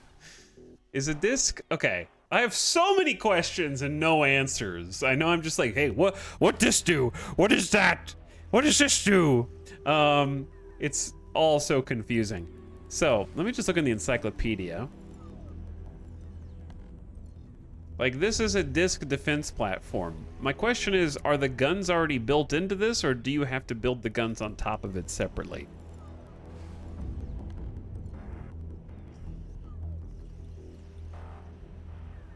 Top and bottom, and you need to add them yourself. Okay, so there's no reason for me to build this right now, because we already don't have any turret components at all. All right, that's all I needed to know. Okay, so with the rest of our money, why don't we...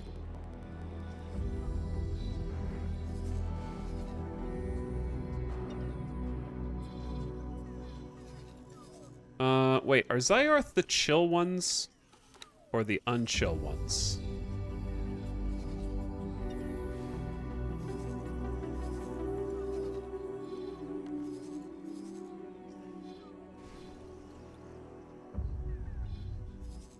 Considering we don't have anything in their system, I don't think that the chill ones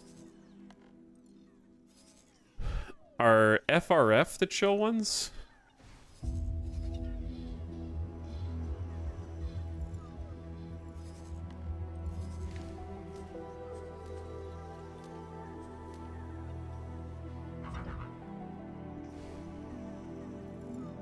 Because we already have one of these. We already have a boa. And I feel like we should just stick to what I know. The downside of the boa is less cargo space. It's only got 7,500. Upside is, I think it's kind of fast. Let's just make a build. And maybe even save a preset and then compare it to some other models. Okay, so general rule of thumb is we never want travel thrusters, if memory serves. Right? Travel thrusters are always bad. So we probably want like all-arounders. Mark II gets us an extra 300 meters per second travel speed, which is very important. So we'll do all-arounder Mark II. The reason you never want travel thrusters is because the AI turns on and turns off travel speed frequently, and I think there's something funky with that, right? It takes a long time for these to spool up. Whereas all-arounders spool up much faster. Their acceleration maybe, 58. No, it's the same. Something like that. It's just remember you never want them. Yeah, combat engines immediately activate travel mode.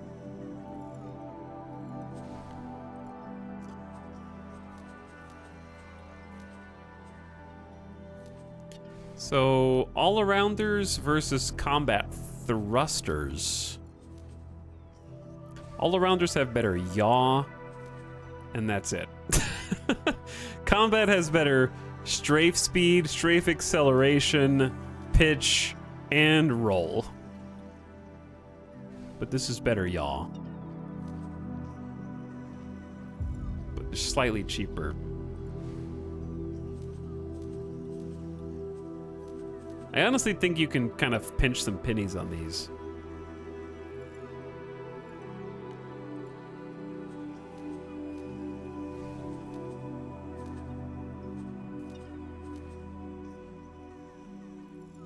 We'll just do all-arounder Mark I and kind of shave some money on that.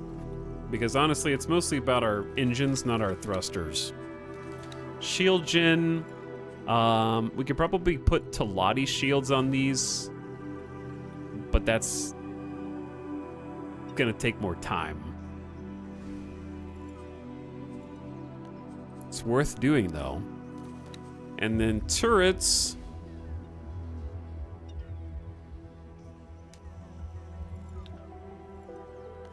We can also put Argon turrets on these.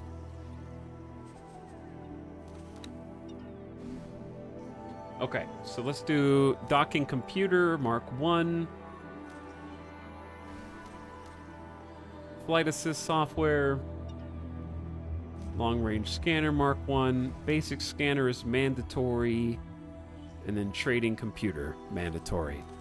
For consumables, we probably don't want any consumables. Typically, I like laser towers, but it adds up quick.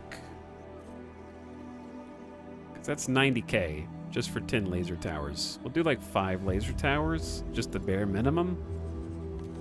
Crew, we need a captain. Oh man, crew's expensive too.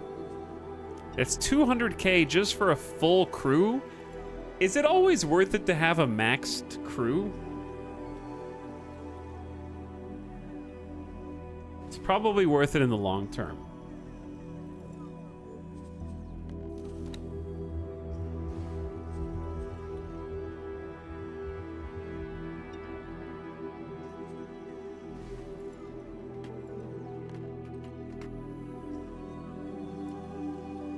Okay, Reddit says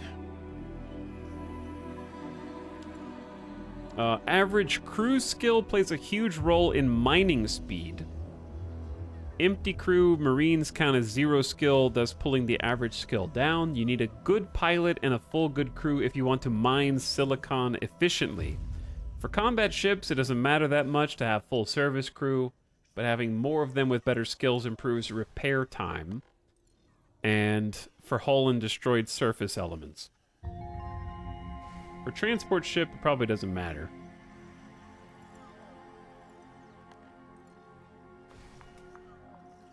So we can probably just save some money. I feel like 8 crew, just like a skeleton crew here.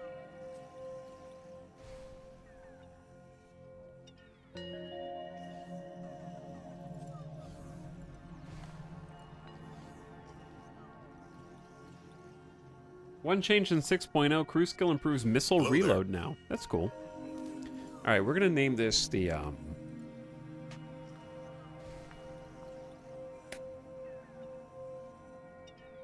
I don't know. Well, like, what are the names of our other... this is just going to be a loadout. It's not actually naming the ship, so it doesn't matter. Something that just tells me what I want it to be.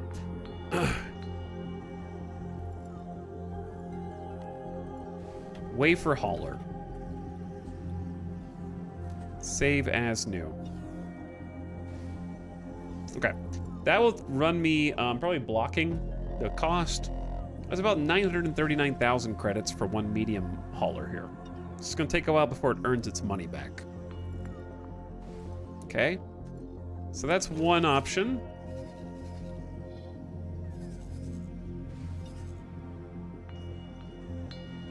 Another option is Teladi,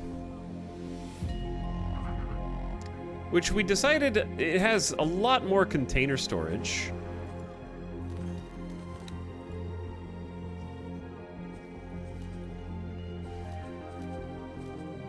But what it doesn't have is travel speed and firepower. So it's trade-offs. I feel like we're just in dangerous enough space that I don't want to have just one turret and this travel speed is like 1,047 or less than 1,000. Whereas the last one that we were just looking at 1 minute ago, we were looking at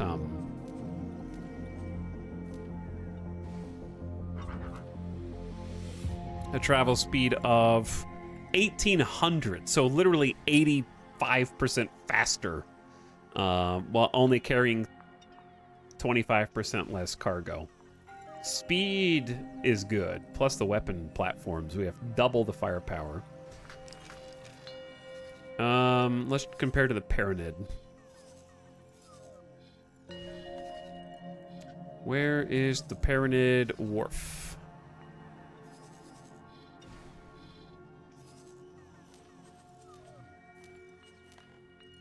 They have 2 transporters, the Demeter and the Hermes Vanguard. That's got some good speed, but slightly less container storage. And then 1 platform.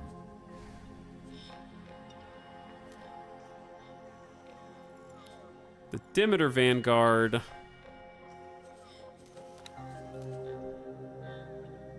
Slightly slower, slightly more container storage, less firepower. So yeah, I actually quite like what we've already got selected. Argon are gonna be a bit similar. Got the Ides and the Mercury. Mercury's a classic though.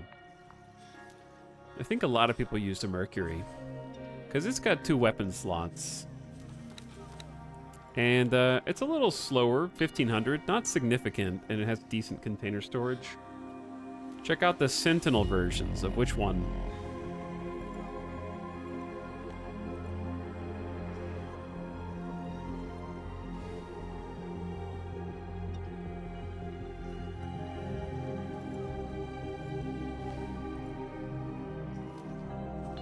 The Ides Vanguard has comparable storage, slower speed.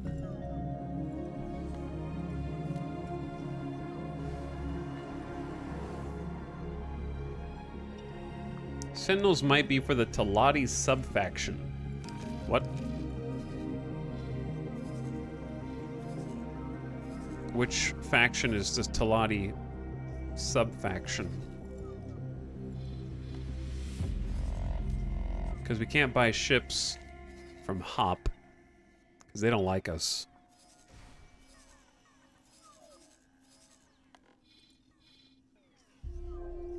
That's Paranid. And then Talati would be... I don't know who the Talati subfaction is off the top of my head.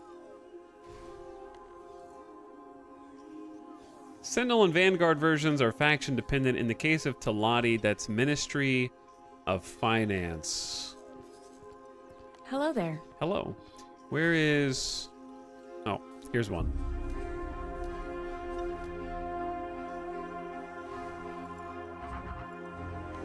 A Vulture Sentinel.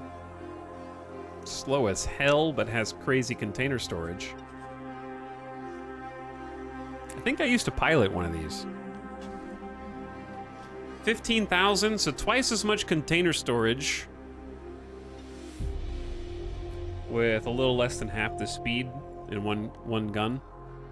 But yeah, they have a lot of space. Very cool. All right, I'm gonna go ahead and grab just what we've already got and keep it consistent, I think.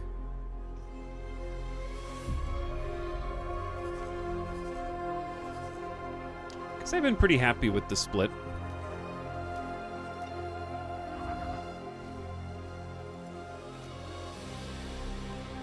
All right, Wafer Hauler is going to be even more expensive than this because we need to get it geared up with additional kit.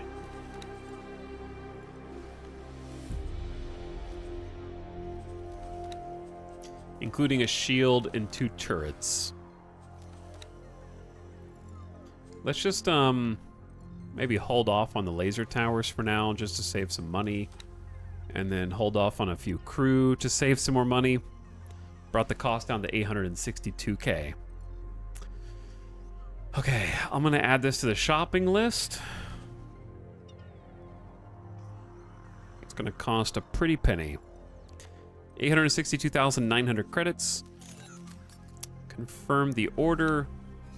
And I think it just insta-built. And we're gonna send that to... I think a Talati wharf. Oh no, it's being built right now. Okay, great. Ooh, huge purchase.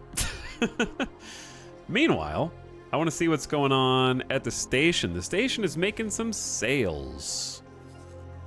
They got silicon wafers reserved, energy cells reserved. Very, very good.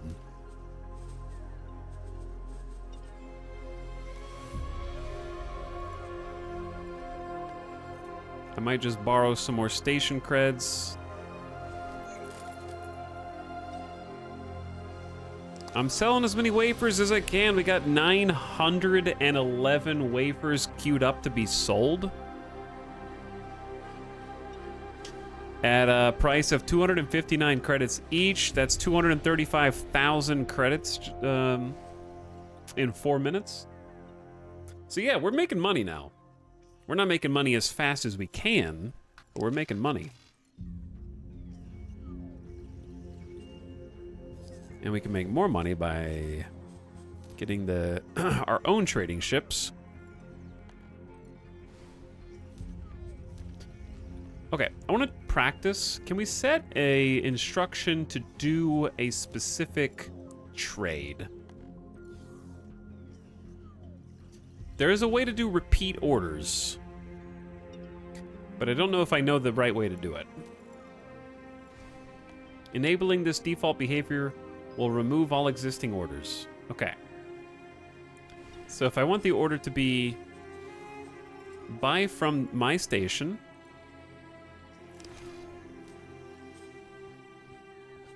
Hello. hello, hi, and then I want to buy silicon wafers to full.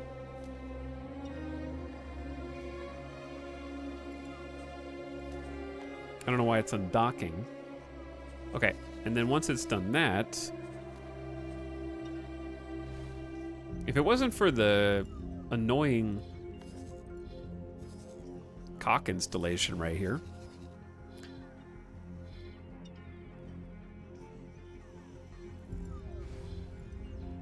we have to take a fairly dangerous route no matter where we want to go. My choices are go to Hatikva's Choice, which is always dangerous with Xenon raiding parties. Or go to Second Contact. Second Contact's gonna take a lot longer than just going to Hatikva's. So I guess we're just gonna try.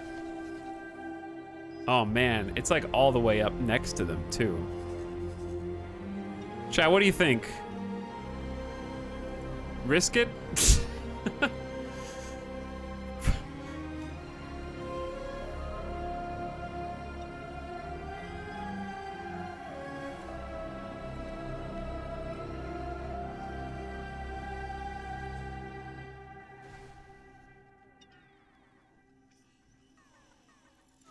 Praco would risk it. Yeah, as long as they stay on the highway, then they're probably fine, right? Because there's like a dude coming in right now. That red guy right there. They're attacking the coil factories.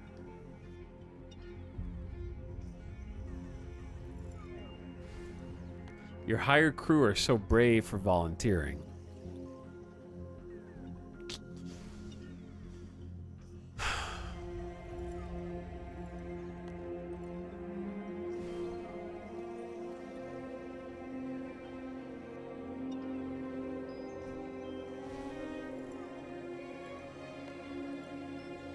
Hatikva, until I cleared the Xenon out, was always hammered. Yeah.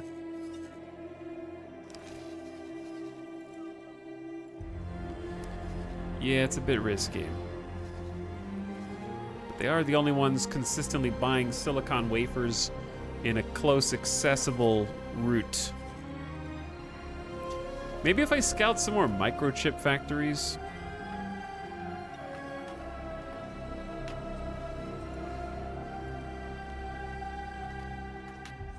Okay, let's take a look. We are here. And any factory that shows up would be a microchip factory.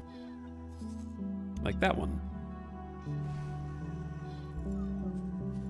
The problem is, we don't have any satellites, do we?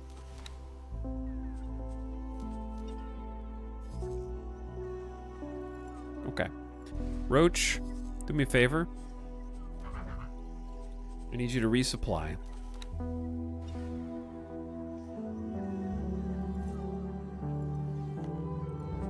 We'll say 10 satellites for now. Actually, we'll do like 15.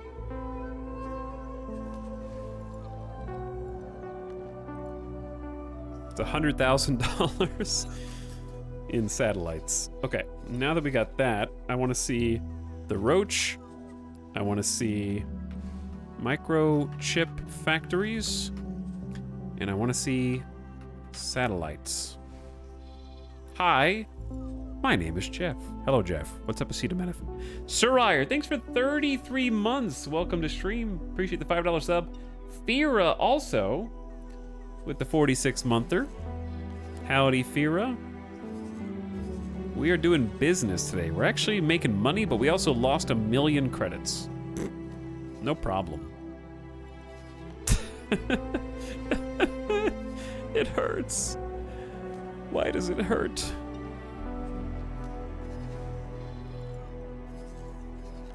It hurts so much.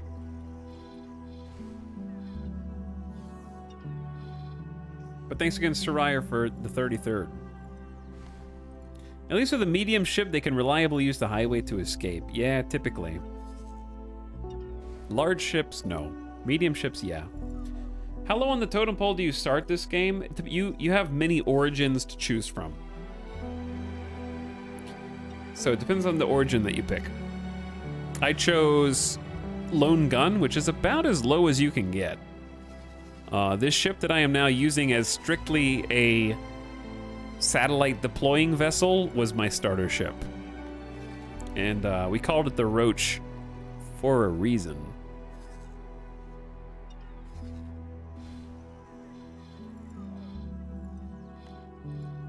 But yeah, it's totally up to you. Yeah, we do have a bunch of microchip factories. We've already got coverage on. The problem is... Hello. Hi. They're not buying anything.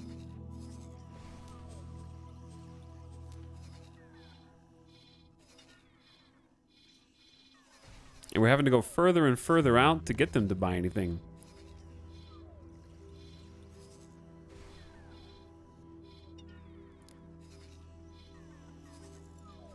Okay, yeah, I'm kind of searching manually for stuff like this.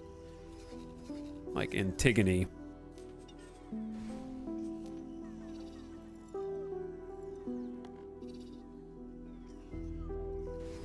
And I'm just queuing up a bunch of commands, so my little Roach ship is just gonna go round, drop a satellite nearby, and then we will have them on our network, and we'll be able to see their prices and things that they are looking for to buy or to sell update in real time. And we're putting them next to microchip factories in particular, because microchip factories are the purchasers of silicon wafers, which is what we are producing. So we're trying to fill their orders. All right, now we can go ahead and stop filtering all those. And then I'll probably just have them go land back on the wharf afterward. Okay, great. Step in the right direction. Back to what I was doing. Let's go ahead and leave. We need to go kind of back to our station anyways.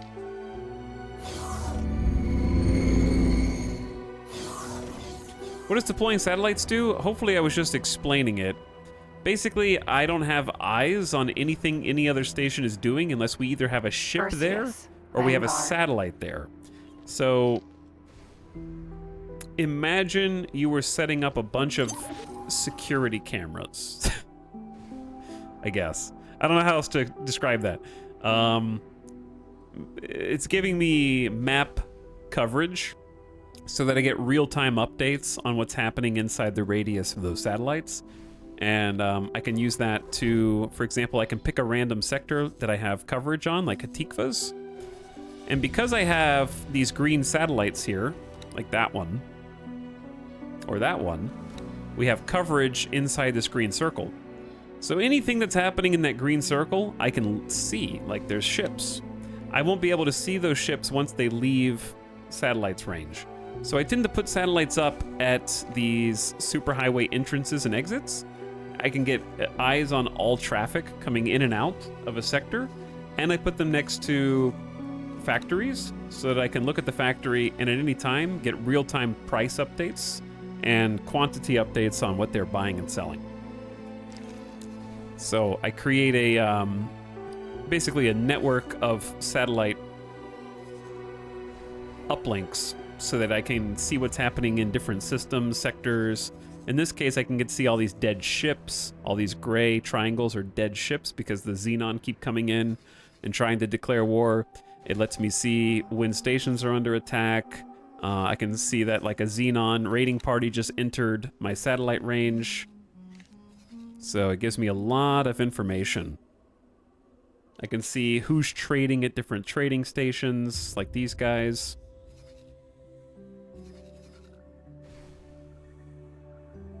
Can you salvage the dead ships? You actually can salvage ships, but you have to have one of the DLCs. I forgot which DLC. I haven't tried salvaging anything myself. Okay, anyway. We need...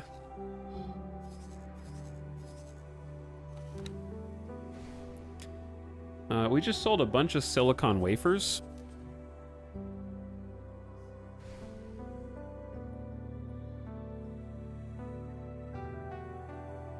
Okay, here's what we're doing. I need to set guidance back to our base. Undock. We're just on a little fighter right now. And then I'm gonna let this autopilot just take over. Autopilot engaged. While I go check out our new BOA, which we need to start bringing into the fold. So we're gonna get the BOA to go pit stop at the Talati Wharf. And I believe, chat, wasn't it Talati have good shields that we like? These Mark II shields? I think Talati's shields are pretty amazing, right? It's only 6,700 shield power, but we only have one shield spot on this. So add that to my list. It's 100,000 credits. Okay, and then after that... Entering system. Atikva's choice. We want them to go all the way over to Argon space.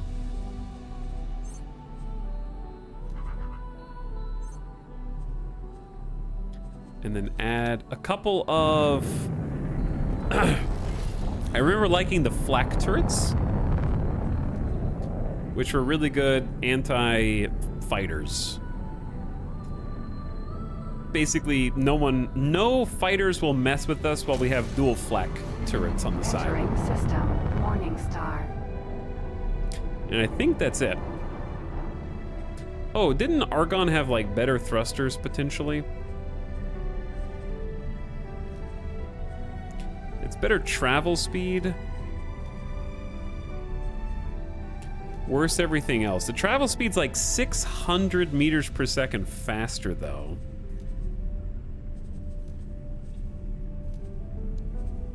Which is pretty good.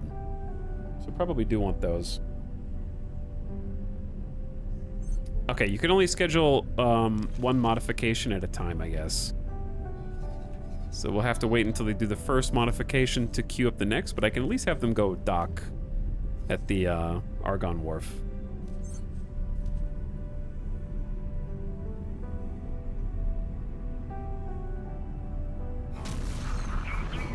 Entering system. Heretics end. What the hell?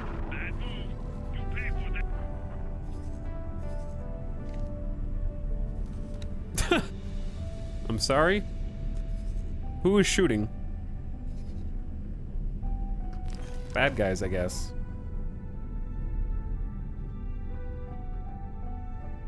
All right, anyway, how you doing, chat?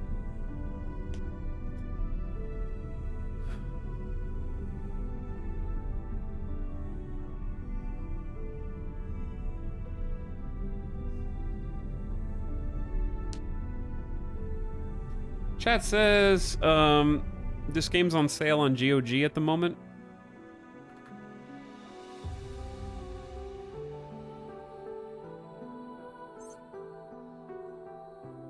Is it? Let's see.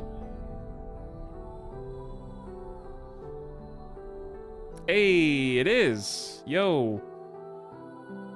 Chat, why didn't I know this earlier?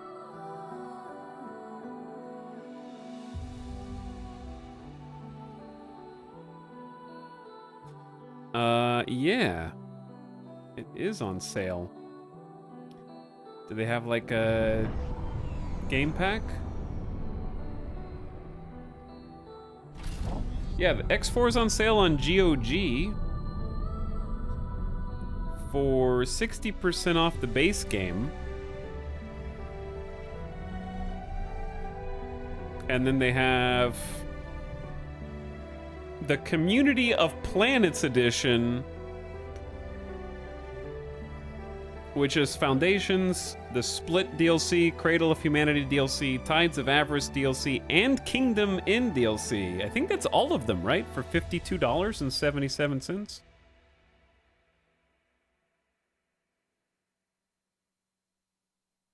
Community of Planets Edition is base and all DLC, yeah. This is not sponsored, chat, but I love GOG and I love X4. There's a link in the chat if you were interested. GOG is a fantastic platform who I highly support and recommend. We've been playing all of our retro games on GOG recently. We just did Elder Scrolls Arena on GOG, which is free there. That was yesterday. And then before that, that's where I played Fallout 1. We're gonna do Fallout 2 sooner or later, and a bunch of other cool games. But yeah, that's a good deal. If you just want to try the base game out, that's totally fine too. The DLCs mostly just add factions, which is different ship types. Like the ship I am sending, the Boa, that's a split ship. So usually just different ship designs and different story missions and stuff. But it's not like Paradox. There's not a ton of mechanics locked behind. DLC for Paradox games has a lot of mechanics. Really, it's just like a couple of mechanics in X4 that are DLC. For the most part, anyway.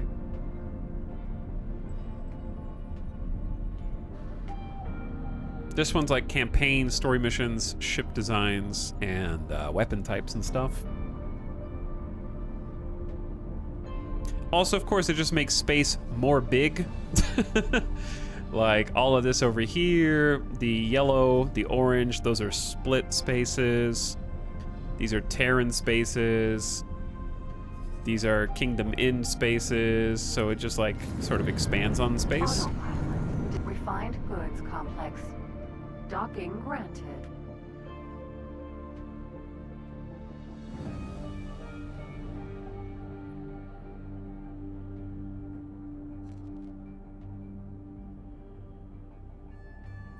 Oh, ah! Coming in hot. A little spicy. Docking computers save lives, chat. They save lives. Successfully docked. Okay, you guys can have your ship back now. It's an honor to have you aboard. Requesting permission to dock. Docking permission granted. Okay, the Oopsie Odyssey is not offloading its cargo. Now that I know how to offload cargo, though, I can just do it myself. And I can go back to doing methane. Methane auto mining.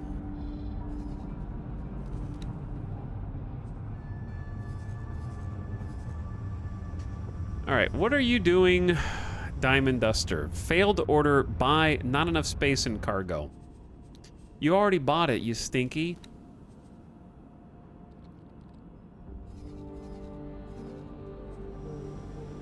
Okay, let's look for silicon wafers.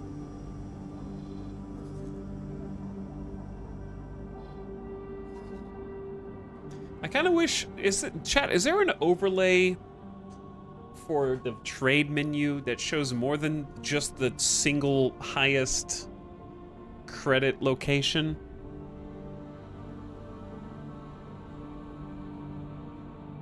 Like, that can show me multiple locations?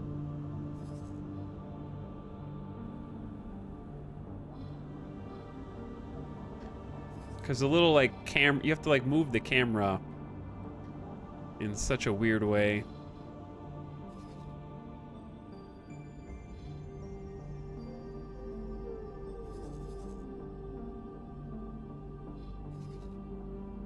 Alright, these guys are like the furthest away. You would have to zoom in or filter down. Yeah, all these beautiful updates they've done to X4, I wish they would refine the trade menu.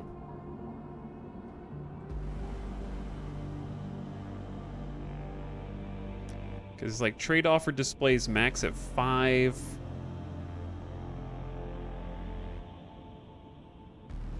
It's just really hard to navigate.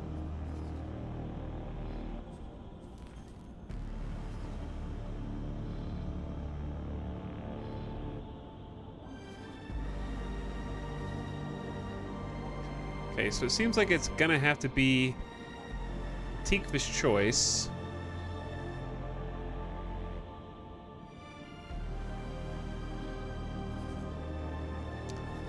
Black Hole Sun is actually not a bad decision here. It's 258. It's very... I think it's gonna be the fastest. But that's 400 credits a unit, but you have to go all the way around. You have to go boom, boom, boom, boom, and then back. The best way to do this would be to send 2 different ships to 2 different locations and see what the speed difference is when they come back. Because if you sell things quickly, you can make more money, but if you sell things on a slower trip where you get 400 instead of 250 per unit, that's way more per unit, but you have to invest more time. So it depends on what's faster.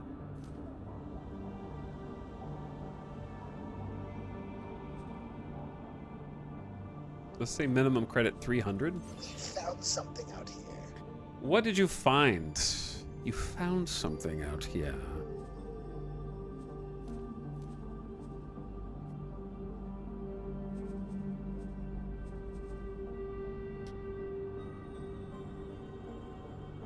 Chat, if he already bought the goods... Okay. He's executing the sell order, and then the buy order, and then the sell order.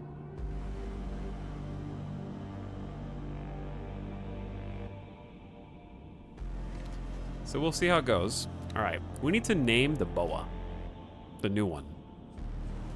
So this is gonna be the 951 medium transport ship. So we have the Diamond Duster, chat. What's a new name for a new boa? Does the economy change during play? Yes, that is the entire tenet of the game. It is fully dynamic, yes. Supply and demand in real time. That is the foundational principle of X4.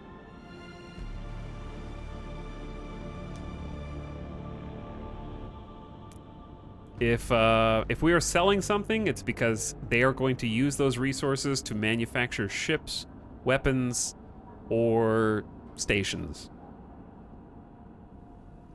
There is a full supply chain that looks like this. These are your raw materials: helium, hydrogen, ice, methane, ore, scrap, and silicon. And then what they are refined into tier 1, what those are refined into tier 2, and then finally tier 3 manufacture resources. And then all of these are used in some form or fashion throughout the factions in the game.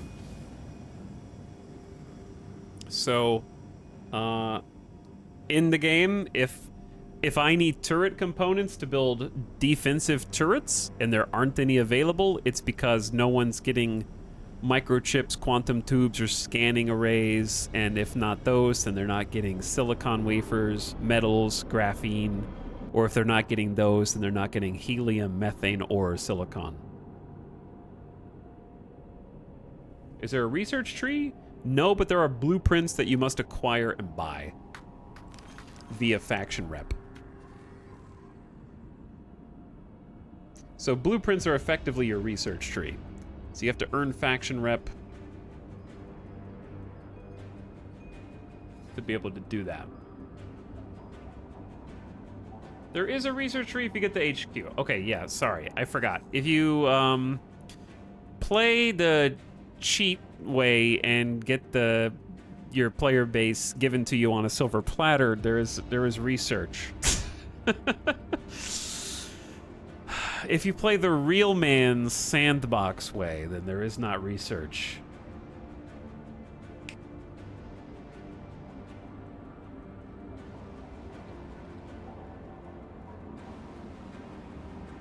You're right, chap. I forgot. I'm so used to playing the superior sandbox.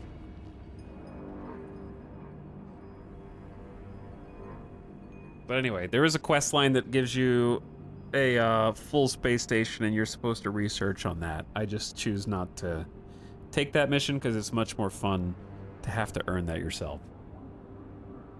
Though there may come a time which I have no choice but to go get that space station for various reasons.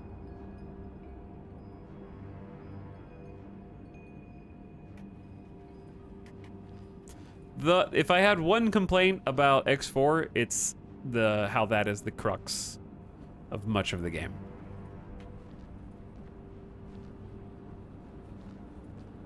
I don't like sandbox games that put you on necessary rails. It runs counter to the entire premise and theme of the game.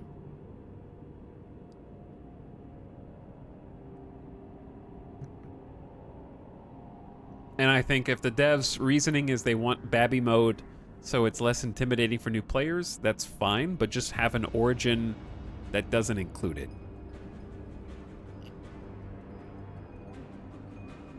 Or make it optional in some way. For not a sponsor, Etal's really influencing me right now. I tend to do that. Okay, I was gonna name this. You should be able to build a research station. Yeah. Like, the fact that you can't build a research station is incredibly odd.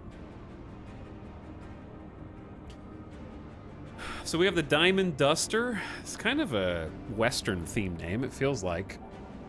Also alliteration. We need an alliteration name.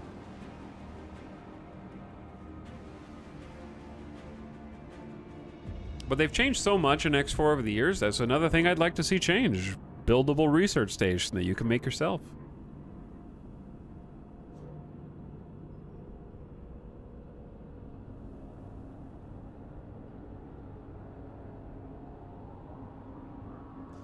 All right. What to call this?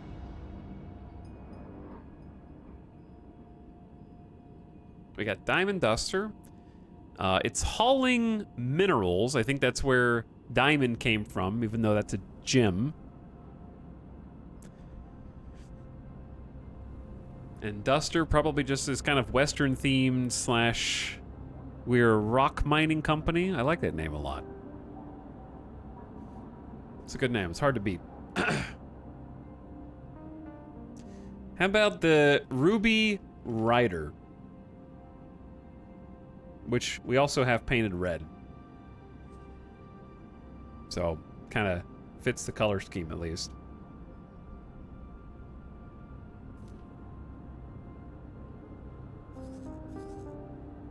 I believe it is currently landing at the Talati Wharf to receive its shield.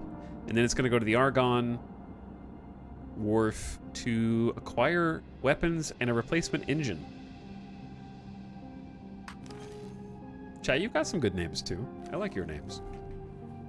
I like chat's usernames. Now what I want is to figure out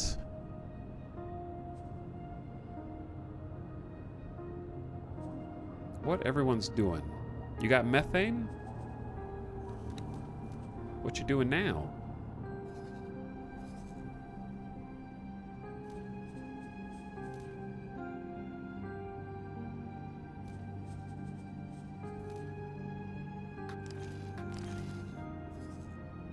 Second question.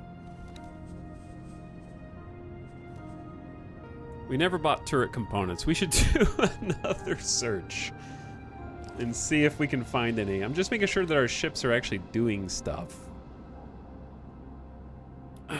Some of them are, some of them aren't. I guess.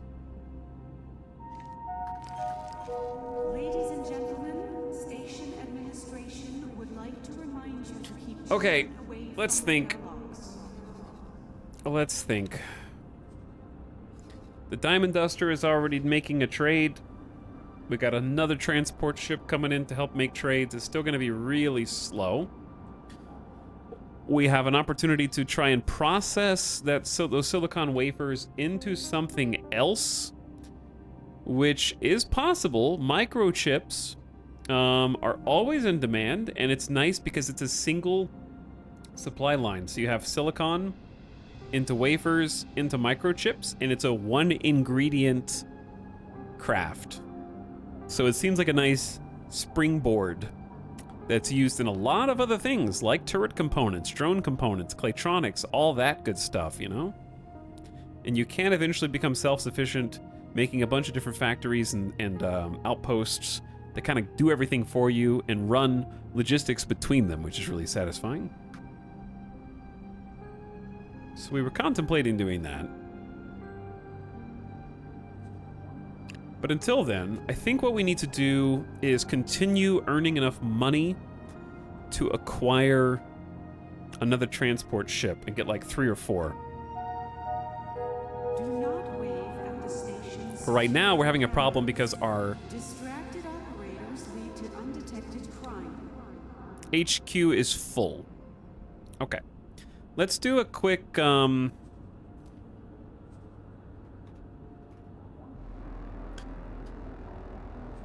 raw material vendor and just get some extra cash.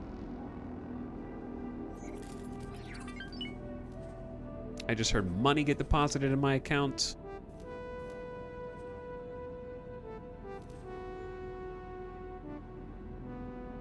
Here is raw silicon.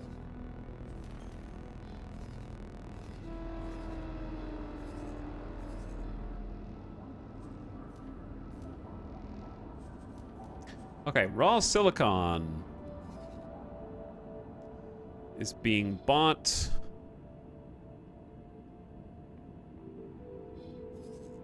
Over in 18 billion,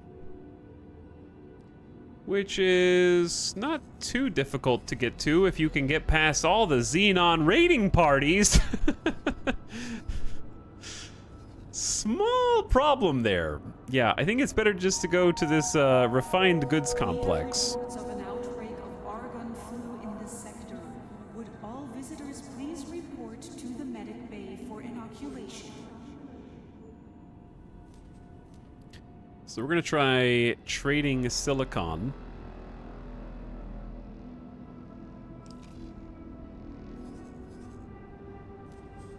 Let's go ahead and trade with our HQ. Oh, I can't trade with the HQ because I need to tell them to sell silicon to us again, huh?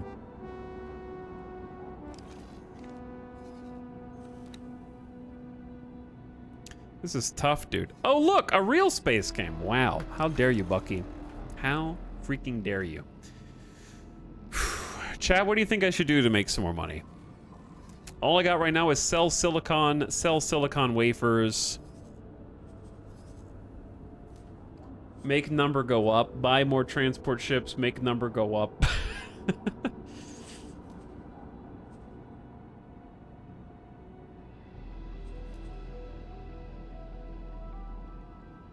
Piracy. Okay, we had some debate previously on whether or not people could buy raw silicon because it requires a mining vessel, which none of the AI ever sends on trading missions. You are reminded that lottery tickets I'm assuming that that is still the case. all retail outlets in the station.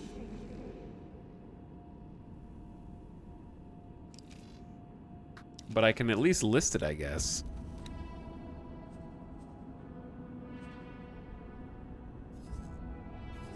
AI never purchases your silicon. Okay, that's what I thought.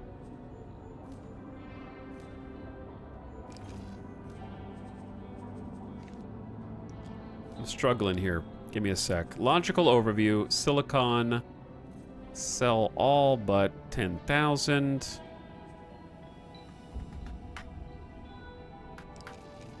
Okay. Now I want the Silver Sloop to go trade with you.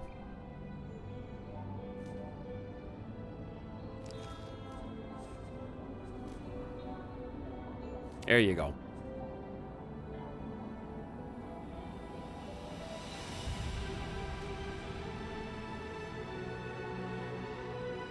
We don't have to, like, pay for this, right?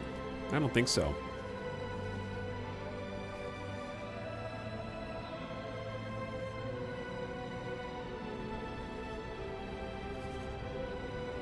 I don't want to have to go to second contact.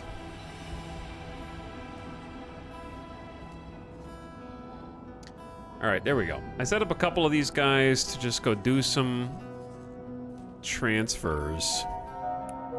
Because we are full up.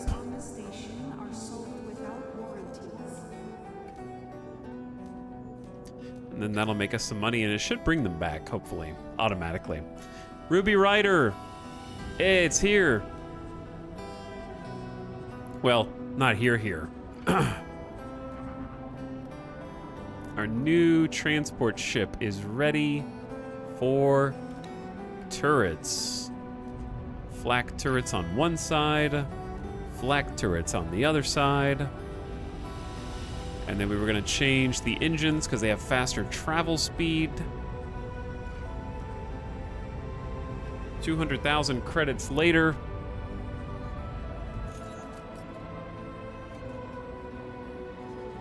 And then once it's done with that little upgrade, we're gonna send it here.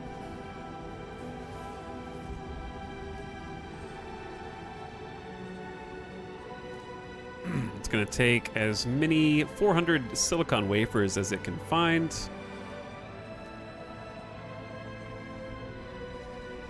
And then where the heck were we trading those? I don't remember.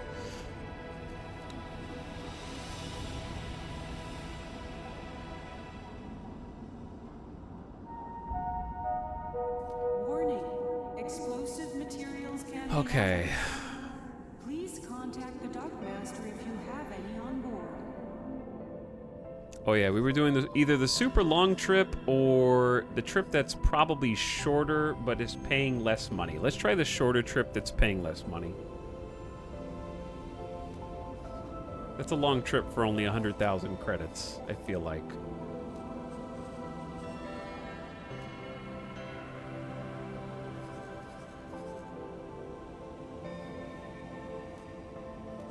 I don't know what music this is.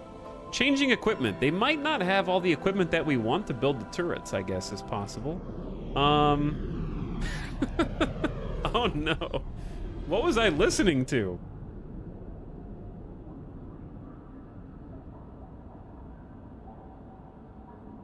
Chat, we were just accidentally listening to healing music played at a specific frequency for angelic protection. Thanks, Spotify. Really got my back there, bro. Can we listen to X for something else? No wonder I felt so good. No wonder you felt great. Let's do Cradle of Humanity. Yeah. I heard money. Mind the gap. Mind the gap, chat.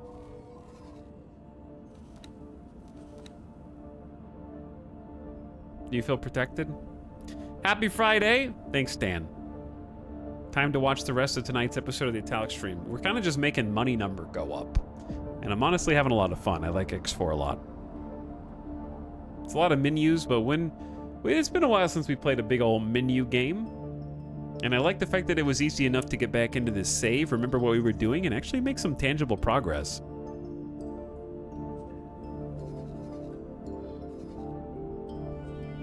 I believe in us. Okay, yeah, we got a lot of silicon wafers reserved. That's going to be good because it's going to help burn through some of this solid cargo. We need to be able to sell more silicon wafers consistently. That's the hard part. Nobody's coming to buy right now. I could set my own price instead of letting the manager sell, but where's the fun in that? Let's look at the logical overview.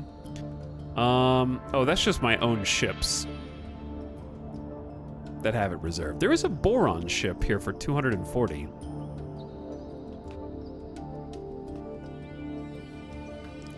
Immediately feel tired. Please bring me my angelic healing miracle music back.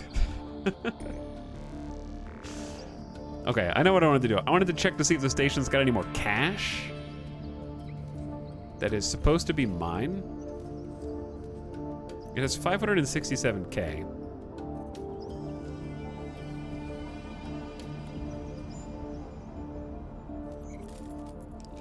Okay, so we're at to like 600,000. That's not bad. But if I wanted to do something productive, what would it be? We've already got every ship in the fleet. That ship's coming to make a trade with us.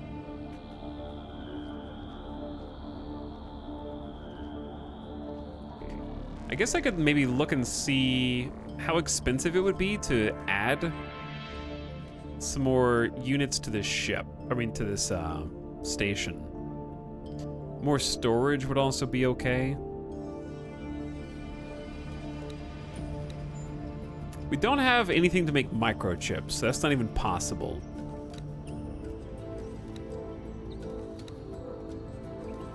If I wanted to build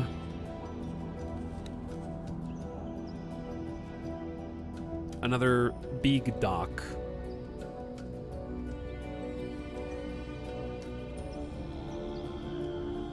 we could do that. Chat, did I really? I don't know if I thought this through.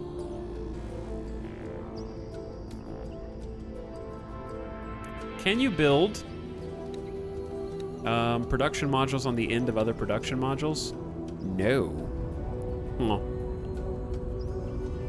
I could build one on the end of, where the hell is this one? At the edge of space. Okay. 3D is hard.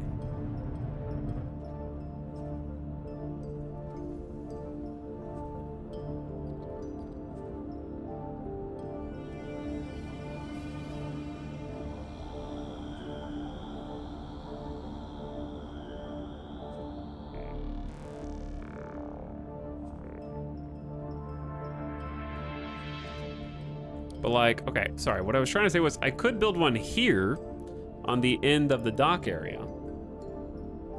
That would work. If I ever wanted more silicon wafer factories. Starfield ship build is actually better than this. Well, good thing this isn't a stinky ship. One of Starfield's ships would be landing right there. This is a station. But yeah, I agree, it's not perfect. It could certainly use improvement. But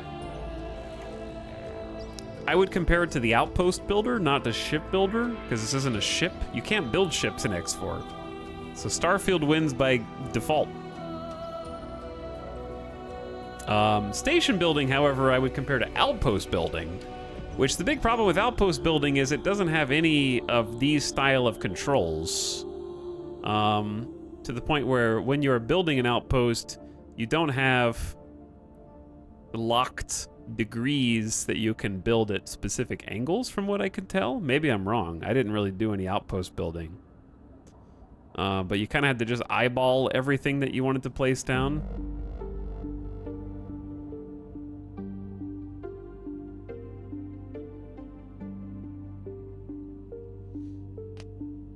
I bought it, thanks Yital. Time to give it a go after keeping an eye on it for years. Yeah, just take it slow. It's really difficult at first. I would recommend watching a couple tutorial videos. For me, there was one channel in particular that I found very helpful.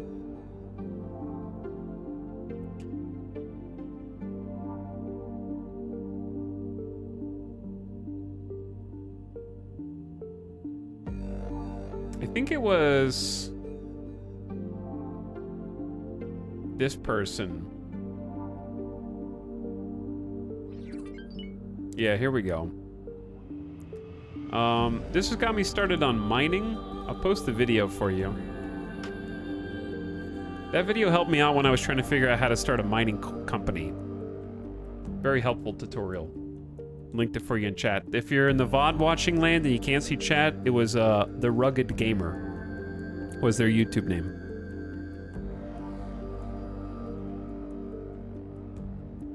I missed the game where you had to rivet individual plates. Yeah, that was Starbase. I mourn the loss of Starbase almost every day. Bring it back. Okay. One of the things I was gonna look at. This is solid storage. Dude, Avic, what's up? Hello, Raiders. How you doing? We are also in space today. You were streaming for a long time. What's up, Moonstar, Ghost Smoke, Chill Pelican, Avic himself, Rose Sand is here, Ottercog is back.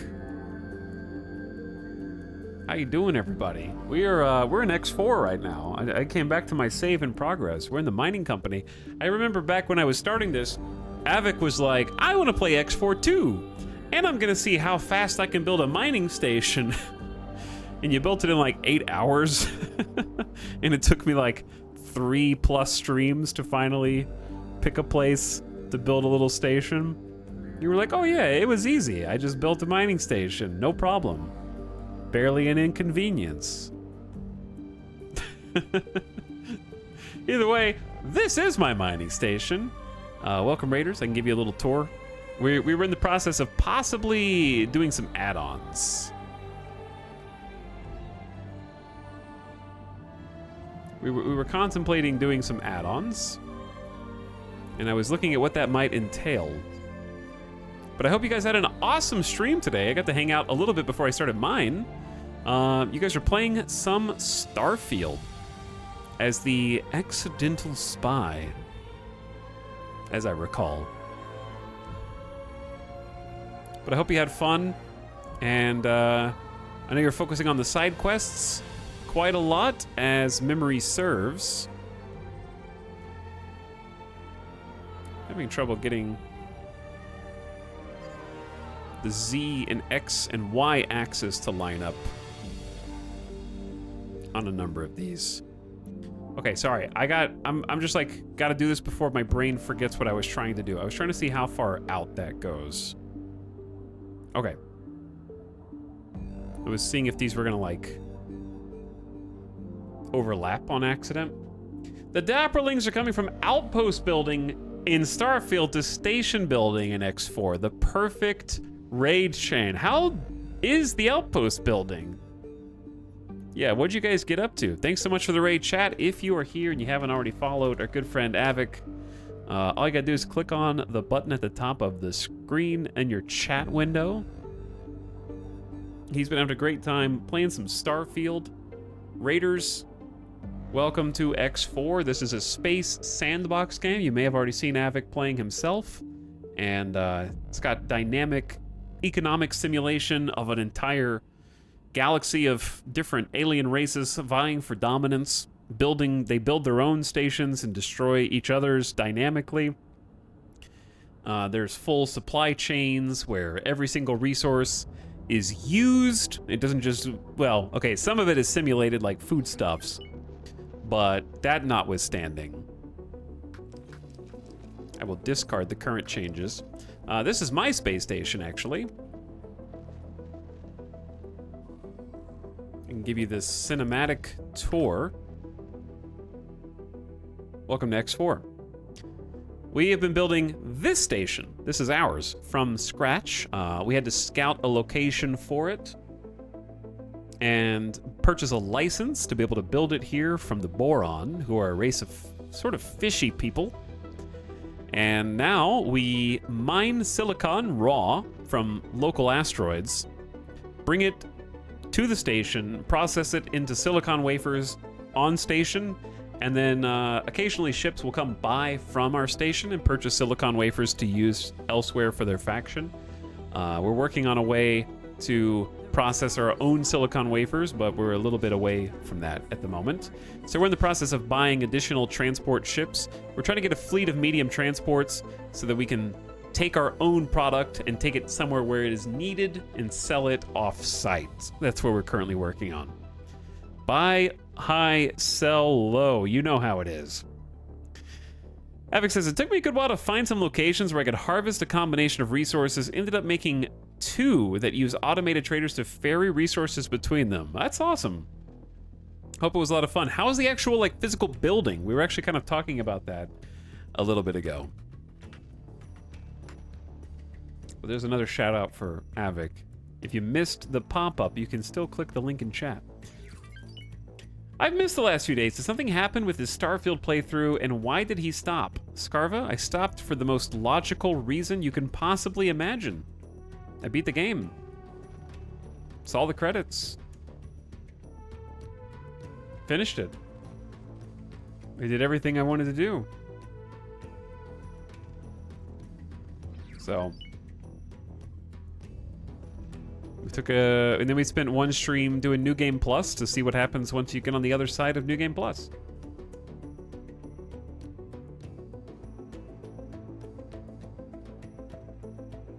So I am complete with what I intend to do content-wise. Maybe I'll try it a little bit more off-stream and just roam around. But we'll see. Can confirm I'm permanently scarred.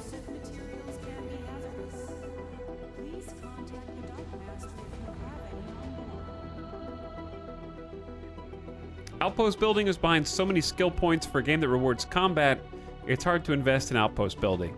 Yeah, I personally, by the time I was done with Starfield, I think I was level 26, and I was finding that in our last stream, which was 7 hours, we only leveled up 1 time. So I was finding it harder and harder to level up. It felt like they were getting further apart. So I don't know if that was just because I wasn't doing enough side quests, which quests seem to reward a decent amount of XP. It was like 100 plus XP per quest. So I think if you did maybe just like a quest marathon in a small area, or I'm sure that there are some meta ways that I wasn't trying to level up. I was just hoping by doing things in the game, I would level up at a reasonable rate.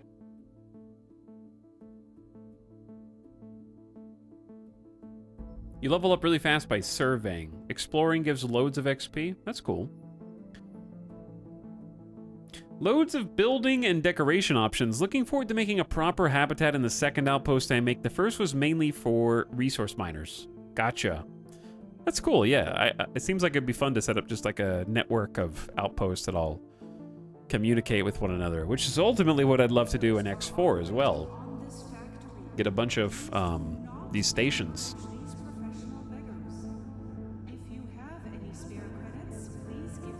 But yeah, my experience with Starfield was less than positive, but don't worry, chatters and raiders.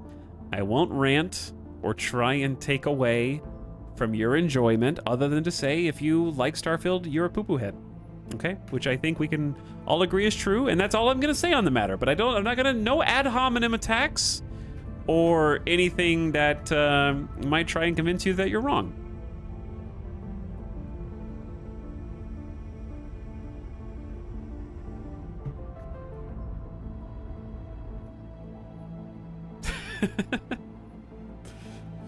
I love how atmospheric X4 is. Oh yeah, we really haven't left. That's not true. We've been taking a few different trips. In fact, there's our newest ship just landing right in front of us. It just grabbed a supply of silicon wafers and it is off to try and make a trade. So that's what we've been trying to do, is become this like puppeteer pulling the logistic strings right now. That's our Ruby Rider. It is a split transport ship that doesn't have a lot of cargo space, but it is very nimble and well armed for a medium transport ship. So it's not gonna get picked on by any tiny little fighters. My favorite thing about X4 is the size of the ship. Yeah, those are medium ships. There are large and then extra large.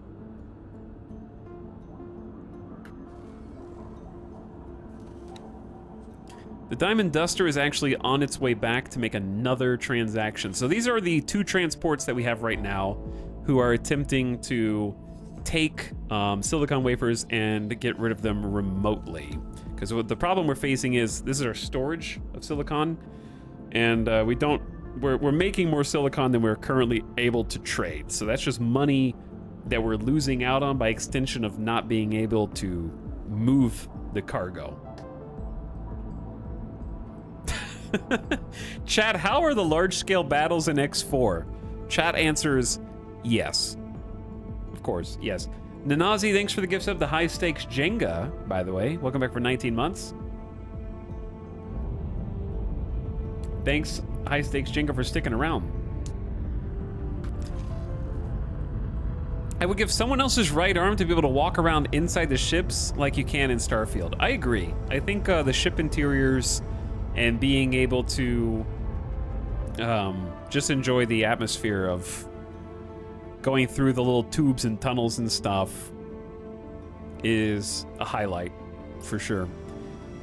I think the X4 probably does things the way they do is because, at least for stations, they have to obfuscate the connections via the transport network.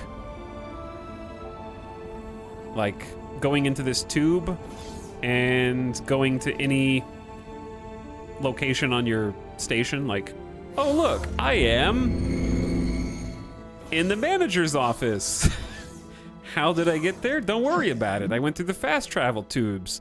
So I think that the ships in X4 are much to that same level, where they're so big that if this wasn't the default way to handle it, it wouldn't really be something you wanted to keep going up and down through, probably.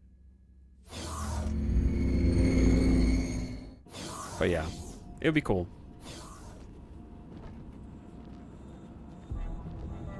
Because the ships are so big that it would just take you a long time. Because even in Starfield, by the end, I was just fast traveling to my cockpit and out of my cockpit, where the novelty wears off. Unless you can come up... The biggest problem that no space game has solved is creating gameplay inside the ship. Like FTL style. Like, that Star Trek VR game where you actually have a crew inside the ship. Or Pulsar. Like Pulsar being in the ship doing things. Beep, boop, beep, boop. And, not a spaceship, but the other game that we played. Me and Avic. The actual ship game. Carrier Command 2. Carrier Command 2, yeah. That would be an example. Having gameplay in the ships is a challenge for all sci-fi games.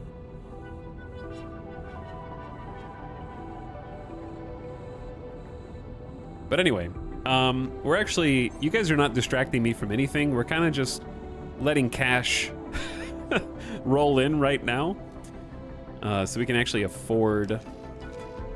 The only thing we might need to do is go see if there's any turret pieces, components that we can track down. We needed some of those. But yeah, we're letting our station account fill up with money, and then we're taking that money out.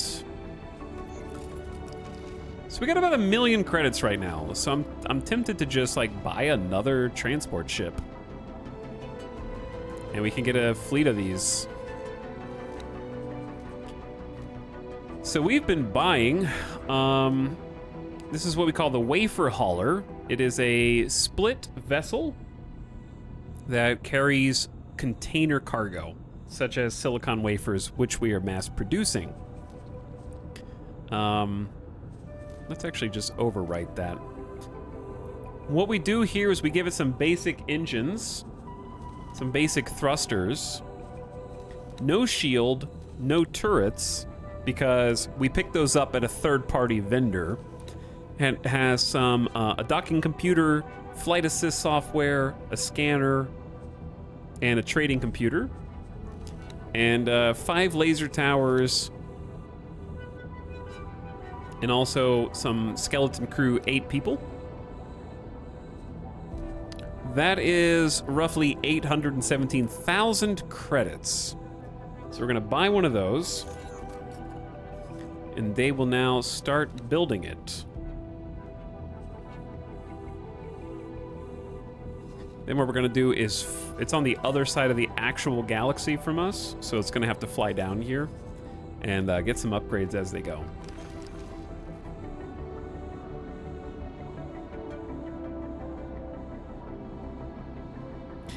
Avic says I would give someone else's right and left arm to have a pre-flight check for takeoff in games like X4. Like ETA would RP in Microsoft Flight Sim, but actually need to do it, like request refuel, etc. Yeah, that would be fun. I would enjoy that a lot. The reason why it works so well in Microsoft Flight Sim is because it's so detailed that it is the gameplay. Like, flying is of course the gameplay, but if you play Microsoft Flight Sim or something like that, you'll find that the flying is the easiest part of the game.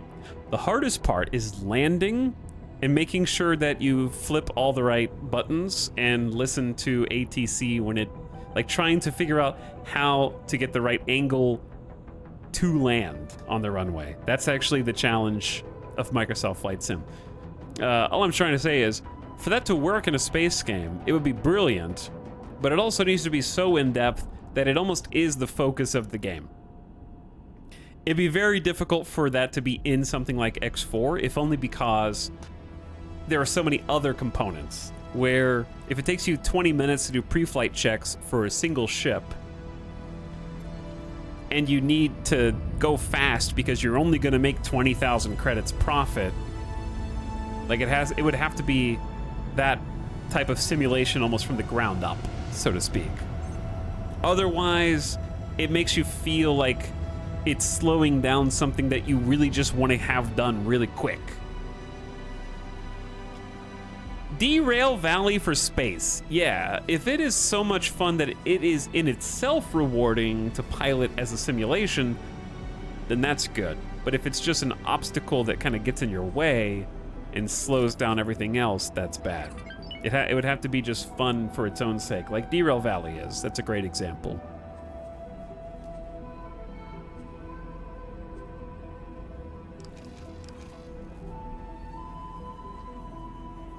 Oh yeah, I think that would be like the ultimate space game.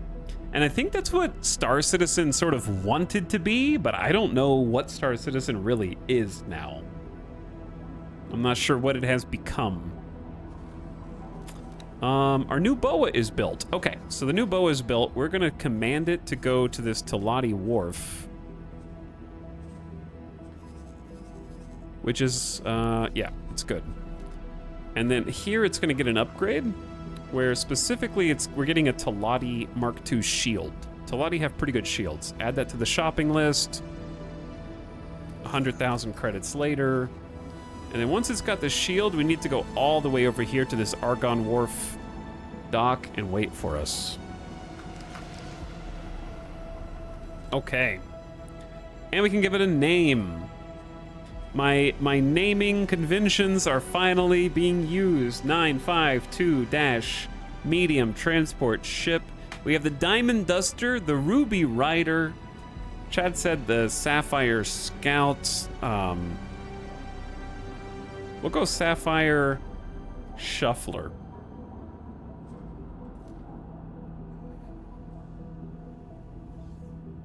Emerald Excavator is good too. It's not really a surveyor because it's a trader, so I just decided to, I like the word shuffler. It has kind of a vaguely Western vibe to it. All right, Diamond Duster's doing its own thing. Ruby Rider's doing its own thing.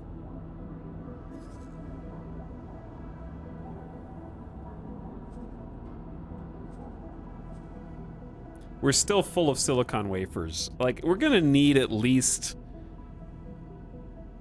I don't know how many medium traders we're gonna need before we trade more silicon than we produce. Emerald Emissary, that's a good one, yeah. What's up, Gamer Deathbot? How's it going, dude? But yeah, right now what we're doing is we're trying to come up with a way to basically get rid of our product. We have too much product and we could just make money if only we were able to sell it. So in the meantime, I might like to plan some upgrades. Oh, that's actually a great idea. let's look for the thing that we're missing. We are missing...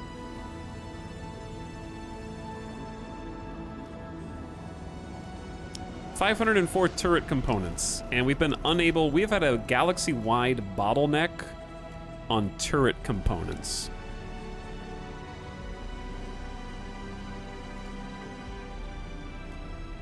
So, turret components, let's filter, zoom out. People are buying turret components, but not selling. If they were selling, it would be right here in sold wares, but it is not. We have no knowledge of any turret components being sold in the entire galaxy.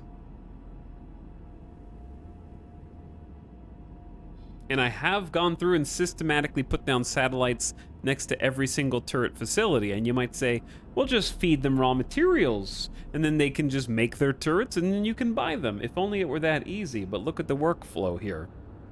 Turret components are advanced materials that require microchips, quantum tubes, and scanning arrays. So I'd have to provide them with all of those, and then hope that they make what we need, and then buy it first before the AI does. The odds of that happening are not very high.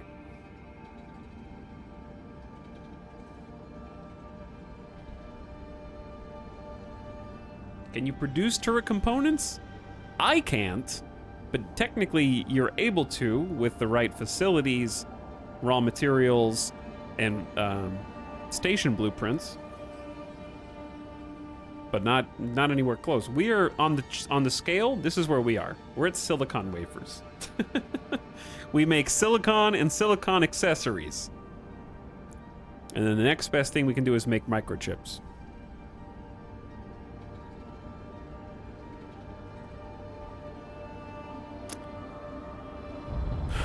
So I've got a buy order for silicon wafers. What I'm gonna do is actually modify my own buy order and just offer like an exorbitant amount of money.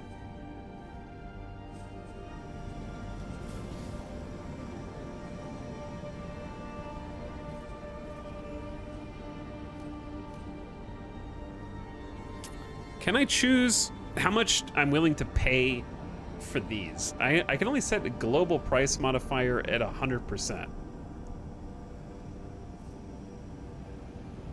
I can give them like 250,000 in cash budget. I don't know how to offer more for turret components to try and be the first one to buy.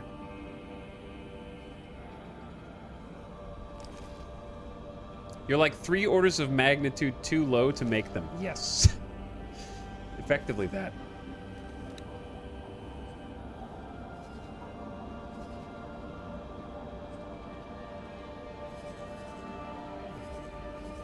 All right, we're making a wafer transaction here.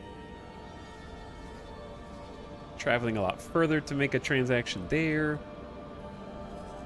The Oopsie Odyssey has just had methane for ages, and we don't have anywhere to sell it. I'm gonna have this just go land back on our station and just go dock.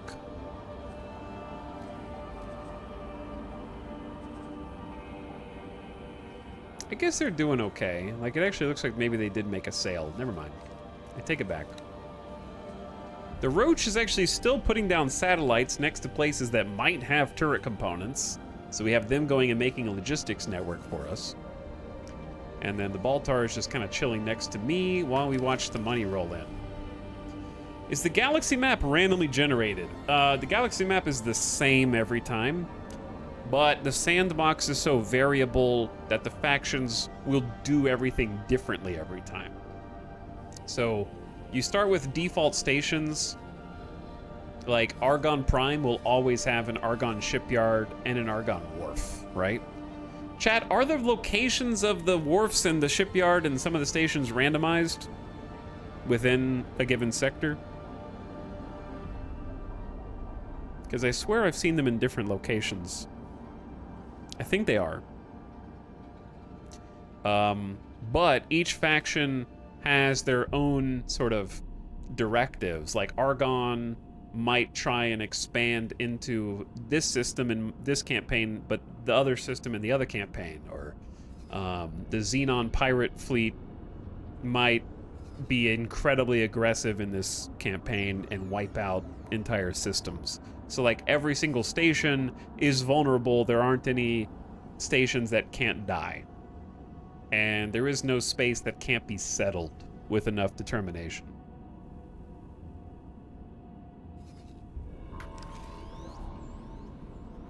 So likewise, resource allocation is the same.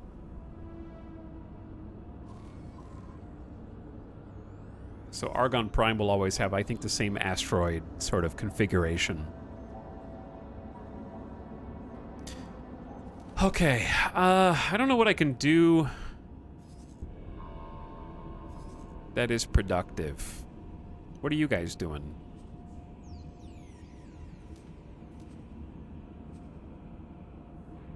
I think these guys are lost. I'm gonna tell them to fly back.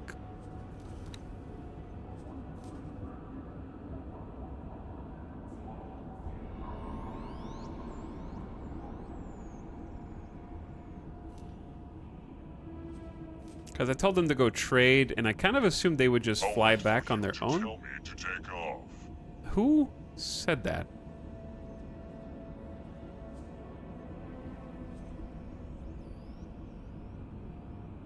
Who said that?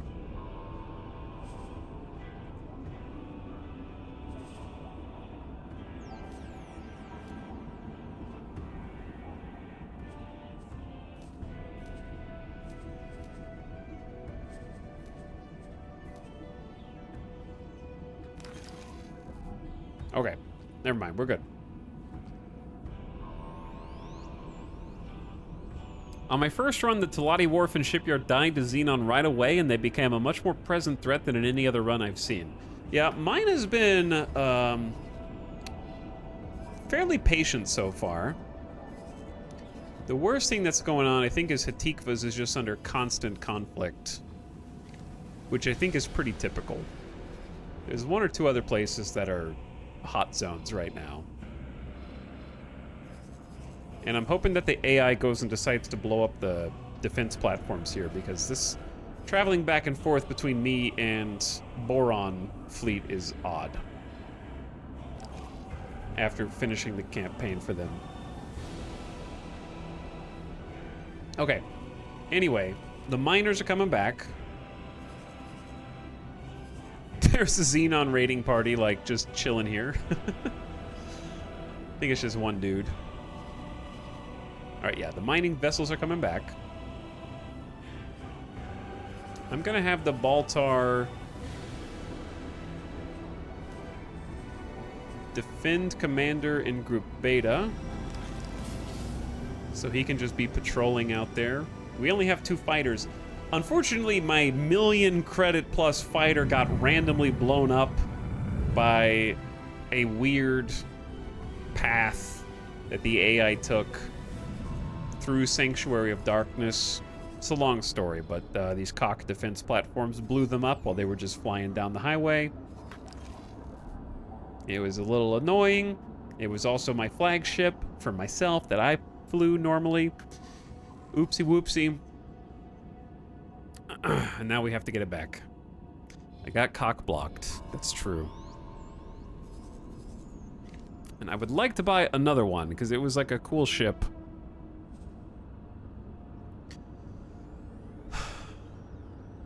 That being said, I'd probably get like, I like the split ships. I just do. Can't help it. They're probably some of my favorite ones.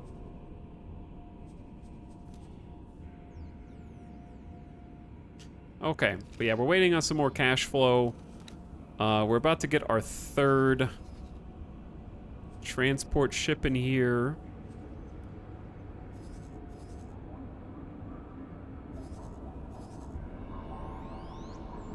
The Diamond Duster just made a nice trade at the microchip factory.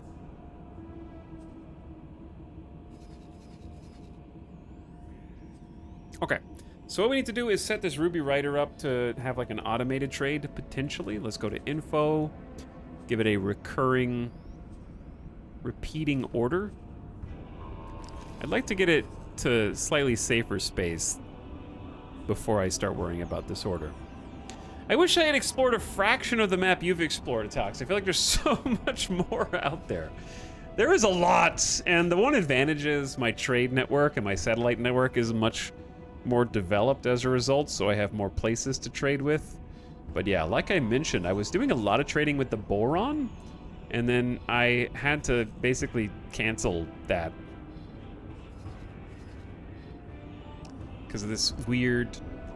If you do the Boron quests, Sanctuary of Darkness is an entire section of the campaign, and after the dust settles, the Boron Queen creates a superhighway here, but she runs the superhighway right across the guns of the Cock defense platforms, and they just go pew pew pew pew. So it's super dangerous, and it's actually worse than it was before the superhighway existed, because now look, Cock foragers are like flying over there, causing trouble. And they didn't even stop them, they just went through the jump gate, I guess.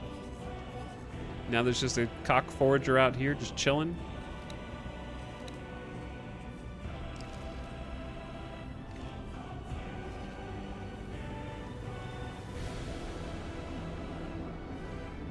But yes, having a large network of sectors and stuff is super helpful. I feel like I'm a little stuck right now, though, waiting for... Sometimes you have to wait in X4. That's okay. All right, we're going to give a new command for our medium transport hauler to basically create a repeating pattern. So we're going to make their default behavior repeat orders. And the first order is going to be buy from me silicon wafers, maxed. And then the second order is going to be to sell silicon wafers.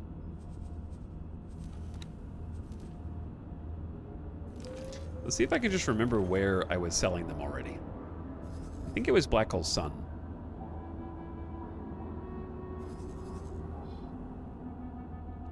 It was, but I can't find it. Okay.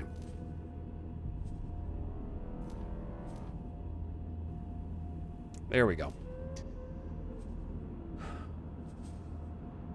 Okay, keep none. We'll have a minimum price of $220.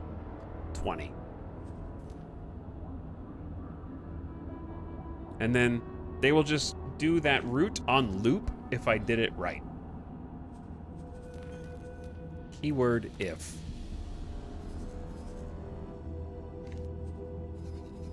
Okay, Sapphire Shuffler, our third transporter, is almost to the Teladi Wharf. So we've already like 300%ed our transport fleet. We went from 1 transport to 3 transports. So this is gonna take a little time to spool up, but once it does spool up, we're gonna have a consistent source of income that we presently don't have. So the snowball is rolling down the mountain, and that can take a little while before it manifests something tangible. And that's okay, you know, we can be patient. Our mining fleet is almost back in tow. We have 2 medium miners and a small miner. But we still have plenty of... They've been gone for a while, and our silicon containers are still very full. Okay, that's just the part. Here's what we're gonna do, chat. I'm gonna take a quick BRB. It's been 3 hours. I'm gonna go take a quick bathroom break and grab a little snack. I'm gonna come back, and I wanna design and upgrade and use this time productively, where we sort of plan an expansion to this facility.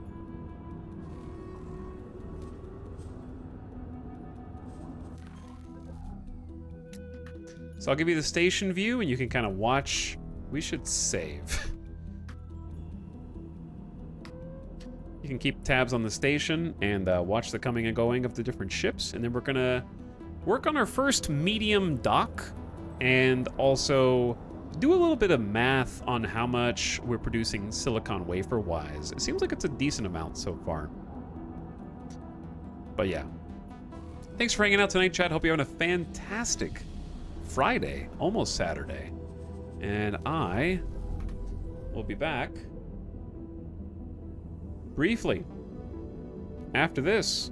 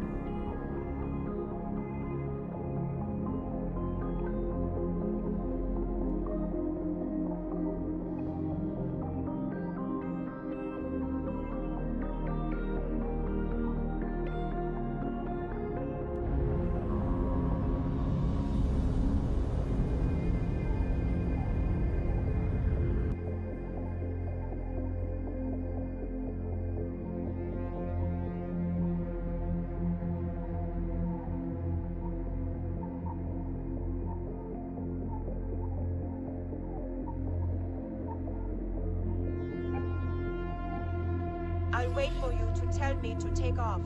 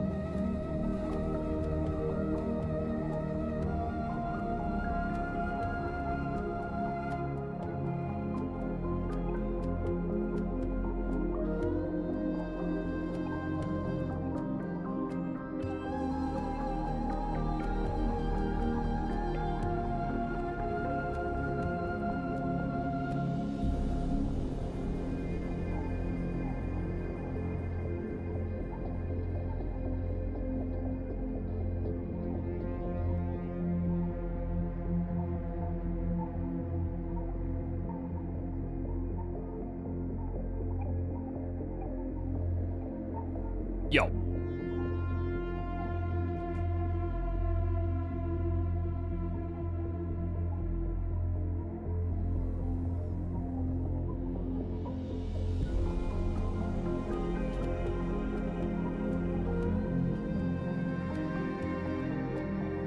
What's up, chat?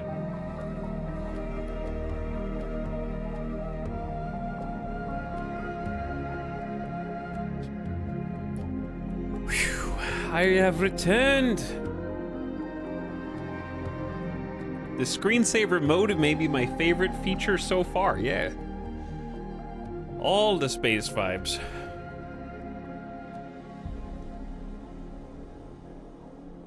Anything cool happened while I was gone? There's a ship here. Why is there a ship here? Who is this? That's the Ruby Rider with a full container.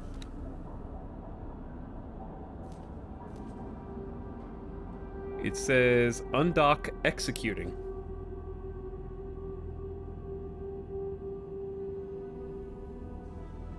And yet...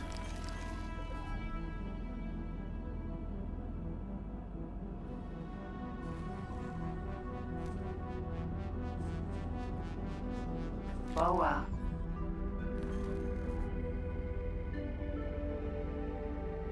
Huh. What's it doing? I heard something about staying until you give orders. Why would I have to give orders if it's on repeat?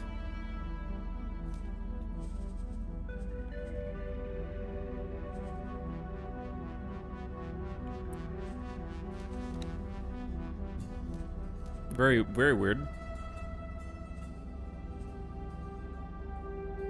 It's on repeat orders. Didn't you tell it to dock and wait? Do you see dock and wait over here? Order 1, buy. Order 2, sell. That's it. It's already done the buy. It says it is executing the undock.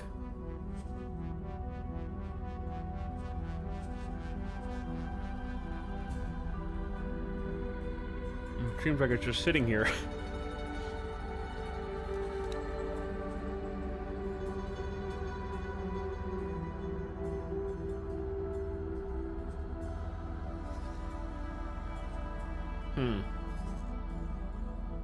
I wonder if I just canceled the undock. I'll wait for you to tell me to take off.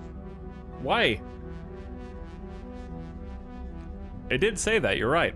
But why?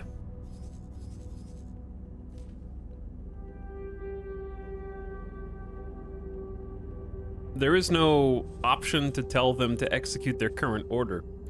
Chat, I need the backseaters. Where are the late night? It's not that late. It's like 9:30 here. It's like just after midnight on the East Coast. Surely someone out there can help. People arrive, backseaters.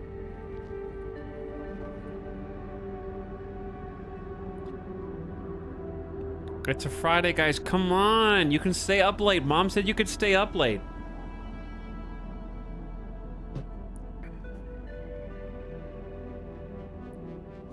I think it's a global setting. Check maroon protection. Okay. That one sounds like the most legit. Maroon protection. Your ships will wait for you before undocking if you were on the same ship or station. It's gone. That chatter wins. Don't ever say that backseating is not a profitable endeavor. This is the gift sub set. Enjoy your complimentary correct Jeff gift sub.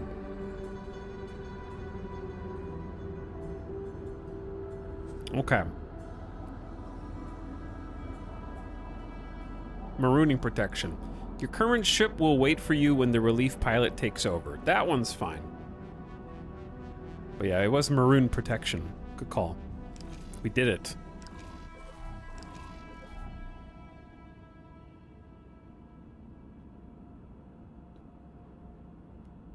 Okay, well done. So now it's automated, and they will continue. Now I'm curious where the Sapphire Shuffler is. They are going to their next destination. This is our third transport ship. They are identical to our first two. They just have a different name. We need to go to this Argon Wharf and upgrade. This is where we're going to get our weapons.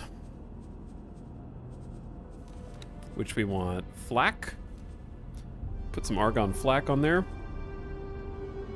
Turrets are pretty badass. And then we change out for the tier 2 all-arounders. Not cheap, certainly not free. It's about 300,000 credits, and we'll be left with 143k. But it's worth. Okay, and then after that, we want it to come to dock at our current location.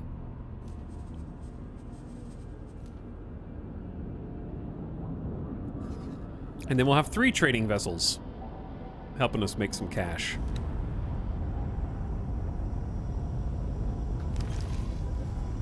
Who's this? I don't know, some guy. There's just some trading vessel that just came to say hi. Okay, what did I say? I said we were going to start working on a new platform. A new build upgrade for our station. This is what we were doing when Avic came in and we got distracted. The Dabberlings are very distracting, aren't they?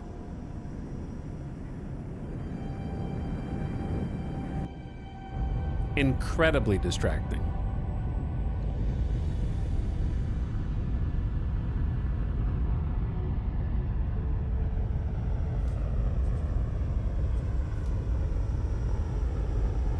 So what I'm trying to do is, there we go. Chat, do you know a hotkey to rotate things before you left click to place them down somewhere?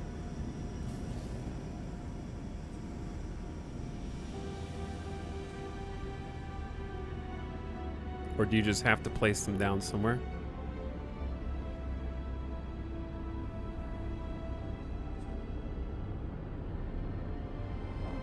You know what's interesting? If we copy this container storage and then on the outside it's a silicon wafer production, it's actually too long. I believe there's clipping. So you see how if I try to lower it to here, it's red because it's clipping on that bottom left corner.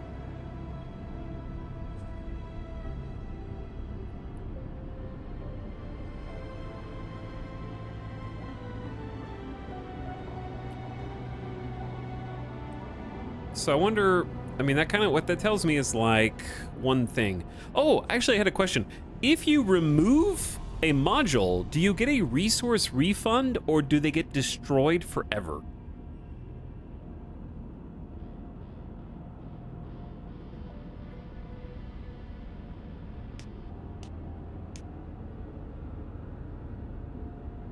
Like if I got rid of this basic dock, it'd be a refund? Interesting. I might do that.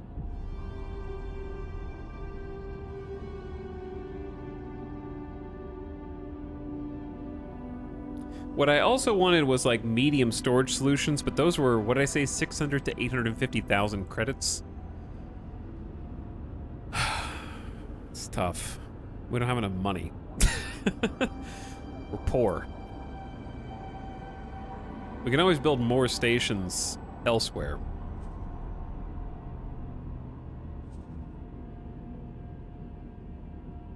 But for the moment, I don't think it makes a ton of sense.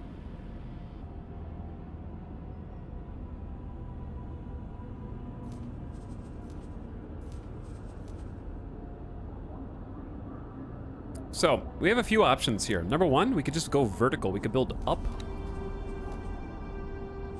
Right? There are these like vertical modules that can give you a lot of space.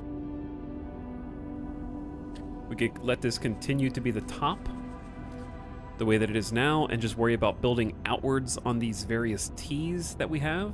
T. I think the T is good. You know what is a great... I just had a pretty decent idea, actually. There won't be an up and a down on this station anymore once I do this. But it will work.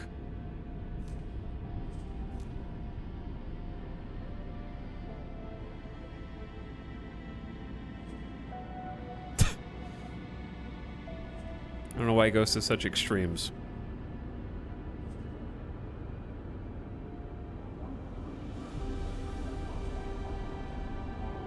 Okay, yeah, something like this.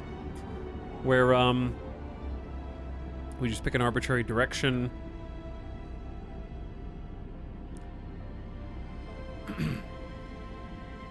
But I want this one to be down. Yep, down there. Okay, so this is argon solid containers. So this is for silicon wafers. We can have like omega wafer storage. Therefore, well, like we should be able to process the raw silicon into wafers faster than we can do anything else, right? So like if we copy this and then paste it on, we may not have enough space and we'd have to buy a larger box, basically.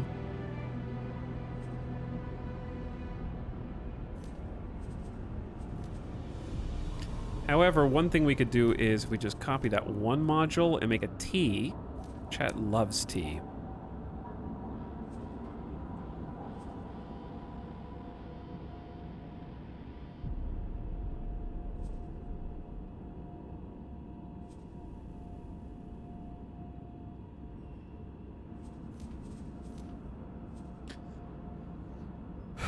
We could do something like this. I don't like that this is kind of ugly, but it is what it is. What I was going to say was, though, that this sort of maximizes our storage space potential. Or is that debatably too much storage space? And then we also have room for like a dock on this side.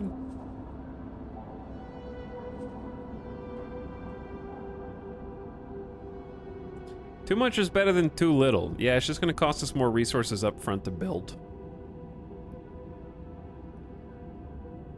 And I was actually going to make this station quote-unquote upside down.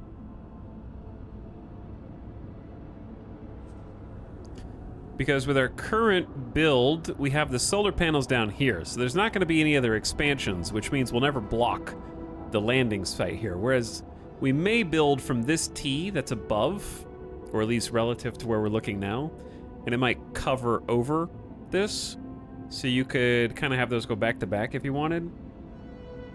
But yeah, if we do too much all simultaneously, it'll be very expensive and take longer to build. Yeah, those are the downsides.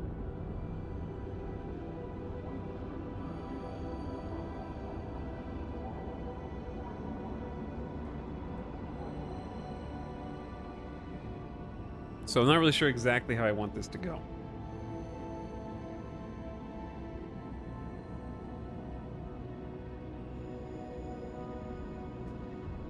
To me, it's ugly. And that's really the main issue. Are there plans to produce different products? Yeah, I want to produce microchips just kind of as a stepping stone. Right now, I'm just trying to get cash flow and make product that I can sell. And I think microchips are a good starter, beginner,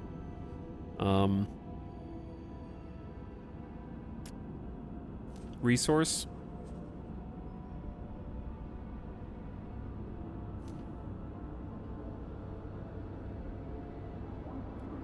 Expand the mega station. I am thinking about expanding the mega station. It's just, I want to do it in a way that actually doesn't look like just like a hunk of junk. It kind of will look like a hunk of junk no matter what I do, I guess.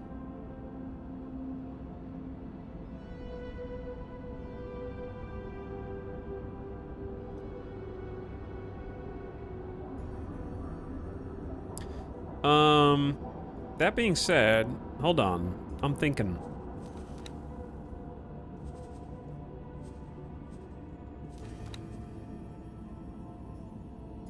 Discs are actually kind of interesting as far as connectors go. How expensive is just a disc with no gun on top or bottom?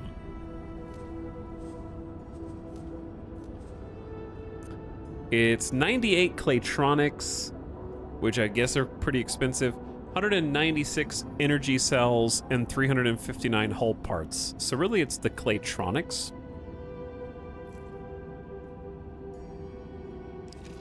Oh, hang on. Go back. How do you get out of the encyclopedia and go back to where you were building? There we go. Claytronics compared to just a regular cross. A regular cross is 12 Claytronics. So yeah, significantly cheaper. But I am thinking about putting like some discs on here for the future. All right. Well, how goes X4? What's up, Sax? We're currently trying to like make some money. Who dis? We might need some new pilots to help us make some money. The hell are you doing here, dude? Ruby Ryder, are you okay?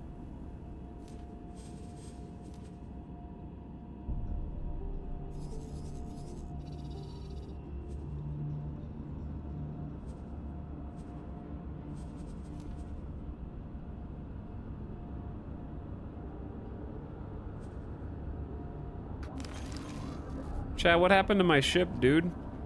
Why is it just here?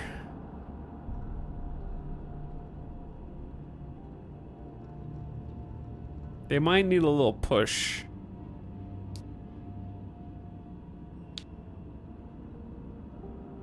Maybe I do need to go to a different system.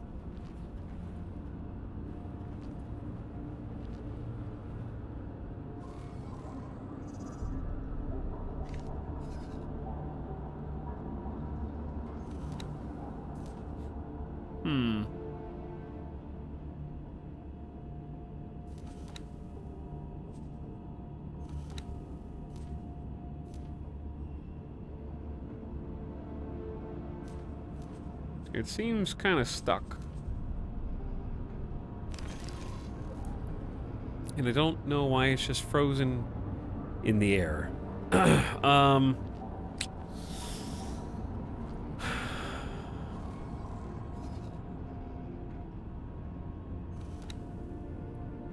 The Sapphire Shuffler is coming in. Oh dear God. That's not the Sapphire Shuffler.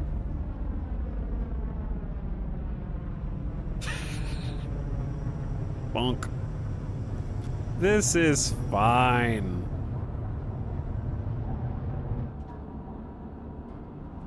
Yeah, this is fine.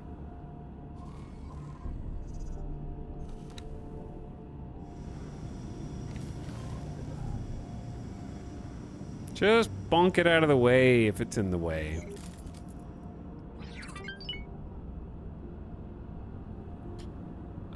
Queendom of Boron gets reputation every time we make a sale. That's nice.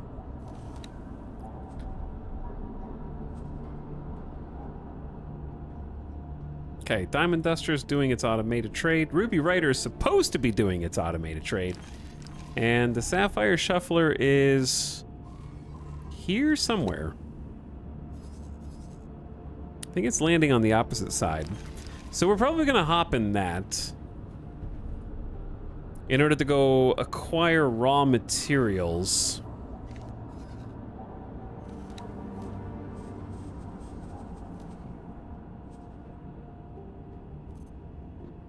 Got some more cash waiting for us in here. All right, we're sitting on about 500K, which isn't a lot, but it's not zero. I think it's time to get that 3 medium station built. Yeah. Yeah, we're gonna have to try leaving the sector and see if it fixes itself, because I don't think it's gonna move.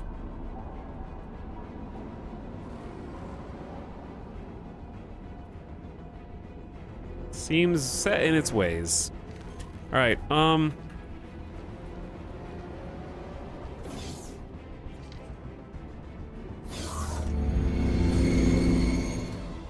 okay, Sapphire Shuffler looks exactly like it. And it is perfectly fine over here. Boa. Now, we're going to use this ship to help trade... Hello. Hello. Silicon wafers, like the other ship's supposed to be doing, but until then, let's just get some epic building music.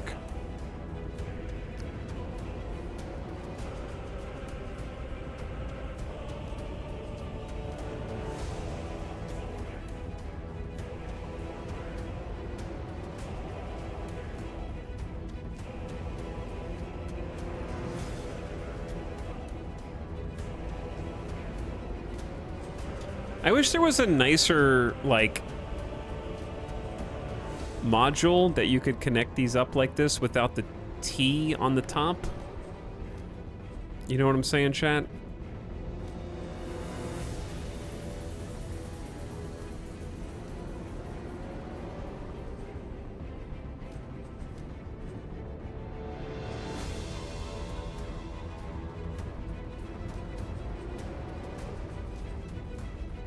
Because the only thing that I can do is put a disc. The problem with the disc, it's much more expensive. Why is it red? And you probably want the disc to be further out from the center. Can you put it on top of the station, though? No. Unless you turn it sideways.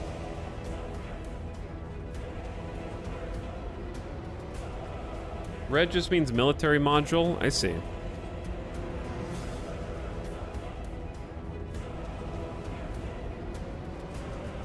That makes sense.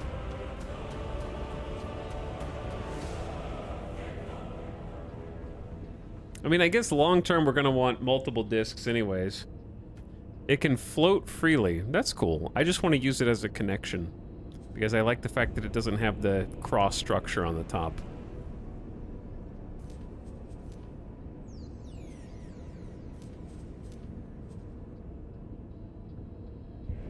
And then I would like attach a couple of container storages to it like so.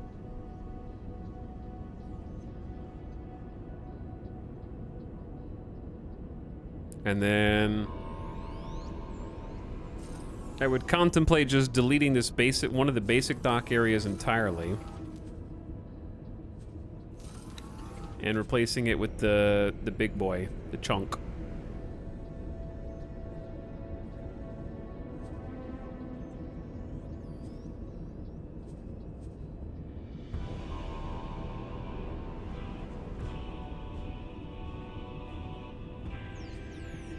Yeah, like that. That way we have 4 medium landing spots all up here. I don't really like the positioning of this Argon defense disc platform, but like I would want a defense disc on the outside, I feel like, where it could protect incoming and outgoing ships with more reach.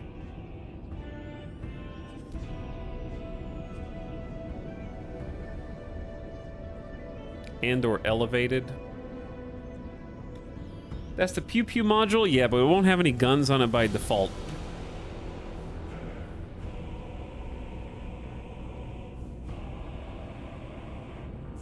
Are you shipping wafers out or relying on the AI? Both. We're doing both.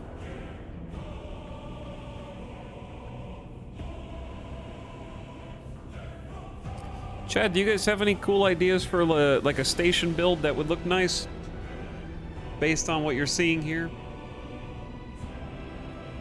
I'm open to some suggestions. This is our Energy Cell solar production array. These little guys on the end are factory producers. These little long boys are the storage. And then the cross structures are aesthetic only. I'm finding it difficult to make an aesthetically pleasing space station. Build at the bottom of the solar panel.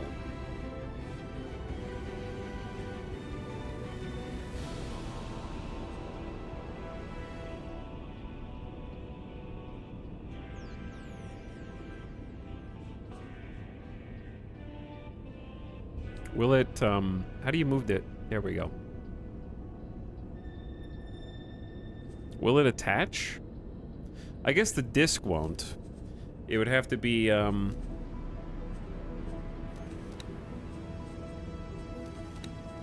would be like a cross here.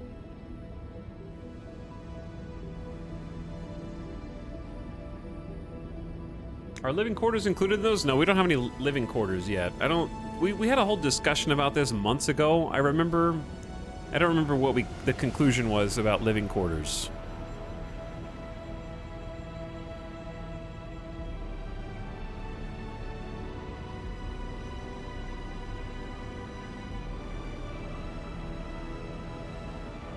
But there was definitely some kind of discussion. That could look cool, like a giant mirror in the middle of the station.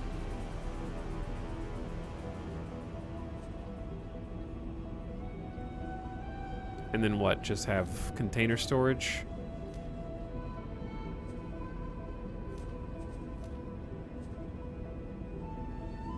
It seems exposed down there.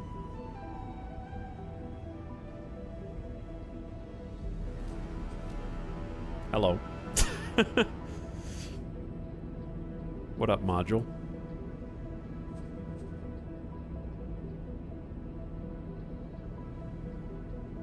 It kind of looks like a NASA space station almost, just the giant panels in the middle. Can the factory pieces flip 180 to not intersect? They have to be here. And I don't really know if I want to make a square anyway. I was just trying to come up with some alternative solutions for things. I don't think I really like that better.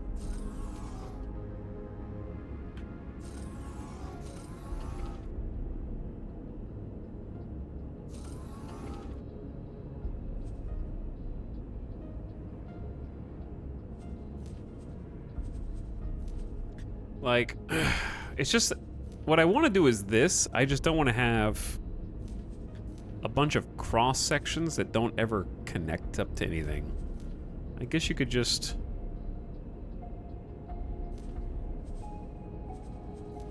Of course. All right, close menu. Discard changes, yes. Try again.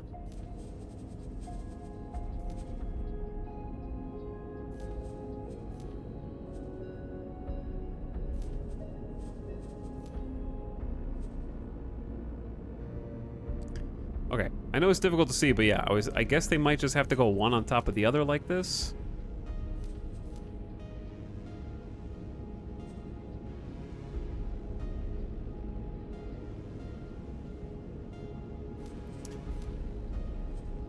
That way we can have like a nice little lineup of these small container storages. And sort of 3x the amount of silicon wafers that we can hold. And the only reason for these top T's is just because it makes me feel better. I wish there was some kind of tube that made sense. They're not wholly necessary right now, I guess.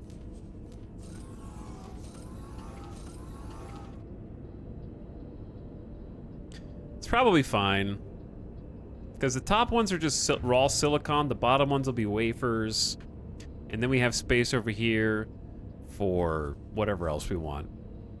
All right, let's just start with this, and then, in my opinion,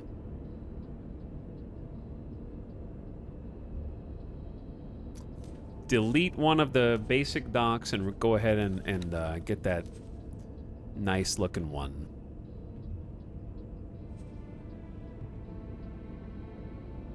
With the 3 mediums.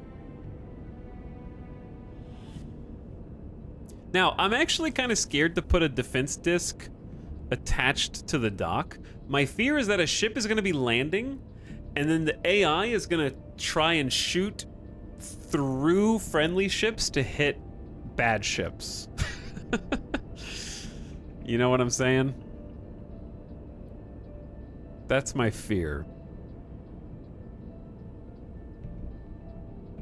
I feel like there's a non-zero chance they may end up doing something like that.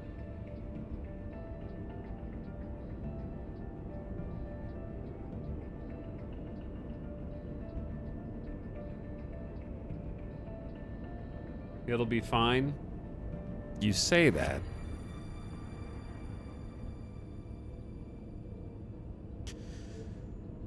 Okay, let's start with this. This is going to be kind of a huge...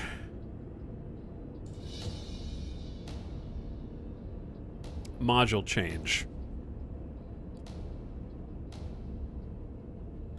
Disc in the top center so its sides are facing the two docks. You mean like this?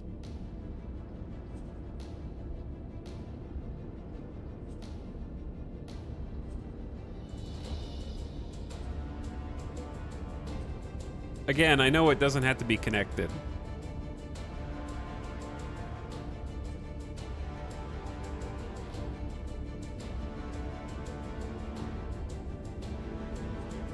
Uh-oh.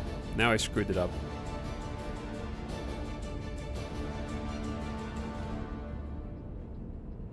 I think it's off center, but yeah, something like that. Is that what you're talking about?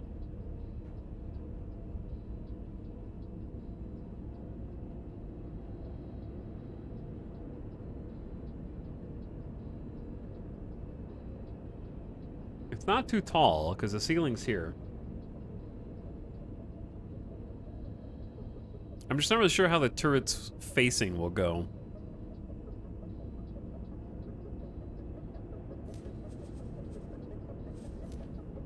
Reset rotation. Here we go. I mean, I could try something like that. We can always remove it later if we don't like the way that it turns out, I guess. Can we fit a short vertical section on there?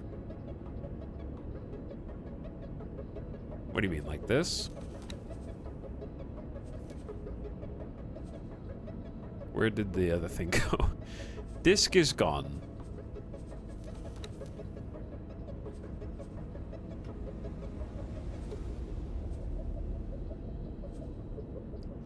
That might be too tall.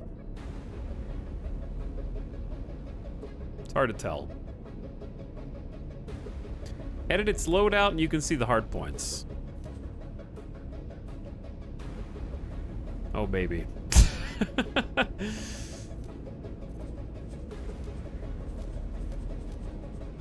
Big. Very big.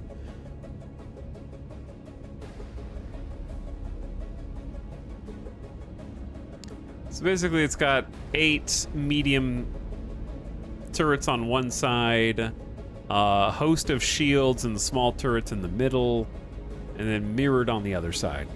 Big people happy.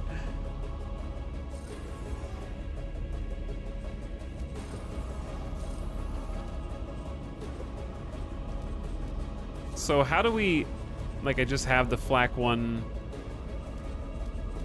But I don't, oh, large turrets? Oh, those are large turrets. Yeah, we don't even have, those are mediums? These are larges? Okay, this, we don't even have a blueprint module to build large turrets. So that kind of makes things easier.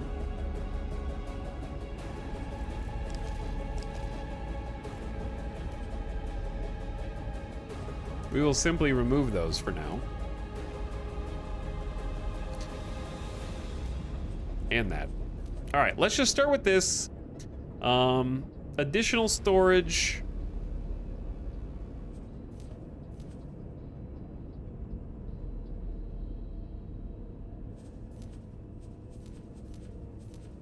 I'm gonna go ahead and take off some turrets from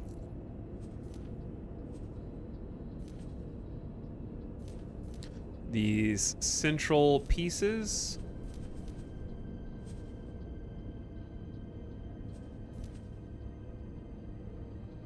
And we have turrets queued up for the topmost pieces, I think. All right, confirm. We are broke. We need a lot of stuff.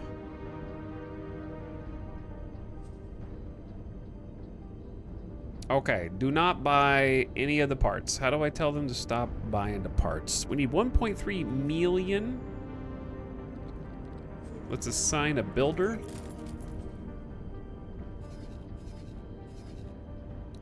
Hello? Can I get a friendly builder?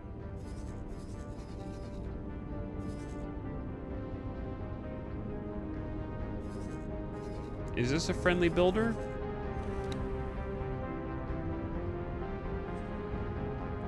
How do you hire them?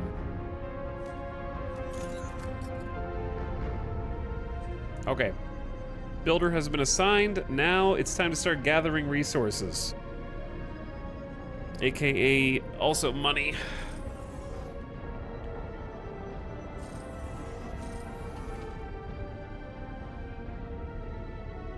What soundtrack is this? Is it EVE Online? Let's do the Split Vendetta soundtrack.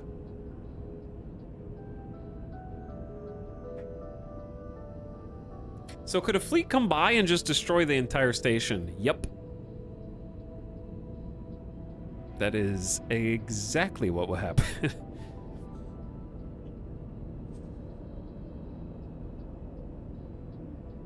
Okay, here's what we need now.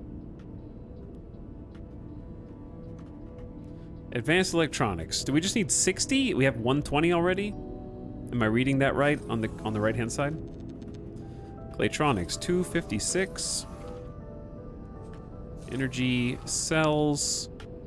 What is 1157 minus 432? Is that 825?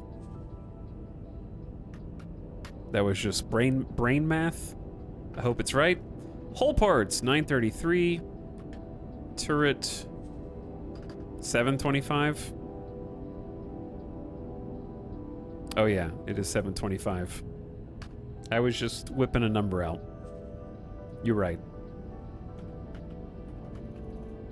Turret components, 756. Okay, cool. Why is my ship decomposing with me in it? Monkas.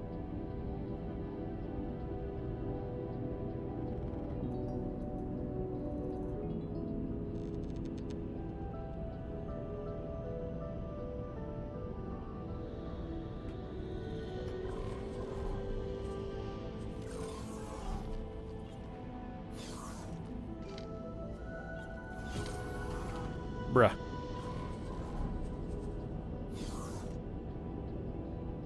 You are deconstructing your docking bay. Yeah, but I would assume it doesn't murder the ships, right? Docking granted.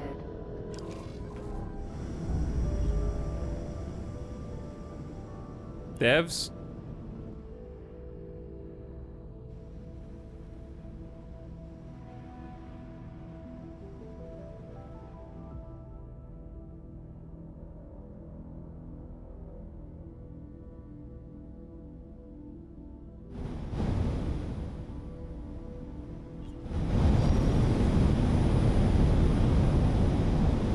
Docking aborted.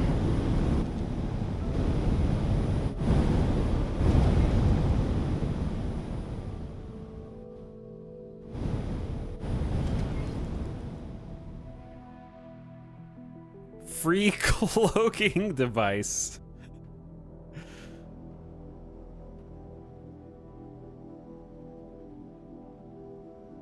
That's me up there. Etel always manages to get those 0.001% edge cases somehow. Dude.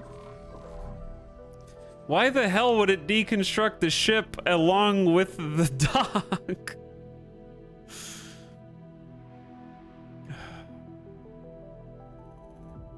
Honestly, though.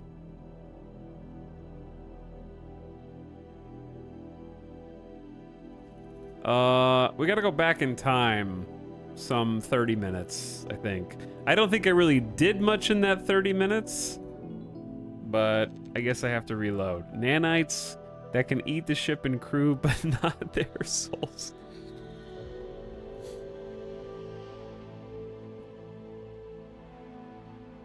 Is there a save? Nope, that's the only one. Dev didn't think anyone would deconstruct the dock with ships in it. How else, dude? How do you even tell which is which? Like, if you have a big station that has like 6 docks, how are you supposed to go around and make sure there's not a ship on any dock before you deconstruct it? There's literally a system in the game to store and move ships in storage. Why would that not just automate if you try and deconstruct the dock? Seriously. Like, you can put a ship in storage and it just goes into storage. Right? Why wouldn't that just automatically happen?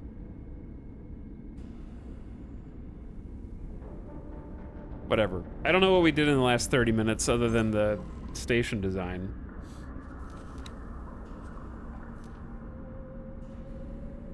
But yeah, like, deconstructing a dock would not de facto mean you need to deconstruct all ships that are parked on it. Stop trying to apply logic.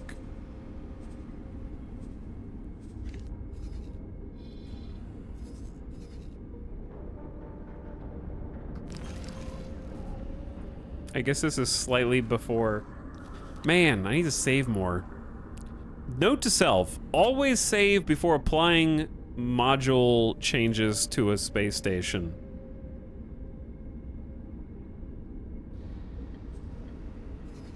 The Sapphire Shuffler in this timeline is just now coming to the Argon Wharf. Okay. Well.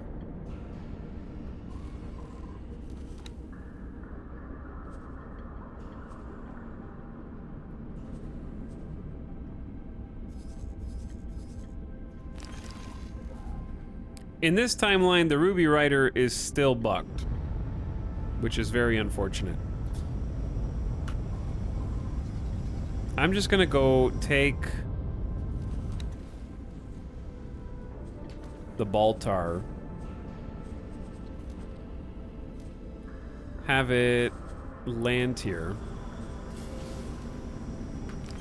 I'll get in it, I'm gonna leave the damn system and then make all of my changes remotely, I guess, so it can simulate it appropriately. They could even just make it so that ships automatically launch. Yeah, automatic launch would also be fine. That's how that happened. We are seeing history repeat itself.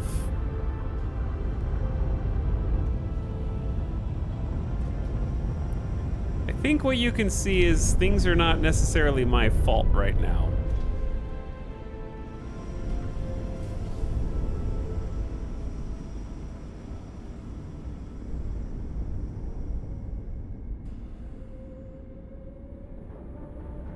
And I can only take so much of the responsibility.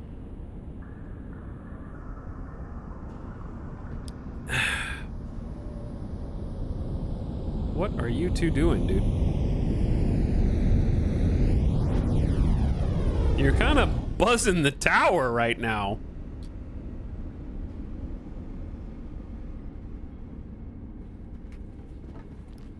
Fire that pilot. Oh, God.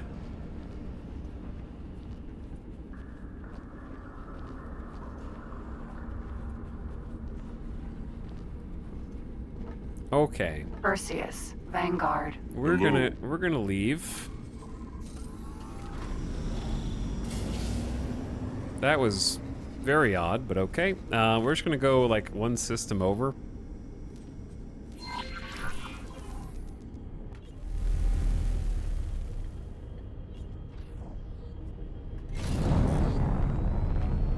There we go. What's up, Carson? How's it going? Now, we need to make sure we don't deconstruct anything while there's a ship, heaven forbid, parked on top of the surface.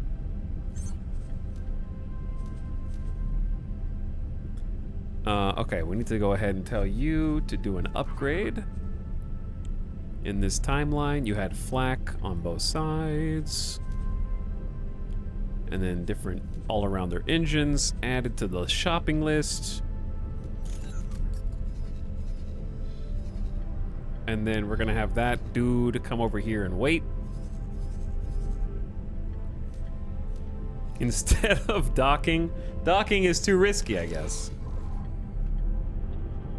Chat, what are you guys playing right now? What's got your Friday gaming going?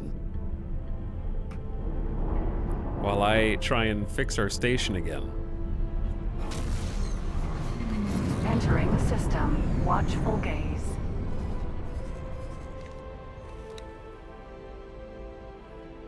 Baldur's Gate 3, Baldur's Gate 3, Guild Wars 2, Prison Architect, Surviving Mars, Baldur's Gate 3, Baldur's Gate 3, Oxygen not included, Titanfall. Honey Nut Cheerios is not a game, Age of Empires 2, Space Station 13, One Starfielder, Caves of Cod, City of Heroes, Satisfactory, Modded Kerbal, Empyrean, Armored Core 6, another Starfielder, Baldur's Gate 3, No Man's Sky.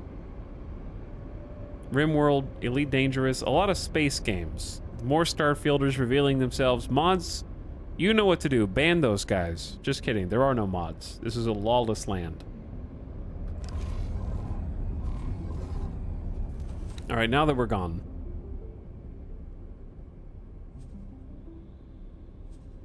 Quick, everyone delete channel points. The mods will never know. They'll never do anything to stop you. Okay, now let's quick save.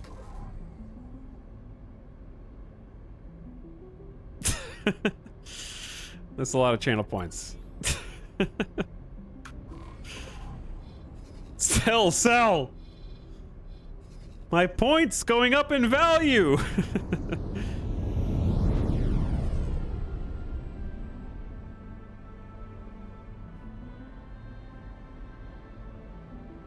Yo, this stream is anarchy. Channel points dying in the streets right now. Alright, let's try this again. I need to edit the loadouts so we're not making flat cannons here.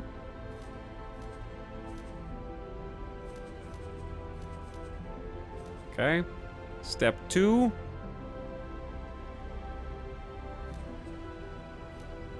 Copy the modules.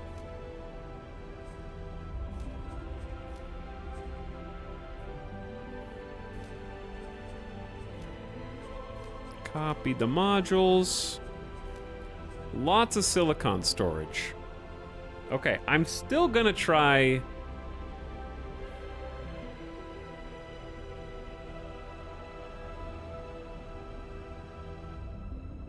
Actually, you know what I am gonna do instead? I'm gonna just say leave the basic docks where they are for now. Which means we're gonna need to buy additional resources.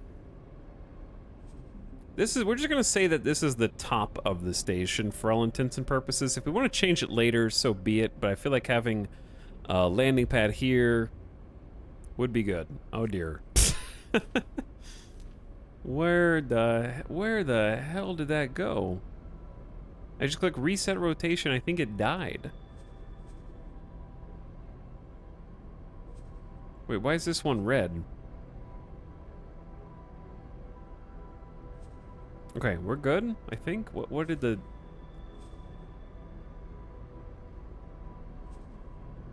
Where'd the other one go whose rotation I reset?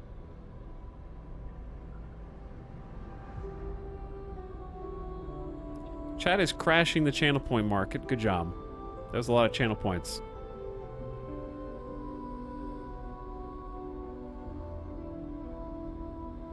Chat has now discovered highlight message. Well done. Okay. This is going to be more expensive, I'm going to change my notes again. Let's go ahead and confirm the changes.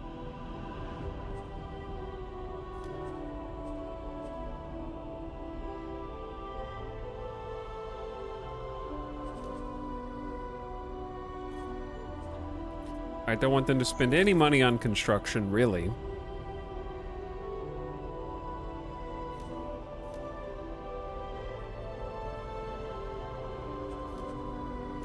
Okay, now the hard part. Acquiring all the goodies.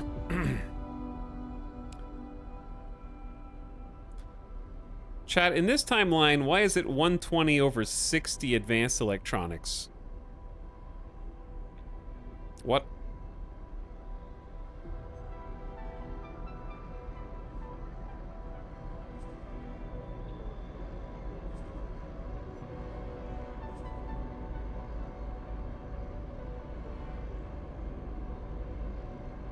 How do I have 60 more advanced electronics than I need?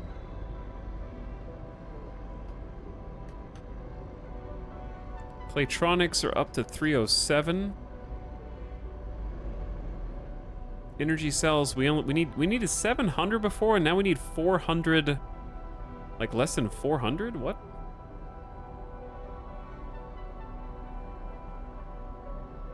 Confused. What's 826 minus 432? 394?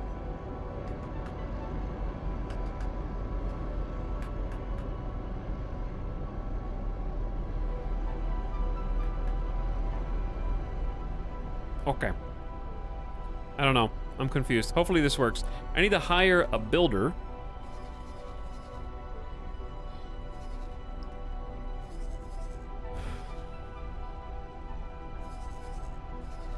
Kinda doesn't matter how far away they are.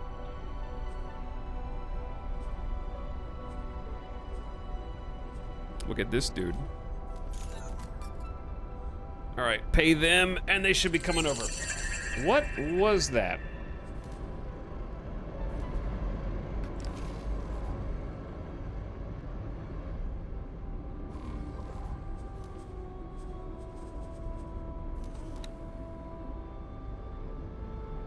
What was that?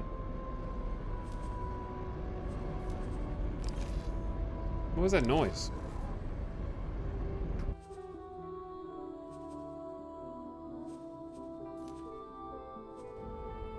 I have no...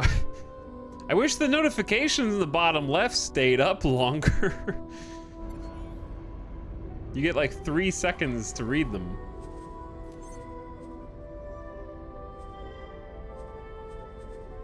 Is there a notification screen somewhere? Maybe it was me paying 50,000 credits to the construction vessel? Perhaps? Okay, anyway.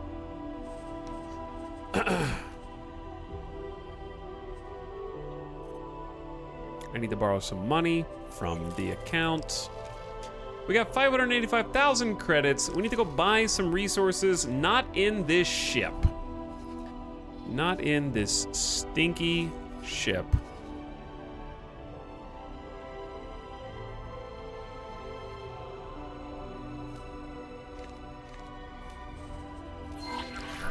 Autopilot engaged. Okay, where is our new ship? It's almost here. We need to wait for it to get here. Entering system. Barren Shores.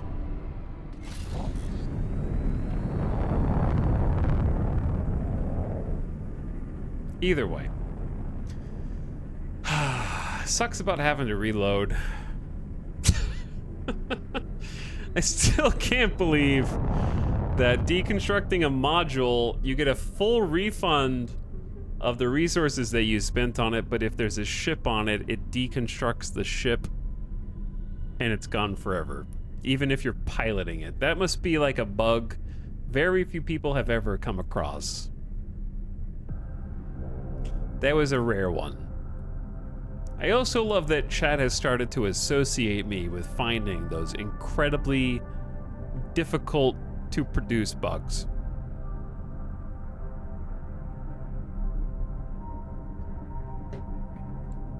Luckily, we didn't lose more progress than we did. Dolphin. Ooh, a dolphin's here. Autopilot disengaged.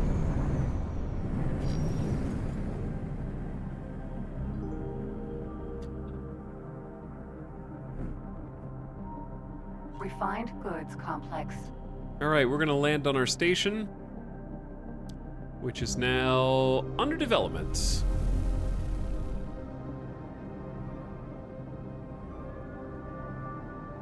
It's going to require a hefty chunk of change to be able to make all the upgrades that we want to make, but hopefully it's worth it.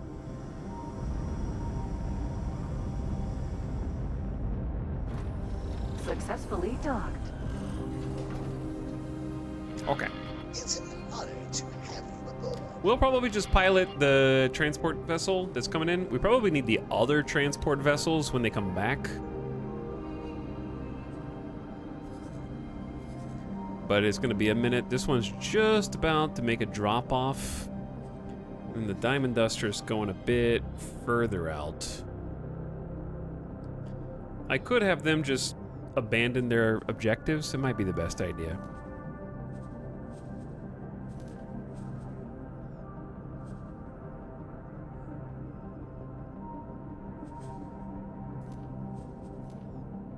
Okay, we're gonna cancel their trade orders.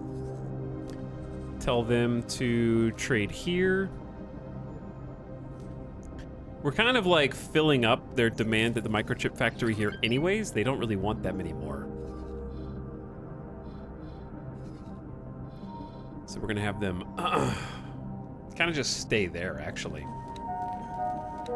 Mind the gap. Mind the gap.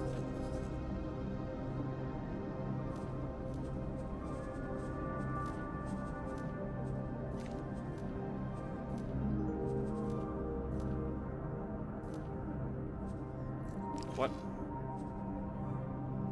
Okay. No, we're good. Now, let me explain.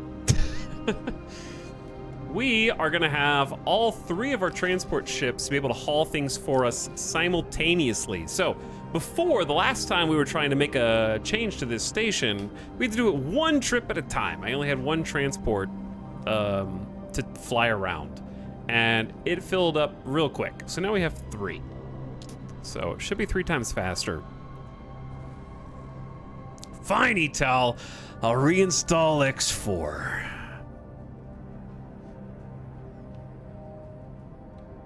Dorito, why are you looking for mods?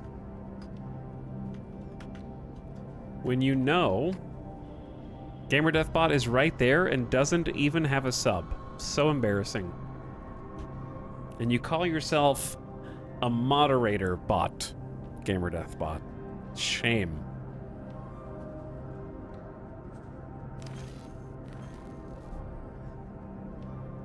This is the gift sub sound. All is forgiven. Reminded that lottery tickets are available for all retail outlets. Autocog, thanks for the GamerDeathBot gift sub. GDB can now do emotes.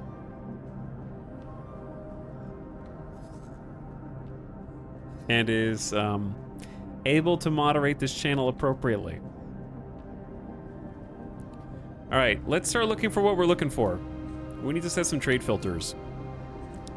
So let's start with Claytronics. We need 307 Claytronics. We also need hull parts, 1,100 of them. And that's most of what we need. It's not too bad. So, the Ruby Rider is just chilling here. They're actually selling hull parts right next door, as it happens. So we can just go hop, skip, and a jump, and we're trying to get 1,118, I think. They do not have space for that many. Okay, so we have room for 625.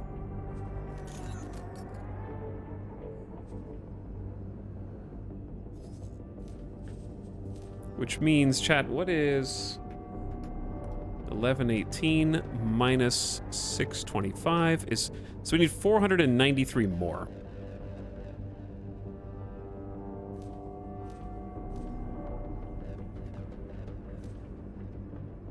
Awaiting orders.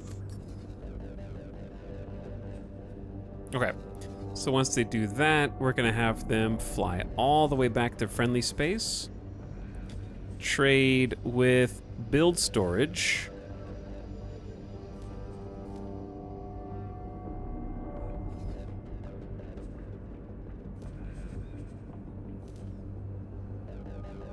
Okay. Yep. Not to the ship. Yeah, we want 1118. Perfect. Then the new one, the oopsie, no, the Sapphire Shuffler is also here. So that's the one that we're gonna fly. I'm gonna have it go ahead and land.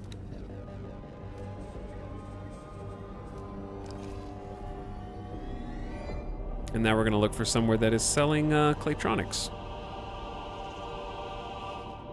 Piney Towel. I guess I'll reinstall if I must.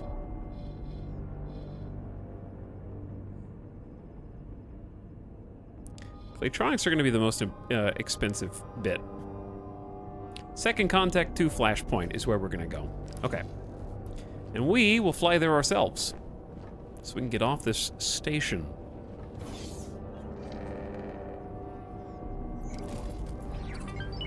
I don't think our ship has landed yet.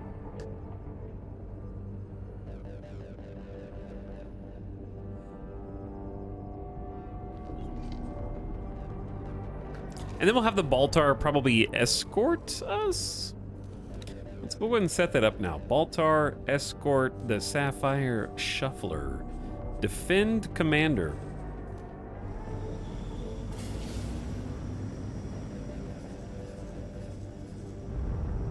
I think I hear it landing now. It might be landing right next to us. Oh, hi. I don't need to fast travel to you after all. You're right here.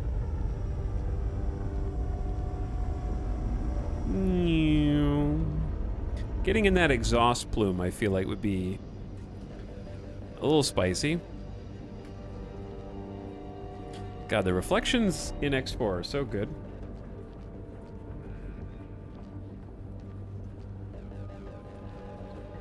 Chad, when do you think the next game, like, Starbase is gonna come out? And I don't mean, like, tries to do the same things that Starbase does. I mean the next extremely ambitious simulation game. Boa. It doesn't have to be, I don't mean the same gameplay. I just mean, like, Greetings. spaceship simulator.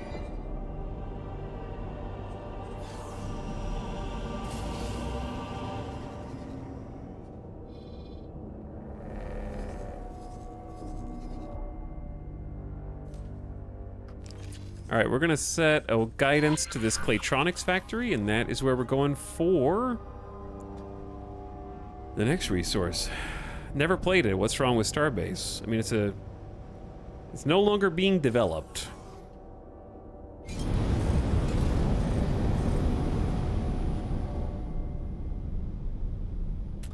Yeah, I did see Stormworks is getting like a space update. Maybe we'll play Stormworks. I feel like it'd be too difficult. Chad, is Stormworks too hard for me to learn on stream?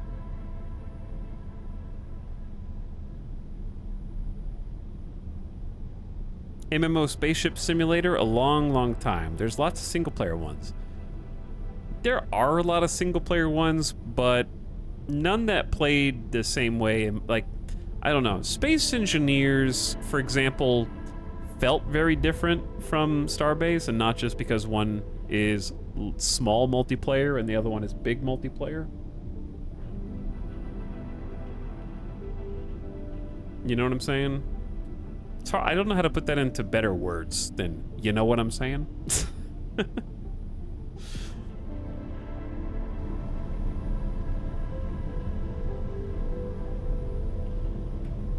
Like, it was very detailed. I don't even know if that is the detail necessarily. I'm not sure what Starbase had that I haven't found in other games, because there definitely are, like you said, other very detailed single player or just co-op space simulations. But like the mouthfeel of Starbase compared to what's the other space simulation by the DayZ dev?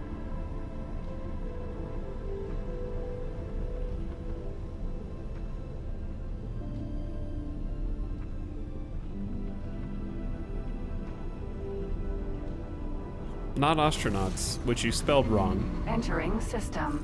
Watchful gaze. It's the one with all the, like, elemental gas simulations. Australianauts. Stationeers. Yeah, Stationeers. That's like a really deep simulation too, but it just has a different... Starbase had pretty deep shipbuilding. It didn't have much other content though. Maybe that's what I crave. Maybe I just crave a super detailed shipbuilder. Being a single dude with a rivet gun and a welder and operating a giant ship you can dismantle or upgrade, that level of simulation was very visceral. Yeah, I think that's it. It was also that everything that you did mattered to some degree in that every resource was precious, right? Because you goof, you mess up, and you can't just spawn in more supplies. Like, I feel like a lot of space simulation games turn into playing with two action figures and just kind of like slamming them together and banging them together. And that's how I would describe those as more arcadey. And there was something about the permanence and the fear of losing something in Starbase, where you weren't just building a ship, but you had to be able to afford it as well. Was interesting. And I guess it was a cart or like chicken or egg situation. Yeah, a chicken or egg scenario. Or did I enjoy Starbase because I enjoyed shipbuilding in Starbase, or did I enjoy shipbuilding because it meant something in Starbase? That didn't make any sense when I said it out loud. What I'm trying to say was, if you just took Starbase's shipbuilder and put it in a different game, I don't think I would be as smitten by it.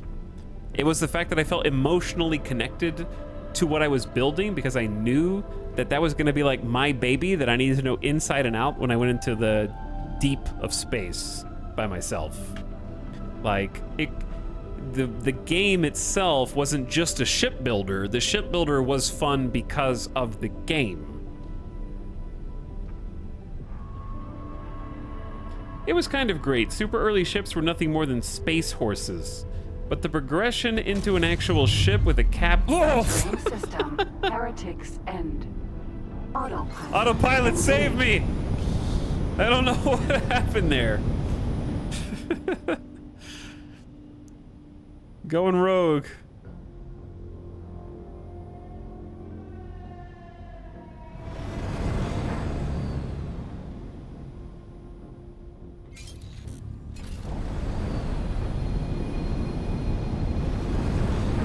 I think we had two ships go through the same portal simultaneously. Like, there was a ship that just kind of came out of left field there, I think. How do you look around the cockpit in X4?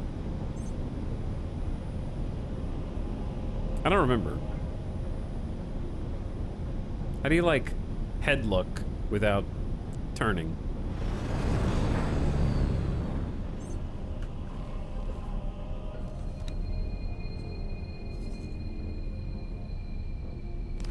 I probably rebound it to something, to be honest.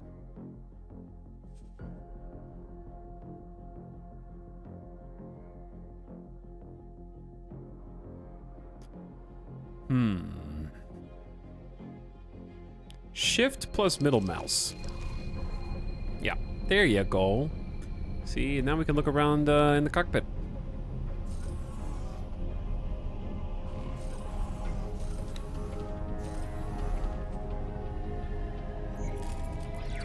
But yeah, like, I honestly think I would enjoy Starfield Space more if it had travel like this. Where you actually go warp gate to warp gate. I actually think if they had just verbatim copied the X4 system, it would have made a lot more sense in the game. And I'm not just bemoaning the lack of space travel in general, but I'm just saying, logically speaking, the way that they currently handle space travel, because they want to still give you content when you're in space, right? Like, even when we were doing the New Game Plus, when we were in different systems, people would, like, hail us, try to contact us on comms, and then be like, hey, something's going on. You should check it out, right? So they already want you to encounter content while you're in space. But because of the way that space is set up, the nature of it, what was happening was, and we have, like, a clip of this, I think, in the featured clips, I warped into a new system, and since there's no reason to linger, I was already queuing up another warp to the next system.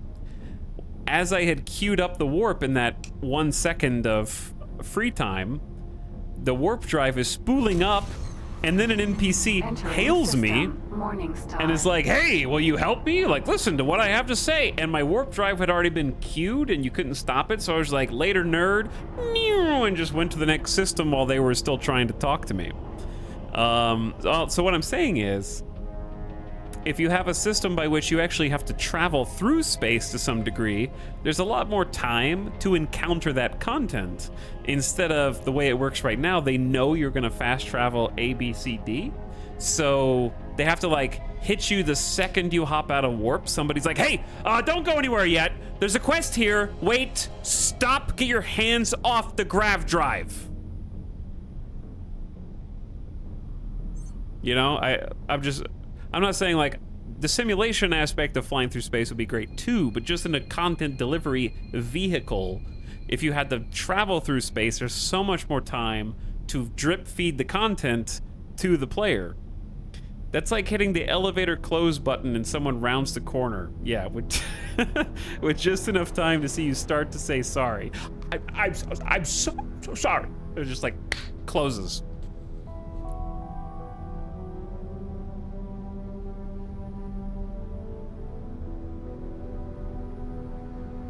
I legit think Starbase would be different today if the devs didn't drop their year-long update and also say, hey, the MMO you're invested in is going into maintenance mode. They should have just lied about their finances.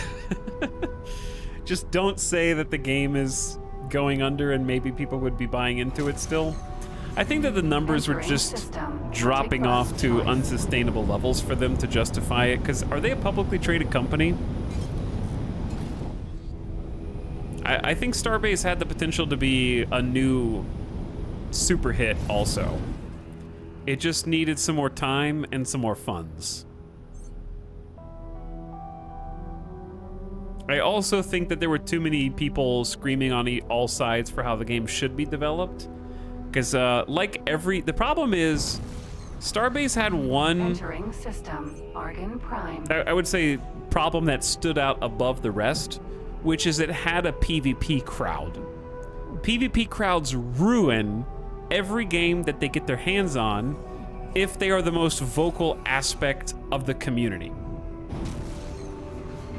Entering system. And I think that that's one of the things that happened to Starbase, was it had a very vocal, very active PvP community that was almost inescapable because of the nature of the game. And when you cater to the PvP crowd, you're catering to a 0.2% of the population and making everyone else hate the game.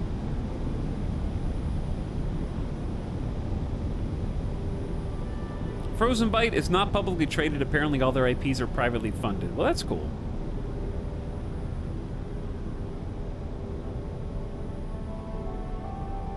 So what they really should have done was keep the fear of going into space, but just honestly given up on the anything can happen, PvP is scary.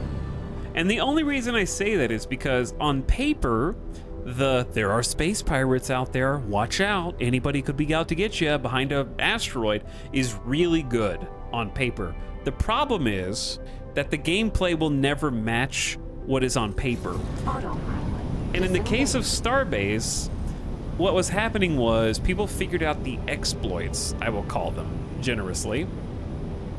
In this case, the exploits are people wouldn't even need to do anything other than sit in an empty cockpit with no glass. It was just a hull, a husk of a spaceship. They would have a sniper rifle, and they would use the sniper rifle scope to zoom in way far beyond wherever the developers intended to actually be able to see, and they would be able to spot you from across space because of how things rendered into the game, and they just look for one moving pixel, and they would just be sitting in their cockpit with the sniper rifle in the cockpit, steering while looking down the rifle scope to spot you at a distance. And the way that combat was so, I will say, realistic in air quotes in Starbase, it would just take one glancing blow of some bullets and your ship is completely disabled because everything was as fragile as it would be if it were real. So combat was over before you even knew it began. And it was super anticlimactic in that way. So yeah, they were like sea pirates with their telescopes, like peering through, spotting you before you even knew they were on your ass. So my point is, like, on paper, ooh, it's very scary. It's like Space Tarkov. That's great. But the issue is that there are these exploits people can do to that the developers don't even intend, and that ends up bringing the entire game down. The PvP meta was flying space bikes with a second guy on a tripod gun. Yeah. Basically that. Because why give yourself a larger target?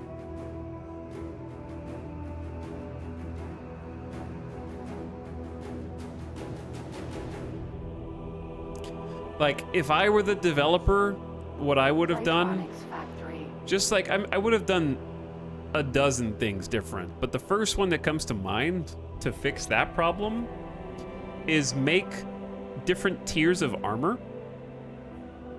And like, if you have a trike that has a tripod on the back, make that caliber of gun only able to penetrate, say, light armor, which other trikes would have. If you want medium armor, it shrugs off most of those blows, but requires more engines and thrust and power in order to power those thrusters, so it necessitates a larger ship. And then that ship can have medium mounts to fight other medium ships, right?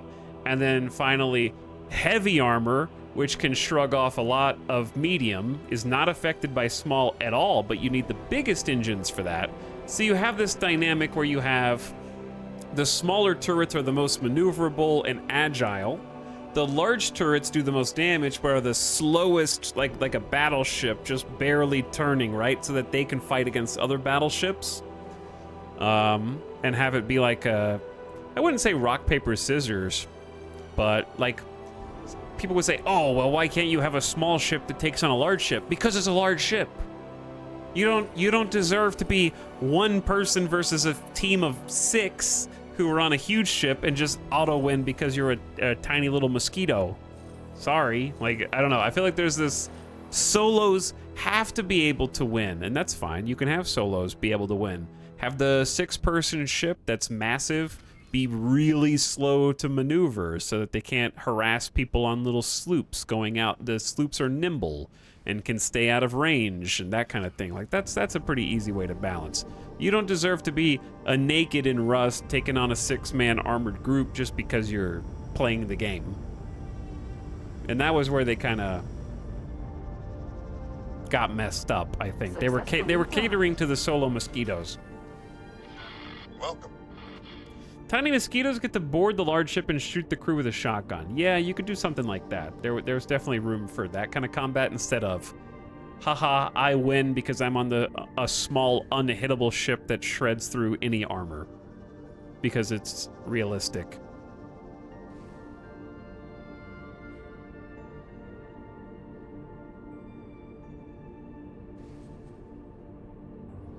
Okay, we landed here so that we could trade in Claytronics, of which we need 307. Which is almost the maximum we can hold. That worked out very nicely.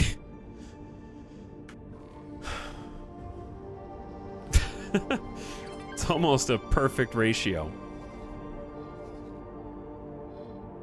Where am I? Okay, we're here. We need to go back here.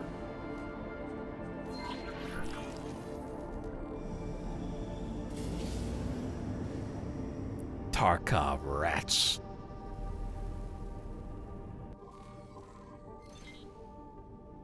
Or you can use a large gun, but you sacrifice speed and armor if you try using a small ship. Well, like putting a large gun on a small ship. Yeah, it's tricky. I think that there should have just... The problem with that is you'll have people going to assassinate capital ships with like a 4x4 Minecraft house versus like a giant capital ship. And they'll win because you can't see. But then, imagine if there were systems like in Carrier Command, where you have radar, and that radar can track incoming bogeys, lock onto them, and you can have a missile just go pew and have like anti-fighter missiles and stuff. That'd be pretty sick, but also difficult to do and implement.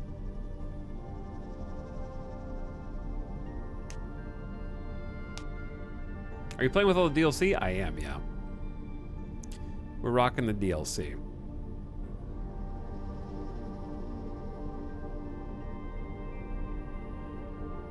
But it had so many good things going for it. I think it had so much potential. I would like to see Starbase get a resurgence somehow. But it would take more than a few players. It would take money. Autopilot engaged.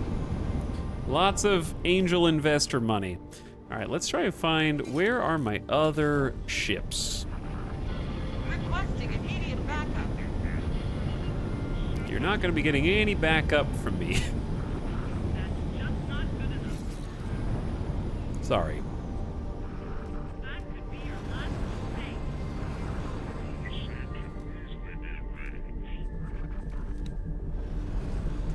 All right, where is the silicon? Who's buying silicon around here? Very few people. Entering system. Argon Prime. Silent Witness isn't too bad because it's right off the highway. It's just a bit of a trip. We'll try it. They're paying a lot of money, which is good. And their buy offer is massive, 27,000. Entering system. Atikva's choice.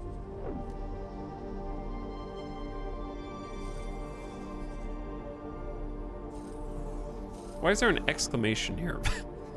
Should I be concerned? Are we under attack? I think we're okay.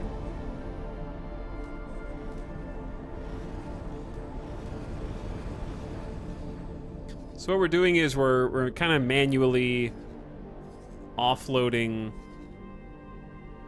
We do have to go through Atikva's choice to get there, but Silent Witness seems pretty relaxed right now. That being said, we don't have that many satellites here for some reason.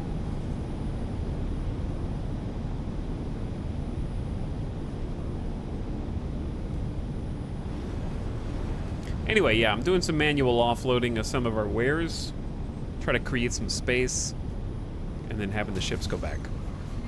Entering system. Morningstar.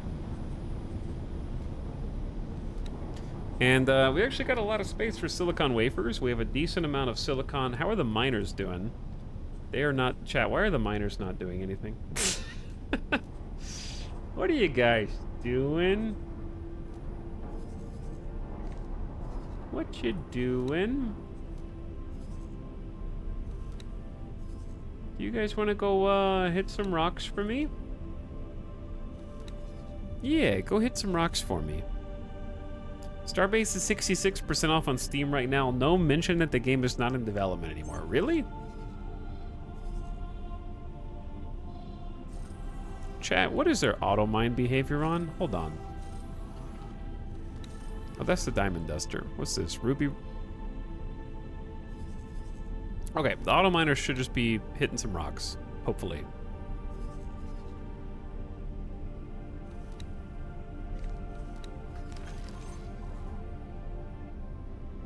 I just want a space game where I can look at pretty things in space. I would say X4 has you covered if you like looking at specifically space things.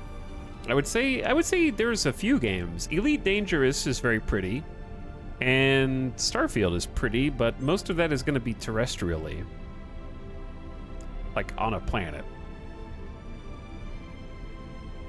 Star Citizen is good for that. Etal, have you seen Star Traders Frontiers? I have. Entering system. Heretics End. I think I own it. I've always wanted to play it, but then I saw how much, I don't know, for some reason I never played it. I think it was a lot of reading. And I backed off of it. But maybe one day. Who knows? Laughing Bear, thank you for the 59 months. What up, Laughing Bear? Thanks for subbing. We're working on a expansion to a very important expansion for our station right now.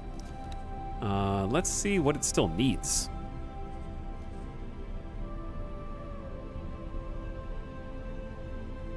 It still needs energy cells. We're bringing the Claytronics, and it already has energy cells, so we could probably do that ourselves.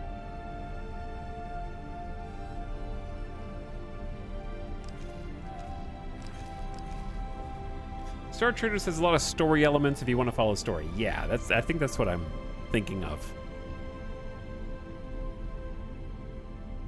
Star Citizen stream win. I actually have always wanted to play Star Citizen.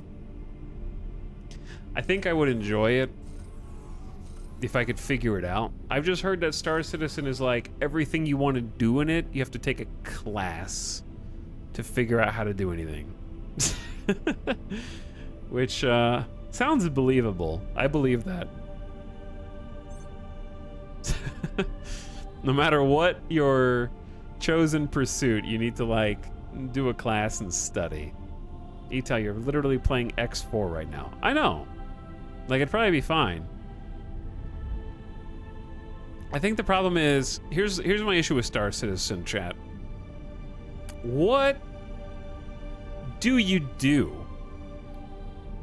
Their monetization's what put me off. Their monetization also put me off. I actually probably would own Star Citizen. Entering system. Except I don't want to buy their starter package and then not know what to do after that.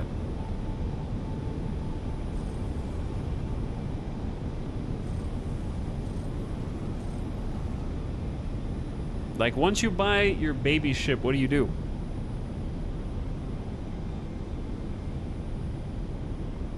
Because I think they have the starter ship for a reasonable amount of money, but I'm not. Okay, I'm gonna need to pilot this myself. Autopilot disengaged. That way we can steer around these rocks.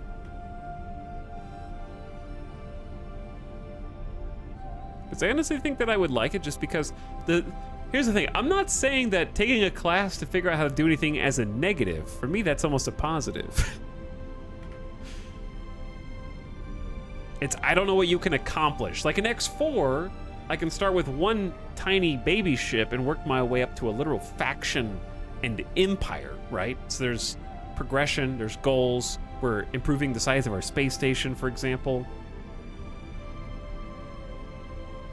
Your starter ship won't be able to do a lot of combat missions, mining, or salvaging.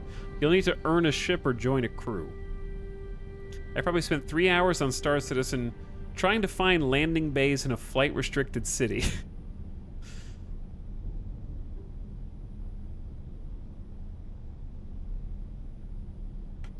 But yeah, trying to figure out what I can work toward or accomplish is the main.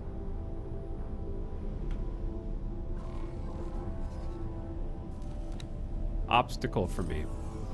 Make more money and buy bigger ships. Okay, but is that it? Like, is that it? Is it like Elite Dangerous there? It's just, you play Elite Dangerous to make money, to buy a bigger ship, to make more money, to buy a bigger ship, to make more money.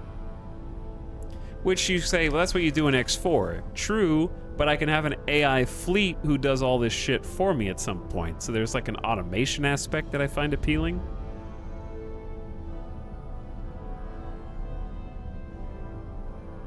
Where you do get larger, but you become the CEO, basically, and have everyone else do it for you.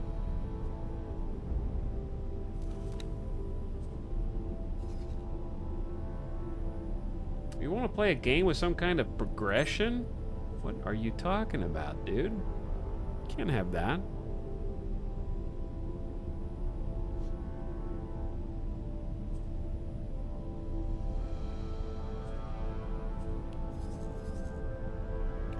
Chad, am I crazy?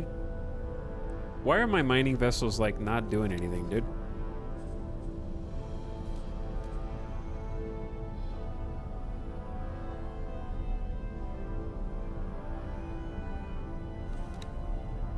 I mean, it's fine because we still have raw silicon, but I feel like they're not doing anything. Entering system. Barren Is your shores. buy order full? Maybe.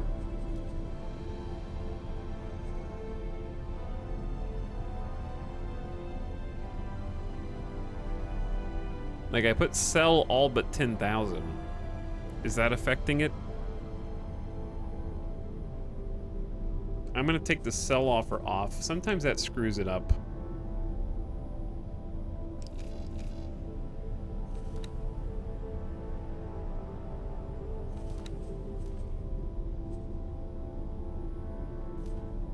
Maybe it's the automatic storage allocation.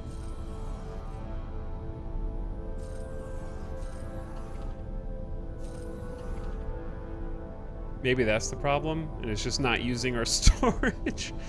You can only use it for silicon, bud. I don't know what else you want. I think that's what it is.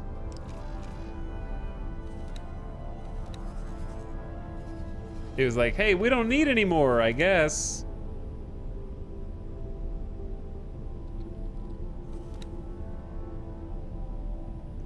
They're going somewhere.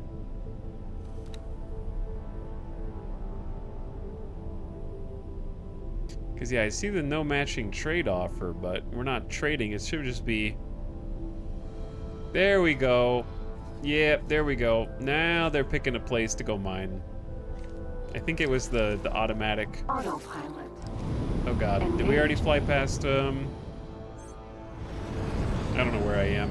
I'm somewhere off in the fringe of space.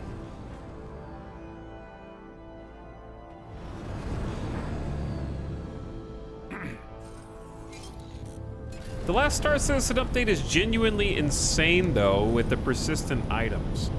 What does that mean? X4 automation, I think, is what got me addicted. Elite is sort of just get big ships to help your friends make money. So they can get big ships. Am I late? Hello, Schnoodly. A bit late, yeah. Thanks for the 37 months, though. Appreciate the 3 years plus.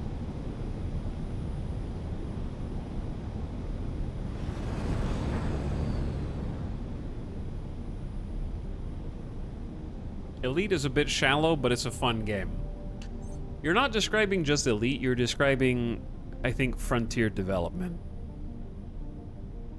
I like Frontier, and their games are pretty, but I don't understand how they do the same shit in every one of their games. Like, every one. Because you could say the same thing about the Jurassic game, Planet Zoo, Planet Coaster. I don't remember the other ones off the top of my head. Really, really fun dev, and I hope they keep making games. I just want them to, like, just buckle down and focus on making one more in-depth. Autopilot. Disengage.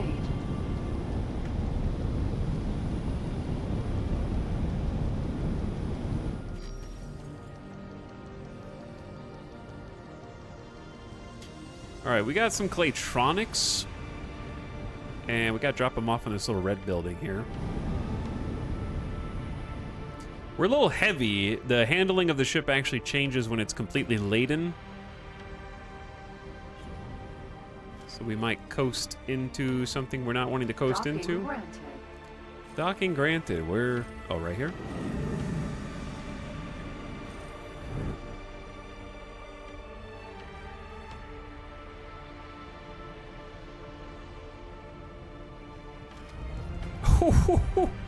Like a glove. Successfully docked. Okay, there's Claytronics offloaded for the builder. So the builder is going to start sending drones. We'll actually need to get some energy cells for you. 394 energy cells. We produce those locally, so we can go ahead and grab those, please. Thank you for the autosave.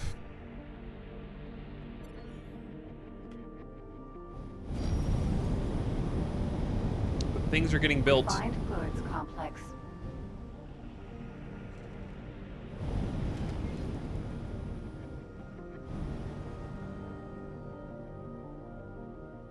And from the depths, you can build and automate your own ships and fleets, all for the purpose of crushing the 8 enemy factions and ruling worlds. Thank you for the,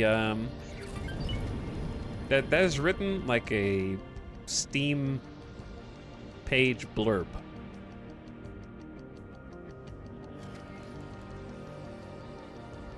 The problem with games like that is they're really fun and really addictive to just pour hours into, but difficult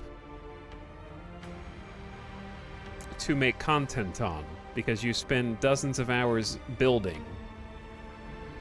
So you have to be either know what you're doing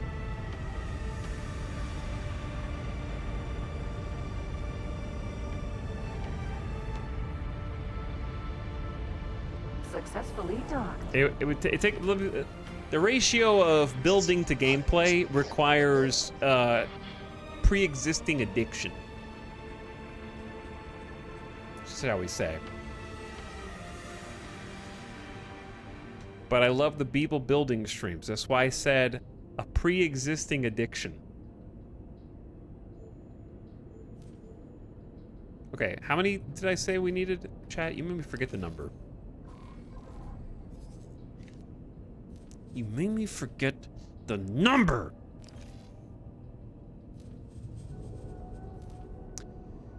$394. Okay, $394.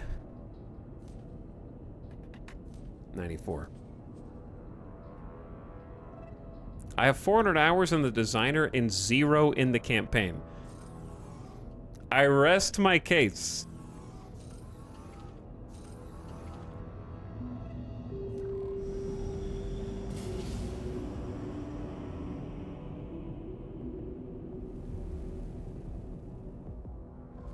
I'd say the majority of games aren't good for streaming. Yeah, the majority of games aren't even good for playing.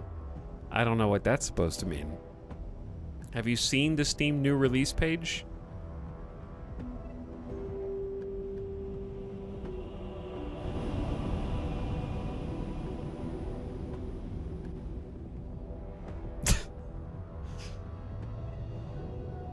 Deface, but true.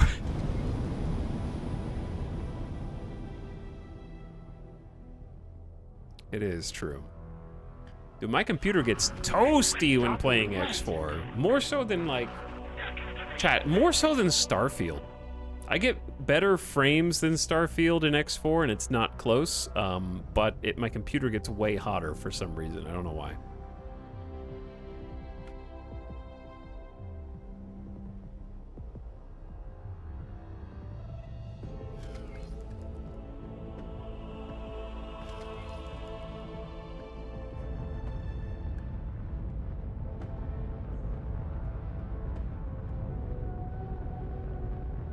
Successfully docked.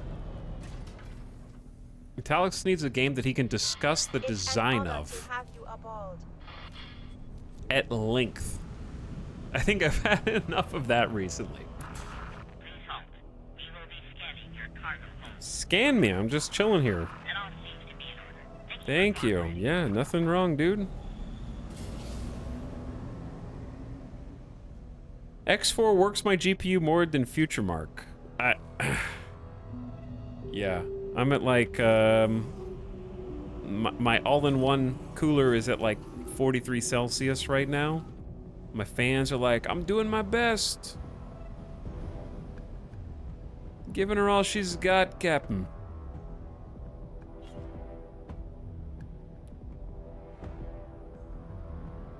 $43C, that's very low. I know, but for me, it's hot.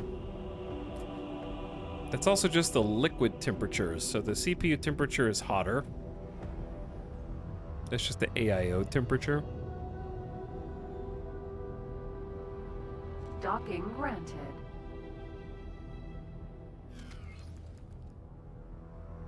I think we gotta go backward.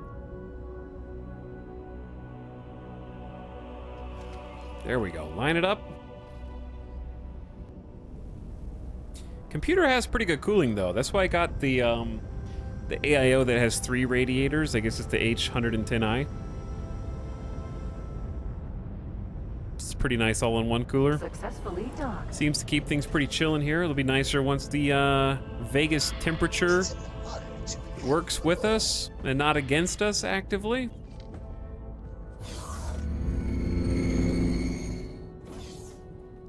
Okay. We're back. So, few things here. The Diamond Duster and the Ruby Rider are coming back home. We'll probably have the Baltar go back to base defense duties.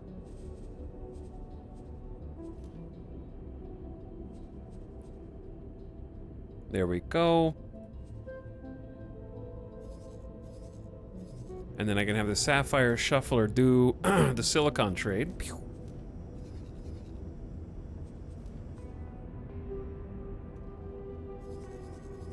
I think this is working out good, money-wise. It's a little bit off the highway.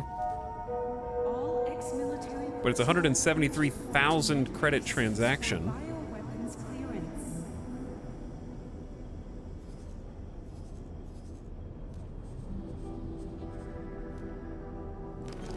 There we go. It's got its hull. Ah, that's a lovely sight. Noom.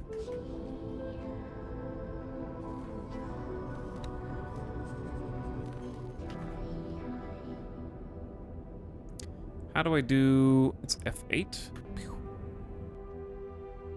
Chad, good news. If you look close, you can see little drones moving around building stuff for us. That is a planet. Have you been able to increase your Zyarth faction rep? No. First of all, I don't know how. And second of all, I just haven't even tried. It just would take too long. I don't know how to improve rep with negative factions easily when they won't let you land. So it just... I love X4, but I find games with reputation systems like Star Sector and this are always annoying. I hate rep systems. You can shoot criminals around their stations. Okay, so boring grinding. Gotcha.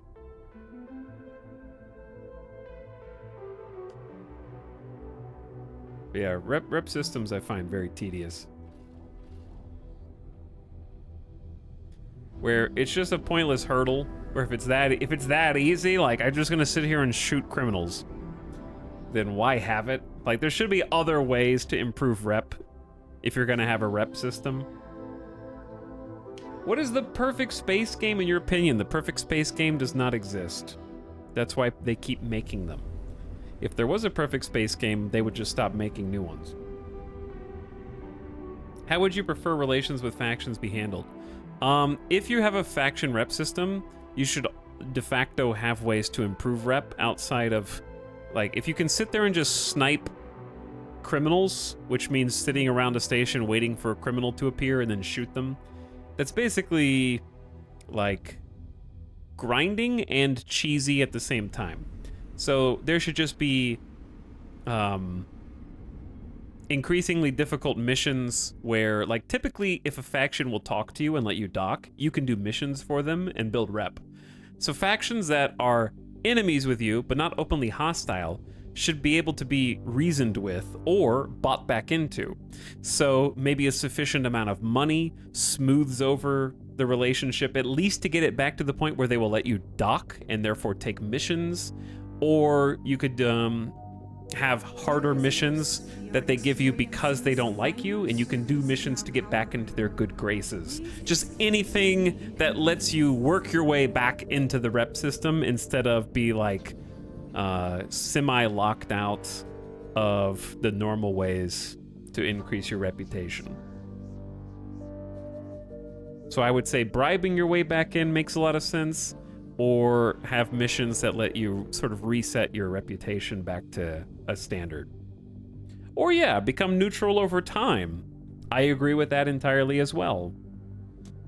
Just have it slowly go back toward the average. That being said, you might say, well, what about when you have a high rep? Should that go back toward the average? No.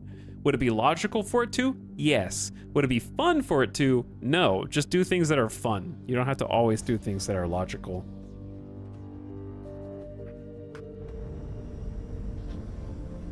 Hello. It's a big ship. Oh yeah, we're burning through silicon wafers now. Good looking station. It's getting there. Refined goods complex. You can see the part that we are building right now. So we had 2 additional silicon wafer storage facilities going in here, 1 and 2. And then we've got 2 more going in on this side. There's got to be this little T intersection that gets built up first, and then there'll be 2 more storage. And then finally the new landing pad. They are chained. Any loose animals will be vaporized on site.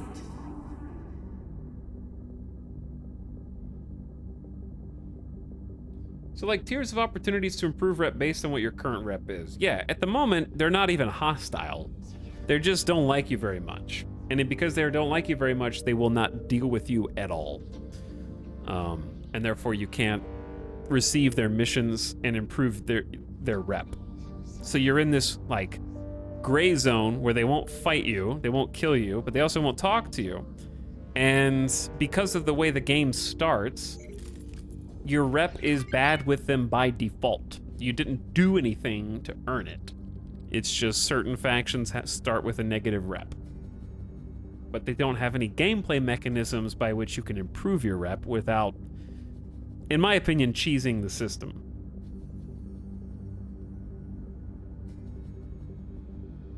So, hopefully that makes more sense. But yeah, what's awesome about this is they actually do build these and it takes time, so you can see their progress putting them together. It is not an instantaneous event, which is fun. Where do you even see like the estimate of how much time it's gonna take to build? Attention all departing pilots. Pirates have been seen in the sector. Be careful. Let me see the station's creds. Only 464? I'll borrow some of that. Alright, we're back to 772,000. We have a ton of storage for silicon wafers. Let me see and make sure that our mining ships are actually mining now. This one is full. Silver Sloop, what are you doing?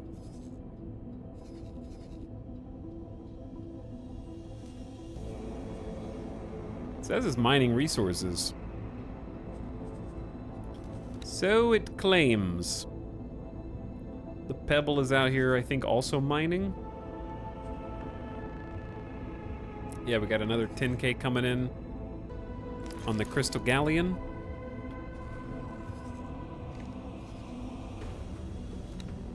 Oh, our other ships are back. Let's set up a recurring order. Oh, they're going to put in storage. Bye. Someone else needs to land here.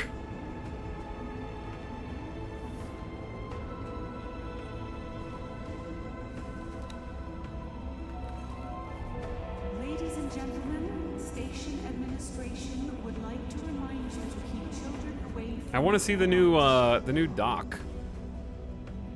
But yeah, this is a cool looking station now. I think the new wings have a nice aesthetic to them.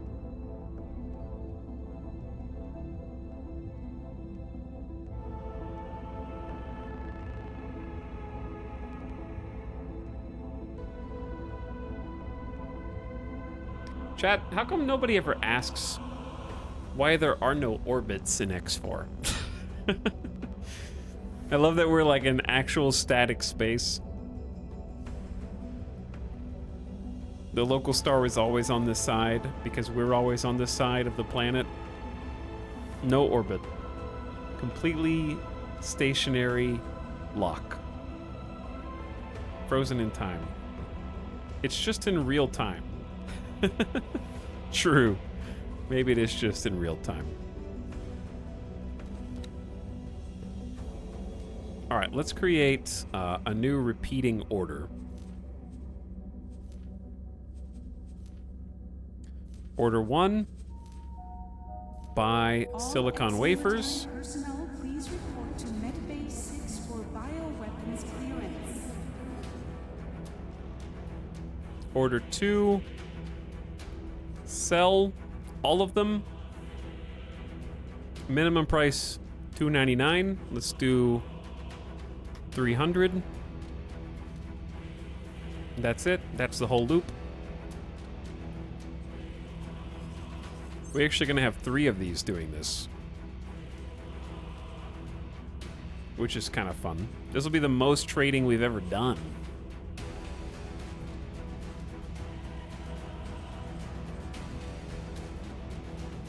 Buy silicon wafers.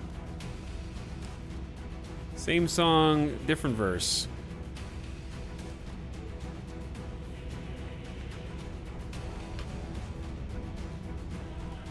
The bad news is some of these stations are under attack by bad guys. That's not great. It's a little dangerous, I guess. We didn't get any satellites in this system, unfortunately.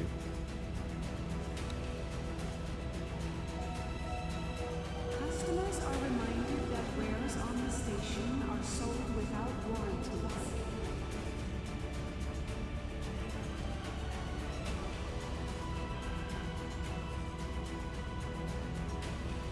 Chat, why is this bouncing between a buy and a sell that it's incapable of doing? Is it because it is inside of this compartment by chance?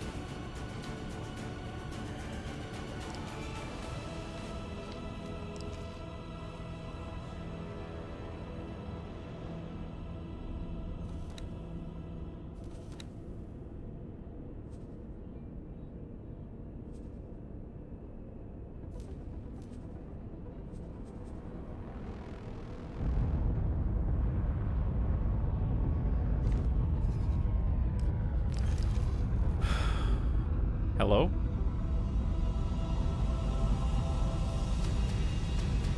That's a cool ship.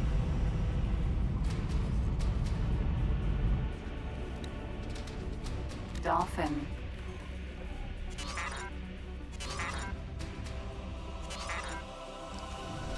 Okay, bye.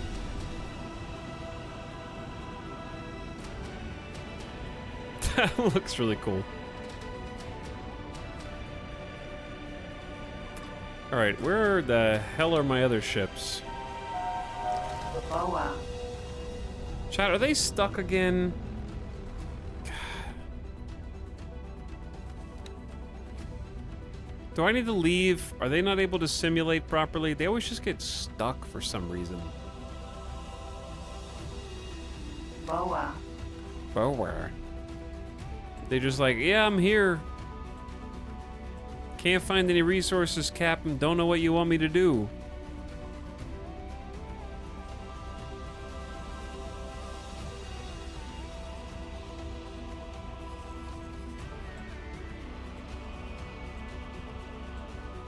Alright, I'm gonna tell the roach.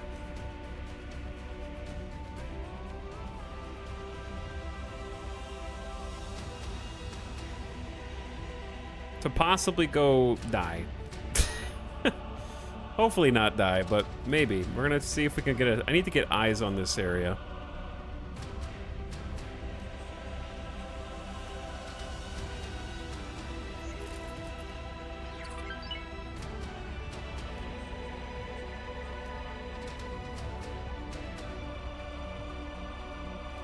I don't want them to die. That just may be what ends up happening.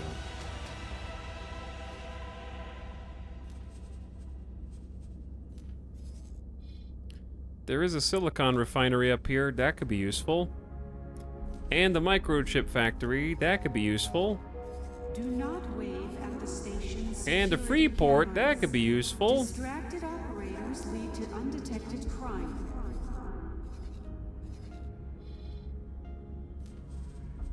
And then we'll have them dock here. It's the buying part of the loop. The price at your station is above their max price, even though they won't actually pay anything. Huh. You might. I think that sounds correct. Can I modify this buy order?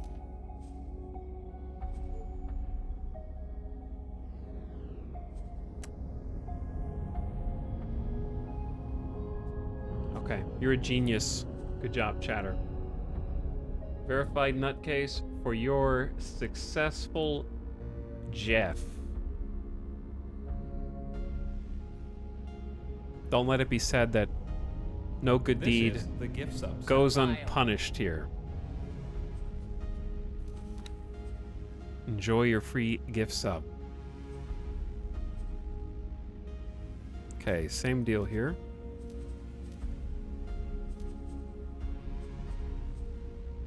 Yep. Okay, perfect. Attention all departing pilots. Pirates have been seen in the sector. Be careful. Alright, we're gonna set... I'm gonna wait until we get clear of the pirates here. It is a bit dangerous.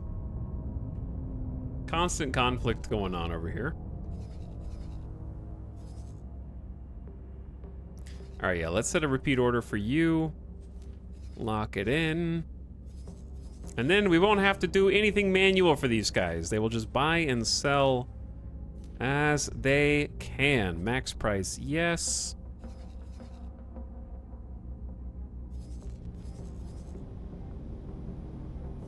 And then sell to you.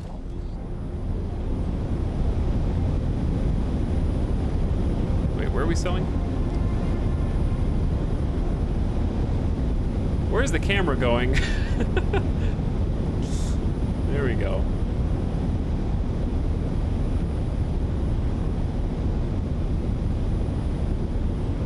Hi. We're going along for the ride, I guess. I was tabbed out and I thought he was calling that Jeff a verified nutcase. Not exactly, no.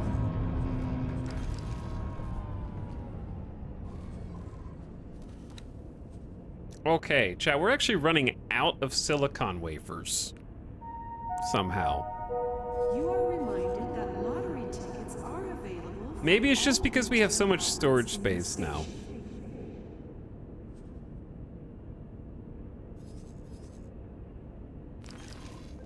Well, we are delivering more raw materials. This is one of our medium miners, dropping off 10K raw silicon.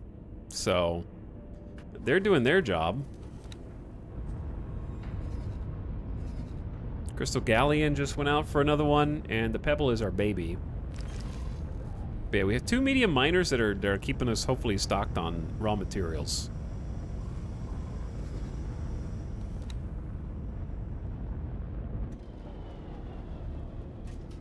Because 124k plus 10k. You can see this green. Actually, the UI may not update. Yeah.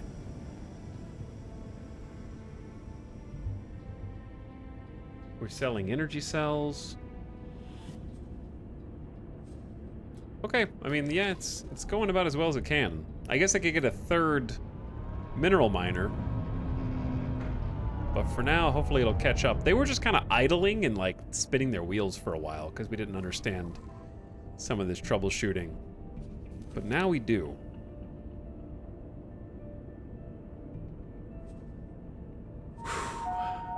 Feels good, chat. We almost back to 1 million credits. Energy cells to the recycling compound. Let me take a look at the station. Is the construction done?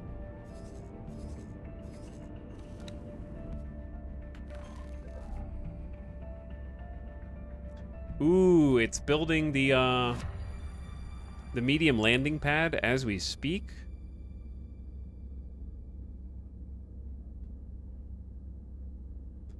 That's gonna be fun.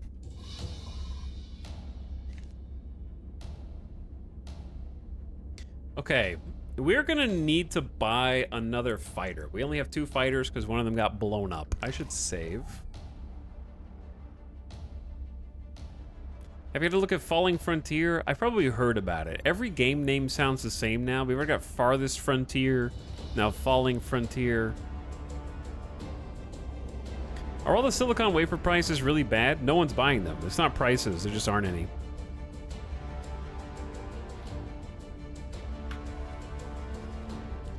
No one's buying. We set up in Barren Shores. So I'm in boron space. Because it's very rich in raw materials. Like, it's an actual insane amount of silicon. It's 3 per kilometer cubed volume by volume. So it's like a 3.5 star silicon. So I set up shop here. And we currently cannot do any trading with the boron because traders get killed by these cock defense platforms taking the highway. Back through Sanctuary of Darkness, so we're having to go somewhere else. And the next closest place is where we're sending them now. But the good news is it's not that bad. They're like 1, 2, 3 jumps away, and then they kind of get on the highway. Maybe 4 jumps and then Hatikvas. It is what it is.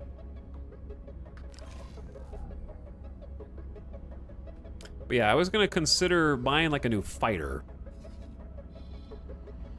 We had the Boron fighter. I wasn't super impressed with it. It was kind of fun. The Barracuda. It was okay. We tried to fight some ships in it. It didn't feel overly strong.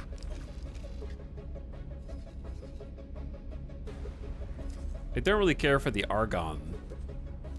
They're alright. Like, 4 guns, but it's an ugly ass ship. Sorry. The Quasar is less ugly.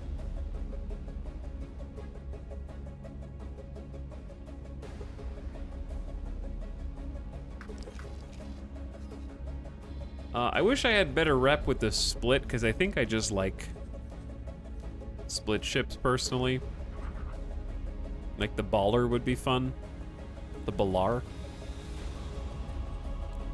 But alas, I cannot build it. Getting some split rep would be really fun, I think. 'Cause that thing's just like ka-chunka, chunka, chunka, chunka, chunka.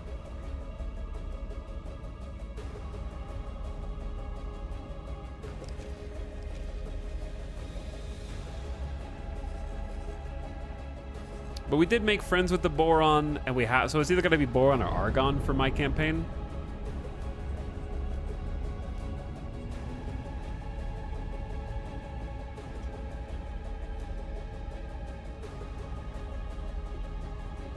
But yeah, I know ZOA have cool stuff. That's why we just had a full conversation about how reputation system's stupid.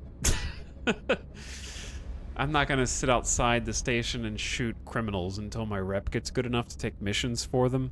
So, I refuse on principle. And I also don't really care that much about meta. I just like things that I think look cool. I think this ship looks cool. The problem is I didn't like the ion arc gun combination, which I think is what we had. It seemed kind of meh.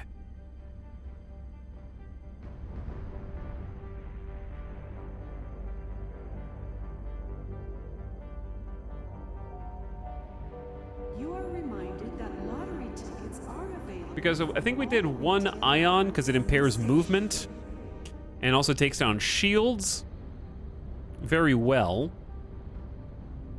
It's like 40 megajoules of shield damage, right? Versus the railgun is, or was it this? More effective in depleting shields than damaging hulls. Nevertheless, this weapon system excels at its intended purpose of intercepting fighters. As such, ion pulse turrets and railguns are widely used on Boron military ships. Do we have one ion pulse railgun in the middle? Is it the ion Gatling? Ion Gatling is 40 and 0. And then the arc gun is 150 and 0. Oh wait, no, it's against unshielded, it's 120, sorry. I was looking at the wrong stat. So it's 120 against unshielded. And this is 14 against unshielded.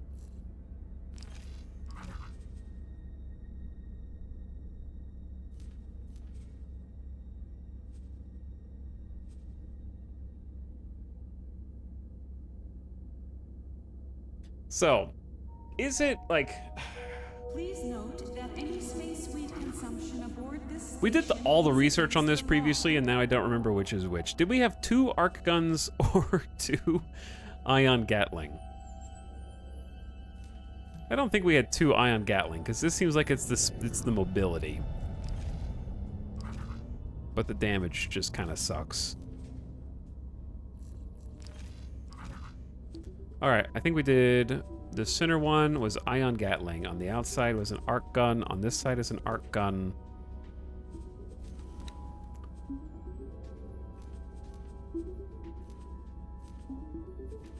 Probably just, if you're already spending this much, may as well. I think we could just Mark II combat thrusters for now. Mark III shield.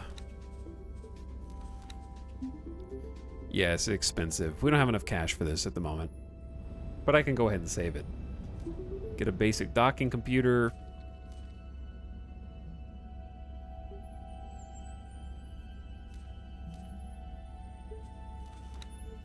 Consumables can be done later. To tell me to take off.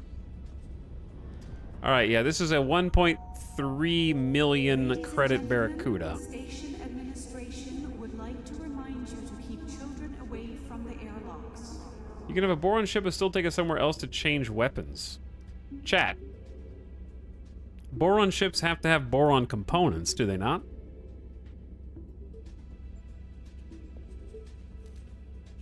Isn't that the whole shtick?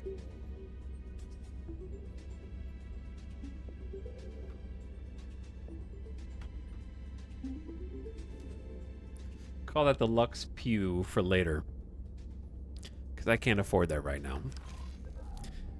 Is it alive? Oh my god, it's alive. The new landing pad is alive.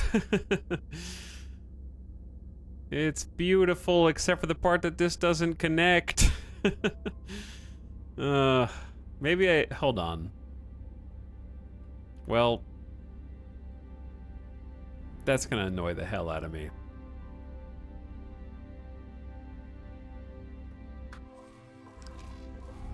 But if I want to change it, I'm gonna need resources that we just don't have. Operating on this factory. Please do not encourage these professional beggars. If you have any spare credits, please give them to a registered charity. I apologize in advance for what I'm about to do.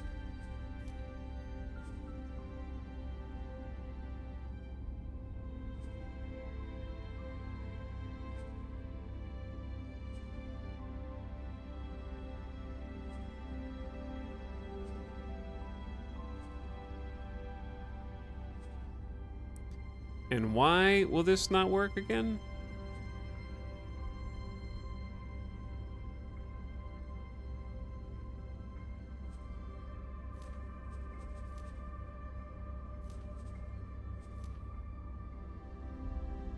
I don't think there's... Oh, it will work if you click it there. Okay, whatever.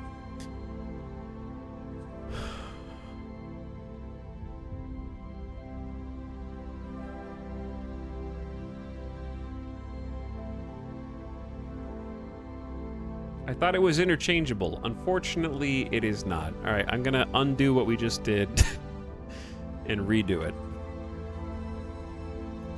Which needs 12 Claytronics, 44 hull parts, which we don't have. Ah! All right, what if I just say buy? Configure the buy. Trader friendly. Configure individual buy orders. Pay whatever price you want. Accept the estimate. We are experiencing some minor surges in our power grid. And let it go. Please excuse any inconvenience. Okay, well, I just decided we built it and then immediately want to delete it. So we're gonna deconstruct it and move it so it doesn't have this like weird floating chunk. Hope nobody's using that dock. And I'm just gonna leave the buy order up and maybe somebody will come and sell us a couple of those parts. All right, but that'll have to wait till next time, chat. It's getting late, and I'm gonna peace on out. What is this?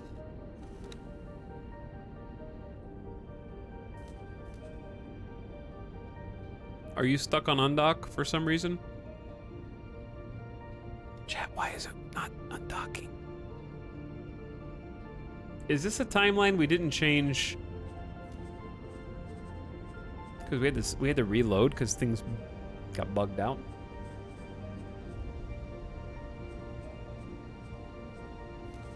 Global orders. Your ships will wait for... No, ships will not wait.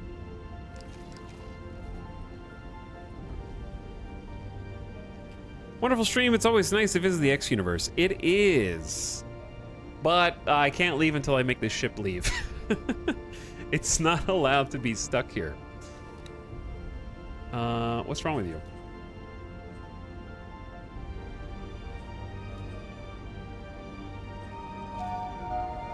Please remember to return your depleted energy cells to the recycling compound. I'll wait for you to tell me. Yeah, it says I'll wait for you to tell me. I thought we already corrected this behavior. I can't tell you. There's not a right-click option to tell you. How do you get them to go through with their order? Did they change this recently? I don't remember this being an issue before.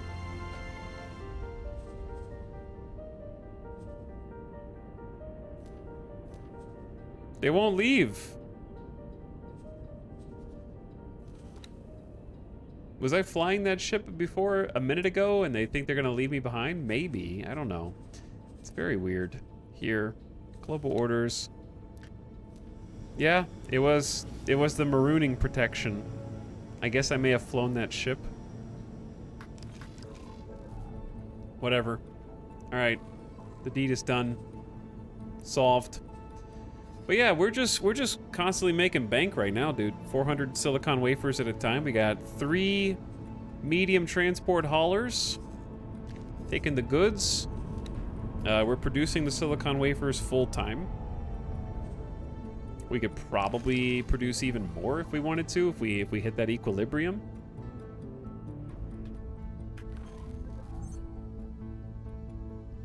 Station is bigger than ever with more storage, and I had a nice little spot and then I deleted a nice little spot, but that's okay. Gives us something to work toward the next time we play X4, you know? So we are gonna stop there. Sim, you're here right at the end of our stream. I was just signing off. It's been a long day and it's getting late here, dude. How you doing, man? Had some fun flying in space. We finally have a somewhat self-sufficient income. It's not gonna be fast, but it is gonna be nice passive income for us.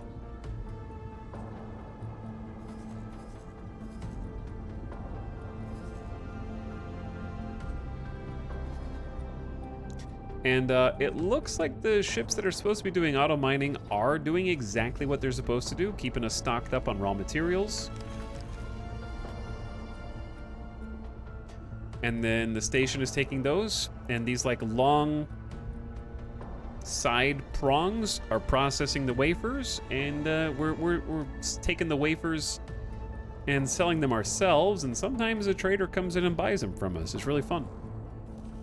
So it seems like a decent station now.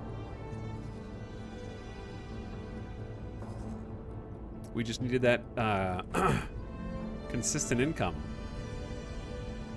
I would like to buy one more large transport, and that way we have 4. 4 just seems like a nice number. Is this online? No. The way we describe it is EVE Offline. It's like EVE Offline. But it is on sale on GOG right now. The base game's $20. So highly recommend GOG. You might have to watch a couple tutorials, but they also have the full DLC version for $52. Not a sponsorship, by the way, in case you were curious. I'm good, just waking up from a nap. Busy day. How are you? Sim, I'm getting ready for a 2-day weekend. Chat, I am gonna rest and try and catch up because I think we just did 11 out of the last 12 days of streams. Busy with Starfield, and before that Baldur's Gate, and after that Elder Scrolls Arena, and then a bunch of big X4 stream today. I will probably see you guys again on Monday, and we'll be doing something else. I'm just gonna kind of, I want to start something new that we can dive into for a few streams, hopefully, but we'll see if I can get something set up. That sounds fun there. Schnoodly, thanks again for the late sub for 37 months. It's too bad there are no good games to play these days. We are uninstalling all video games now. But no, X4 is a lot of fun. It's a good number go up game, and it was nice to be able to jump back in. I felt like I picked up what was going on pretty fast. We tripled our transport network. We blew up one of our best fighters accidentally, and got some station upgrades. So I'm pretty happy with all that. I think this is just gonna be one of those saves that we occasionally jump into, make some progress on, and see how far we can take this. I definitely don't want to start from scratch, if possible. That's just, like, I want this save to be the save unless pirates come and blow everything up. Either way, hope you had a good nap, Sim, and feel rested. Whew, X4 is a lot of fun, dude. It's like playing American Truck Simulator in space. It has that same vibe. Chat, thanks for watching. I appreciate you. Thanks for spending some time with me talking in space today. I had a lot of fun. Hope you did too. Enjoy your time. Thanks for keeping me company. And also, there was some quality back seating today. Like, unironically. Chat hooked me up and helped me troubleshoot a few of the bigger problems that we were facing. But I'm going to chill for the next couple days. Try and relax a little bit, get some energy, and do something fresh on Monday. And we'll get the week started out right, okay? Good night for now. I'll see you guys again then. I just realized I have no idea what this soundtrack is. You have not heard it? You have not been listening to it? Okay? If the authorities come by, you didn't hear it from me.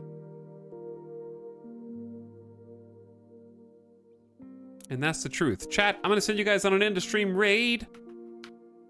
Let's go say what's up to Nookrium, who is playing Kingdoms Reborn right now. Let's go say hi. See what's going on in the kingdom. Maybe check out a new streamer you haven't been following already and toss him a follow when you get over there. Go say what up to Nook. I will see you guys over there. Bye, everybody. Have a great weekend. Catch you next time.